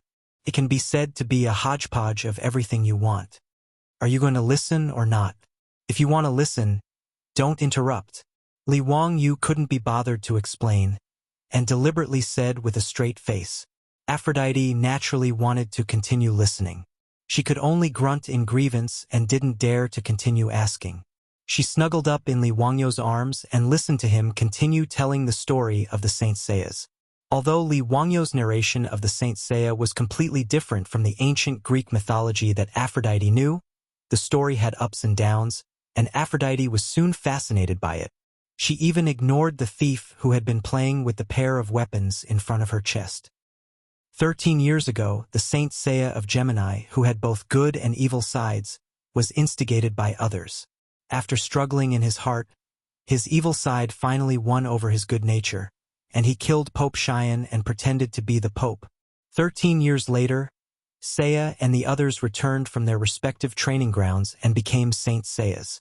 Athena issued a challenge to the Holy Realm in the name of the goddess to prove her identity as the goddess and expose Saga's lies. Unexpectedly, the goddess was injured by the golden arrow as soon as she arrived in the Holy Realm. Seiya and the others had to pass through the 12 zodiacs to reach the goddess shrine and use the statue of the goddess to save the goddess' life. After 12 hours of bloody battle, Seiya finally reached the goddess shrine and saved Athena's life. In the end, the Golden Saint Seiya understood the truth and acknowledged her identity as the goddess. Saga's good side finally won over his evil side, and he committed suicide in front of the goddess to atone for his actions 13 years ago. Seiya and the others are truly formidable. They were only bronze saints, but they were able to defeat gold saints. Lang Jun, is there more to the story? I want to hear more. Aphrodite was still unsatisfied after listening to the simplified version of the story of the Saint Seiya. Of course there's more to the story, but Aphrodite, do you want to let more people know about this story? This is the story of the goddess Athena, from your distant homeland. Wouldn't it be interesting to let the Tangs know about this story? Li Wangyu asked. Aphrodite nodded and asked, Lang Jun, are you planning to write these stories and print them into books? Li Wangyu smiled mischievously. Books are boring. I was thinking that it would be more fun if I could put these stories on a stage and perform them. Stage? Perform? Aphrodite couldn't keep up with Li Wangyu's thoughts at all, and didn't understand what he meant by stage and performance. It's a stage and a house. I'll present these stories in the same way as Zaju and Nuo operas, Li Wangyu explained. Although there were no operas in the Tang dynasty, there were Zaju and Nuo operas. Zaju included all kinds of operas, mixed music, singing and dancing operas, and puppet operas. Most of them were Zaju performances to worship gods and Buddhas. Moreover, the Zaju performances in the Tang dynasty weren't sung like operas, but recited in reciting. They were mainly recited in prose and had a bit of a stage play feel to them. Aphrodite still didn't fully understand his explanation, and still didn't understand how Li Wangyo's story could be performed on a stage. Seeing that Aphrodite was looking at him in confusion, Li Wangyu felt a headache coming on. How was he supposed to explain to this blonde girl what a stage play was? If he didn't let Aphrodite understand what he and his beautiful boss were thinking, how was she going to take the blame? As soon as Aphrodite entered the room, Li Wangyu and Su Changqing, who were trying to push the blame to each other, both thought of the person who would take their place and manage the theater. That was Aphrodite, the blonde girl from Europe. Aphrodite was good at singing and dancing, and it would be too much of a waste if she was just kept as a canary in the residence. Since he and his beautiful boss wanted to slack off, they naturally had to groom Aphrodite and let her take over the theater. But how to make Aphrodite, who had never seen stage plays in the future, understand what he and his beautiful boss were thinking was a big problem. Li Wangyu frowned and pondered for a while before coming up with a solution that wasn't really a solution. Since he couldn't explain it clearly to Aphrodite after so much effort, he might as well let her experience it firsthand. Chapter 757. Since there were no entertainment facilities such as televisions in the Tang dynasty, people usually had to go to bed early after lighting up. Work at sunrise and rest at sunset was the daily routine of the Tangs. Sleeping, daydreaming, drinking, playing chess, visiting friends, weaving, admiring the moon, and stealing. These were probably the daily routines of the Tangs at night. People like Li Wangyu and his beautiful boss, who were used to the nightlife of the future, were also very helpless about this. However, ever since he pushed down his beautiful boss on New Year's Eve, Li Wangyu no longer had the mood to sleep at night. At least, it was still very exciting to sneak into his beautiful boss's room every night and clap for love. Of course, the so-called clapping was actually just a cover-up. Unless the maids in the county magistrate's residence were all blind and deaf, how could they not notice such a thing? However, they also knew what to say and what not to say, so they all cooperated with their Langjun and Mrs. Su to put on an act. That night, Li Wangyu sneaked into his beautiful boss's room again. After a round of passion, Li Wangyu turned on his sage mode and hugged his beautiful woman. Stroking Su Changqing's smooth back, he talked about the theater. Changqing, I don't think there'll be a problem if you leave the theater to Aphrodite. It's just that this girl doesn't understand what a stage play is. I'm thinking, why don't you show her your phone? This was the solution that Li Wangyu had come up with after thinking for a long time. There were still some short videos saved in his beautiful boss's phone. Li Wangyu had seen that his beautiful boss, the white-bone spirit, actually had a very artistic side. The videos in her phone actually included operas like Turandot and Romeo and Juliet. Although they were only clips of the climax, it was enough for Aphrodite to understand what a stage performance was. He was just a little hesitant about whether or not he should show Aphrodite the videos on his phone. After all, this was the secret between him and his beautiful boss. Even though Aphrodite would never guess that they were transmigrators even if she saw the video, it was still a problem. Lying on Li Wangyu's body, Su Changqing casually drew circles on his chest with her slender fingers as she casually replied, "It's not like you can't show it to Avro. She won't reveal anything anyway. At most, she'll just think that you're a god. But I can't show it to her now. I have to wait until..." Halfway through her sentence, she suddenly stopped. "Wait for what?" Li Wangyu asked, puzzled. Su Changqing didn't answer directly. Instead, he suddenly stretched out his finger and pinched Li Wangyu's arm. "You're lucky. Humph, pig trotter." Li Wangyu groaned in pain. He didn't understand what was wrong with the beauty in his arms. Why was she pulling his hair? What did I say wrong? "Changqing, why are you pulling me? What do you mean I'm lucky?" Li Wangyu rubbed his arm and cried out in grievance. This woman was really ruthless. Even his skin had turned red. Humph! Forget it if you don't understand. Su Chongqing snorted coldly. Seemingly in a bad mood, she turned her back to Li Wangyu and didn't explain her actions just now. Li Wangyu was stunned. What was going on? Why was she angry all of a sudden? A woman's heart was indeed like a needle at the bottom of the sea. Why was it so hard to guess? Li Wangyu looked at his beautiful boss's smooth back and beautiful curves, and a bolt of lightning flashed through his mind. Damn it! He really was a pig. Wasn't his beautiful boss's words very obvious? She naturally meant that he should show the video to her after he had taken Aphrodite as his concubine. This was actually also to keep the secret. In any case, a high-tech product like a mobile phone shouldn't be revealed to the Tangs of this era. If it wasn't a family member whom he could completely trust, such a secret should never be revealed.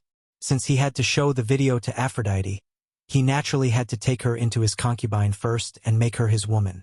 At the thought of his beautiful boss actually nodding her head in acquiescence, and Aphrodite's looks that resembled Angelina Jolie's, as well as her voluptuous figure, Li Wangyu, who had just entered sage mode, felt his lower abdomen heat up.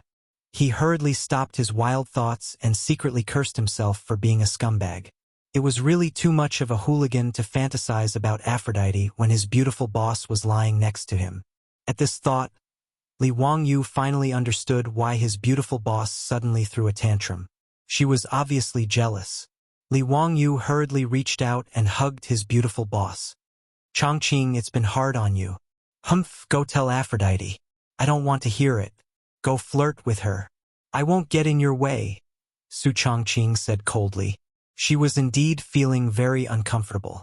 Although she was mentally prepared for this to happen sooner or later, as a modern woman, she still felt very stifled.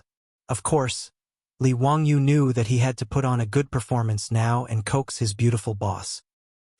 Chongqing, what are you talking about? Only children flirt with each other. In the adult world, we flirt with each other. His words made Su Chongqing, who was sulking, burst into laughter. She turned around and pushed Li Wangyu away. Bah, shameless. Who's flirting with you? Li Wangyu directly hugged the beauty in his arms and blocked her words with his mouth as his hands skillfully climbed up. At a time like this, even a fool would know that it was useless to say anything. It was better to speak with actions. Half an hour later, Li Wangyu collapsed on the bed, panting heavily. He was so tired that he didn't even want to move his toes. This second time was indeed not something a human could do. Those 7 times in one night were all F***king bullsh***t. Sure enough, monogamy in the modern world was what protected men. Li Wangyu stared at the ceiling in silence, wondering if his small body could take it if he took that vixen Aphrodite as his wife. Damn it, don't tell me that after transmigrating to the Tang dynasty, I'll be tortured to death after just a few days of living a carefree life, right? If that really happened, wouldn't he cry himself to death? Li Wangyu felt that he had to make a trip to the Xianwei temple as soon as possible and find old immortal Sun to prescribe some medicine to nurse his body. It would be best if he could learn from Sun Simiao's method of nourishing his body. He didn't want to live a long life, but he couldn't die young either. Having finally realized the importance of his body, Li Wangyu didn't dare to continue like this. After all, the body was the capital of revolution. For the sake of a better future, he still had to control himself. He didn't dare to take Aphrodite into his room right away. Instead, he obediently ran to the valley where the Jade Star Palace was located every day to study the crafting of crossbows and holy armor. 10 days passed in the blink of an eye. It was the day that he had agreed to go hunting with the fops. Chapter 758. Northwest of Chang'an was the Imperial Forbidden Park. The Forbidden Park was north of the Wei River, south of the Imperial City, and east of the Chan River and Ba River. The Forbidden Park was 27 li from east to west and 23 li from north to south. The Forbidden Park was surrounded by walls, with 2 gates on the east and west and 3 gates on the north and south. This was the place where the imperial family of the Tang dynasty and the nobles played and hunted. Li Wangyu made a bet with the Silk Pants and decided to meet in the Imperial Forbidden Park. When Li Wangyu rushed to the Forbidden Park in his hunting attire, the playboys were already waiting there. Ziyu, we've been waiting for you for a while. Let's make it clear first, if you lose the bet today, you can't go back on your word. Hee, you're just a nurse from the Union Medical Hospital, so we won't be polite. Chang Chumo laughed when he saw Li Wangyu. This guy's injury was completely healed. With his physical fitness, that little injury was nothing. Fang Yai also laughed and said, Brother Chumo's words are reasonable. If Ziyu can't hunt with your own hands today, then don't blame us for not being polite. Li Wangyu's face darkened. F*CK. This group of hooligans, I curse them to die early. He was too lazy to pay attention to this group of shameless people. After all, he would definitely not lose today's hunt. Li Wangyu was secretly happy when he thought of winning the bet and seeing Chang Chumo and Fang Yai's dumbfounded faces. Let these bastards laugh. The happier they laugh now, the more they will cry later. Chai Lingwu looked at Li Wangyu and Niu Wu behind him and asked curiously, Ziyu, where's your hunting crossbow? Why don't I see it? Hearing his words, the foppish lords noticed that Li Wang didn't have a crossbow on his back, only a strange-looking wooden stick. It looked like a crossbow, but it didn't have a crossbow arm or a bowstring. As for Niu Wu and the dozen or so troops, except for the shi at their waist, each of them carried a large wooden box, but there was no crossbow. Looking at the size of the wooden box, there was no way it could fit a crossbow. How could he hunt without a crossbow? Fang Yai was stunned for a moment before he clapped his hands and laughed. Zio, you admit defeat so easily. Knowing that you can't win, you didn't even bring your crossbow. Haha. Don't worry. Big Brother will hunt a few more game today and send them to your residence later. As for the nurses in the hospital, I will gladly accept them. Zio is indeed smart and knows your place. That way, you won't show any signs of cowardice and be mocked by us. Seeing that you're so tactful, we won't laugh at you today. Ziyu, what are your troops carrying? Is it cooking utensils? It must be the cooking utensils. Zio, you're so thoughtful. Haha, now that we've caught some prey, we can immediately slaughter it and have a picnic in the Forbidden Garden. That's quite interesting. Li Wangyu couldn't help but smirk as the foppish young masters talked. The large wooden box on the backs of Niu Wu and the others was naturally not the cooking utensils, but the 13 sets of armor that Yen Libin had ordered the supervising craftsman to make. Li Wangyu was also very playful in his cosplay. Not only did he make the holy garment, he even found the craftsman to make the box to hold the holy garment out of wood. The reason why he had Niu Wu and the others bring it here today was naturally because he planned to force the foppish young masters to wear the holy garment and swagger back to Chang'an city after the hunt. As for the composite crossbow that he had ordered Yen Libin to make, it was also successfully made. The wooden stick on his back that looked strange to the foppish young masters was the body of the composite crossbow. As for the crossbow arm and string, because they were made of fine steel, they were easy to disassemble. At the moment, they were still in the wooden box on Niu Wu's back and had not been taken out for assembly. It was normal that the foppish young masters couldn't recognize the crossbow on his back. After all, he had copied the design of the composite crossbow in the future. The crossbow looked more like a sniper rifle in the future. Of course, Chang Chumo and the others couldn't recognize what it was. Li Wangyu chuckled. Just as he was about to show off his divine weapon, he heard the sound of hooves coming from not far away. Looking up, he saw a large group of knights galloping in their direction. Because of the distance, Li Wangyu couldn't see clearly who was coming. He couldn't help but frown and ask, "Brothers, who else wants to come to the Forbidden Garden to hunt today?" The Forbidden Garden of the imperial family of the Tang dynasty was not only accessible to the royal family, but it had to be at least a duke or a first or second-class big shot in the imperial court. Even the aristocratic families, including the 5 surnames and 7 nobles, couldn't enter to hunt without the permission of Pai Lupi. If they were serious, Li Wangyu and the foppish young masters were also not qualified to enter the Forbidden Garden to hunt. But how could the imperial guards guarding the Forbidden Garden be so blind? Naturally, they didn't dare to make things difficult for them. Letting them enter the Forbidden Garden to hunt was not a big deal. Chang Chumo and the others looked at each other and shook their heads. Today is not a holiday. Why would anyone come to the Forbidden Garden to hunt? And at this time, the imperial court hasn't ended yet. There shouldn't be anyone coming to the Forbidden Garden. Everyone was confused. Seeing that the group of people was coming quickly, they simply stopped and wanted to see what was going on. But when they saw the group of people, Li Wangyu and the foppish young master's faces darkened. Damn, this didn't make sense? Today wasn't a break, and looking at the color of the sky, it should be the time for the regular court. Why would Li Er lead Chang Yaojin, Qin Qiong, Yuqi Jingda, these big shots to appear in the Forbidden Garden? Could it be that Pai Lupi took the lead to skip work? Li Wang, you couldn't help but think of this ridiculous idea. And Chang Chumo, Yuqi Baolin, and the others suddenly saw their lord and the sage appear together. They felt that something was wrong. Could it be that they came to the Forbidden Garden to hunt today and cause some trouble? Looking at the posture of Pai Lupi and the others, it was obvious that they were coming straight for them. Li Wangyu and the foppish young masters didn't have time to think. They hurriedly dismounted and bowed to Pai Lupi and the other big shots. Greetings to Uncle.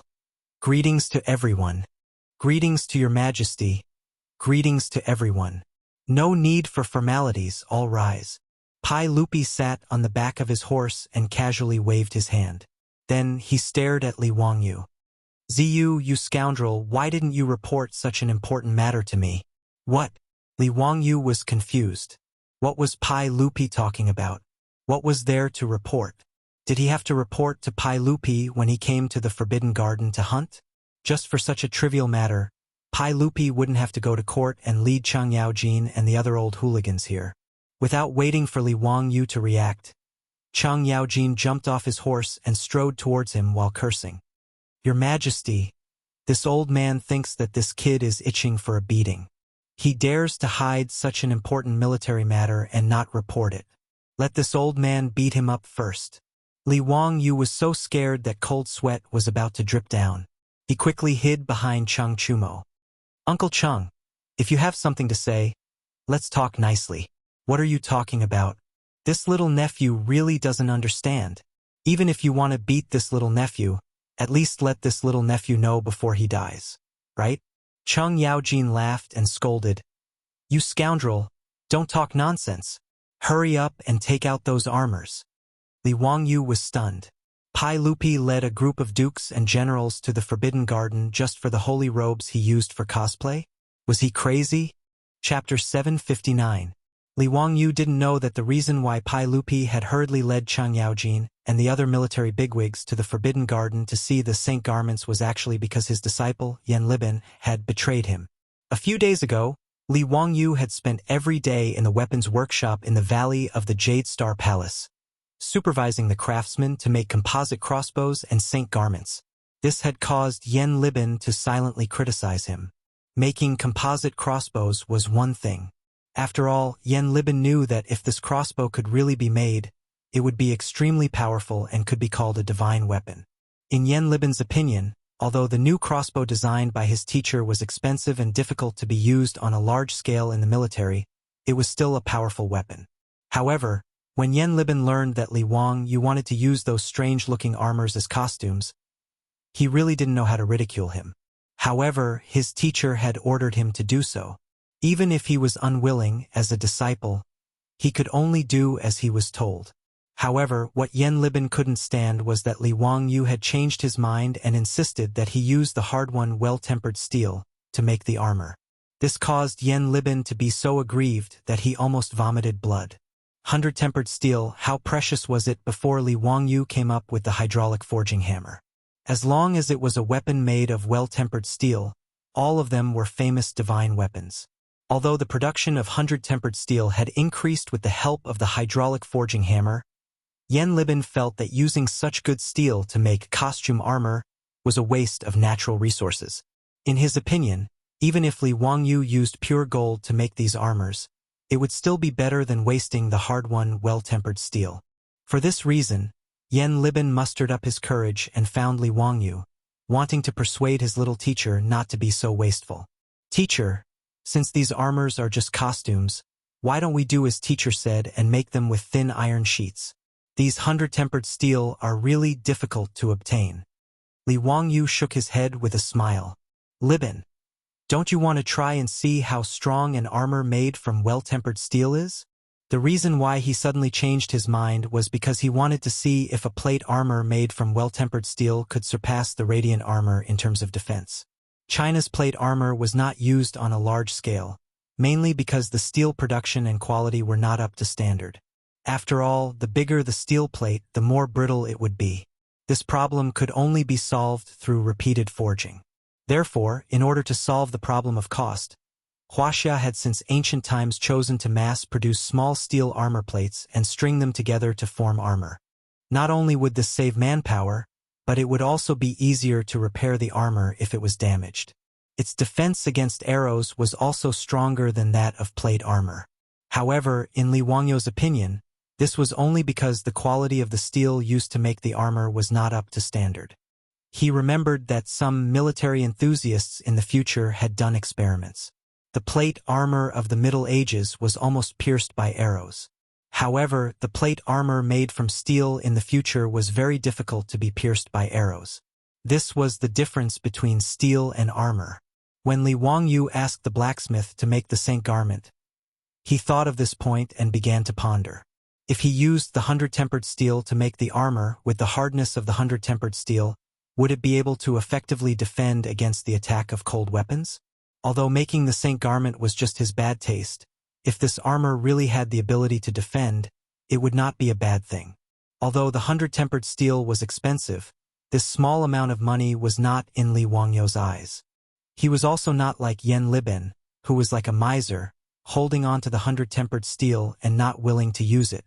In his opinion, the so-called 100-tempered steel was just the result of the blacksmith repeatedly folding, forging, heating, carburizing, and forging to increase the toughness of the steel. With the hydraulic forging hammer forging 24/7, Li Wangyou did not think that the 100-tempered steel was rare. Yan Liben did not know how to respond to Li Wangyou's words. Using the 100-tempered steel to make armor? In his opinion, this was as extravagant as comparing the wealth of the West Jin dynasty's Shechong and Wang Kai. Teacher, if this 100-tempered steel is used to make weapons, it will naturally be successful, but if it is used to make armor, it may not be comparable to the standard armor in the military. I feel that it is better not to waste it like this. Li Wangyou did not know whether to laugh or cry at Yan Liben's miser personality. Wasn't it just some 100-tempered steel? How big of a deal was it? A set of armor only used 40 to 50 caddies of steel, and 13 sets of Saint garments only used 400 to 500 caddies of material. This guy looked as if he wanted to kill him. However, Li Wangyou really did not know how strong the defense of the armor would be if it was made of 100-tempered steel. Since Yan Liben was so reluctant, then let's try an experiment. Liben, what you said makes sense. In that case, let's do an experiment and see how strong the defense of this 100-tempered steel is. Experiment? Yan Liben was puzzled. Li Wangyou nodded matter-of-factly. Let the craftsman use the 100-tempered steel to make an armor. We will know once we try it. Yes, I understand. I will do it now. Yan Liben wanted to persuade him, but seeing Li Wangyou's insistence, he could only nod and agree helplessly. With the help of the hydraulic forging hammer, an armor the size of a breastplate was quickly made. Li Wangyou looked at the armor. It was only about 1 millimeter thick and did not feel heavy when he held it in his hand. When he watched TV shows in his past life, he always had the misconception that ancient armor was very heavy. In fact, this was not the case. Most of the armor unearthed in his past life were between 1 to 3 millimeters thick. If it was any thicker, the armor would be too heavy to wear in battle. The heavy armor of the European knights looked like tin cans, but it was only 40 to 50 caddies. Most of them were between 1.5 to 2 millimeters thick. However, it was obvious that the quality of the steel used in the armor of the European knights could not be compared to the 100-tempered steel in front of him. Because of the repeated folding and hammering, the breastplate made of 100-tempered steel had fine lines formed by the hammering. The lines on the famous Damascus knife in his past life were also like this. They were all formed by the repeated hammering of steel. Yan Liben stroked the newly forged armor with a reluctant look on his face. Li Wangyou felt as if his teeth were about to fall off. All right, don't be so stingy. Hurry up and find an archery target to fix the armor plate. I'll let Niu Wu shoot a few arrows to see the effect. Li Wangyu shouted in annoyance. Lang Jun, this breastplate will definitely not be able to block my arrows. Niu Wu walked forward and knocked on the armor with his knuckles and said disdainfully. Niu Wu's bow was a two-pickle bow. Against the standard armor of the Great Tang, even the highest quality Mingguang armor within 100 paces, it would be pierced through by an arrow. There was no doubt about this. Li Wangyu was also a little uncertain. Could this 100-tempered steel plate really be able to block an arrow? Many people in his past life had a misconception that the penetrative power of a bullet was definitely stronger than that of a bow. After all, with the advent of firearms had eliminated cold weapons such as bows and arrows. However, Li Wangyu knew that this was not the case. He had seen a video on a military forum. The video was about a test conducted by the U.S. military in 1961. The target of the test was a 30-centimeter thick wooden box filled with sand. In order to test the penetration depth of the bullet, 2 partitions were used to divide the sand into 3 layers. After that, the military used M1 Garand rifles, M1 carbines, and M1911 pistols to shoot at the wooden box. The result of the test was that the M1 Garand rifle, which had the strongest penetrative power, only pierced through 2 partitions. It did not penetrate the entire sandbox. The M1 carbine rifle only pierced through 1 partition. As for the pistols, they did not even penetrate the first partition. They were blocked by the sand. After that, the bow and arrow, which had a pull force of about 50 pounds, directly penetrated the entire sandbox. It should be known that a bow and arrow of about 50 pounds was only equivalent to a 1-pickle-strong bow in the Tang dynasty. Chapter 760. Li Wangyu also knew that it was not that the power of a bow and arrow was greater than that of a bullet, but the penetrative power of a bow and arrow. Especially for targets like sand, the resistance of an arrow was much lower than that of a bullet. However, when facing a hard target, the penetrative power of a bow and arrow was far inferior to that of a bullet. At the very least, when facing a target like a brick wall, a bullet could easily penetrate it. For a bow and arrow to be able to penetrate it was already very powerful. As for a steel plate, if it was thick enough, a bow and arrow would not be able to penetrate it. However, due to the limitations of the human body's ability to carry weight, the armor could only be made as light as possible. Otherwise, if a set of armor that weighed 100 or 200 jin was made, although a bow and arrow could defend against it, no one had the ability to wear such heavy armor in battle. Li Wangyu now only hoped that the armor made of well-tempered steel would be tough enough. After all, compared to ordinary steel, well-tempered steel that was repeatedly forged was far stronger. As for the specific effects, he would only know after trying it out. However, Li Wangyu could at least be sure that the armor in front of him was not like the standard armor of the Tang dynasty, which could be easily penetrated by arrows. In response to Niu Wu's words, Li Wangyu only smiled and said, "Niu Wu, this is an armor made of well-tempered steel. It is not certain whether your bow and arrow can penetrate it." Niu Wu did not believe him. He took down the bow on his back and pulled the bowstring. The sound of the bow tearing through the air could be heard. Lang Jun, in the past at Yanmen Pass, the arrows in my hand pierced through the armor of many Turkic cavalry. I am not bragging, but with this thickness of armor, my two-sure bow can definitely penetrate it within 100 steps. Yan Liban also nodded and said, "Teacher, Niu Wu is right. With a two-sure bow and an armor-piercing arrow, I estimate that the armor will not be able to block it within 100 steps. Then let's give it a try." Li Wangyu shrugged and was too lazy to say more. After the armor was fixed on the target, everyone retreated. 100 steps, 150 meters. In Li Wangyu's sight, the armor fixed on the target was only the size of a fingernail. Without another word, Niu Wu knocked an arrow on his bow. With a whoosh, the arrow flew towards the target. In order to test the defensive power of the armor, Yan Liban had someone send Niu Wu an armor-piercing arrow specially used by the army. This type of arrow was specially made to break through the enemy's armor, and its penetrative power was extremely strong. The arrowhead of an armor-piercing arrow was more slender than an ordinary cone-shaped arrow. It was in the shape of a cross blade, so it had very little resistance when piercing through armor. Coupled with a powerful crossbow, it could easily pierce through armor. In a battle formation, if it was used against infantrymen who were not wearing thick armor, it could even pierce through 3 people with 1 arrow. In the next moment, a crisp sound was heard. It was the sound of the armor-piercing arrow hitting the iron armor. In Niu Wu's imagination, his arrows should be able to pierce through the armor and even the target behind it. However, something that surprised him happened. After the armor-piercing arrow accurately hit the iron armor, not only did it not penetrate it, it even bounced off after a crisp sound. Yan Libin was also stunned. He asked in disbelief, "It bounced off? It didn't penetrate? How was this possible?" Niu Wu is using a 2-pickle bow. Niu Wu's old face also turned red. Perhaps the arrow just now was too sharp. Let me shoot another arrow. Without waiting for Li Wangyu to speak, Niu Wu knocked another arrow on his bow. This time, the bow was pulled into a full moon, and the armor-piercing arrow left the bowstring even faster. Li Wangyu could almost hear the sound of the arrow piercing through the air. The inconceivable happened again. With a clang, the armor-piercing arrow was once again bounced off by the iron armor. Niu Wu's gaze was somewhat sluggish. He put down the bow and turned to look at Yan Libin, who was also stupefied. He then looked at his Lang Jun, unable to understand what had happened. Whether it was the armor-piercing arrow or the power of the bow in his hand, Niu Wu was very clear about it.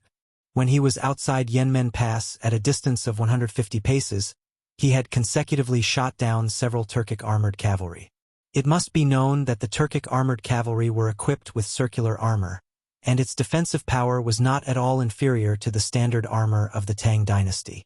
But even so, at a distance of 150 paces, the most elite armored cavalry of the Turkic people still could not block Niu Wu's 2-pickle bow and armor-piercing arrow. But today he had really seen a ghost. At a distance of only 100 paces, 2 arrows in a row were unable to penetrate the iron armor. Seeing that he really could not penetrate the iron armor at a distance of 100 paces, Niu Wu did not believe in heresy. He walked a few steps toward the target and knocked another arrow on his bow. With a clang, the armor-piercing arrow was once again bounced off. Niu Wu continued to shorten the distance between him and the iron armor. 90 paces, 80 paces, 70 paces, until he was 50 paces away. Finally, the armor-piercing arrow was no longer bounced off the iron armor. Instead, it pierced into the iron armor, causing the arrow feathers to tremble. Niu Wu put down the bow and wiped the sweat off his forehead. Even for someone as strong as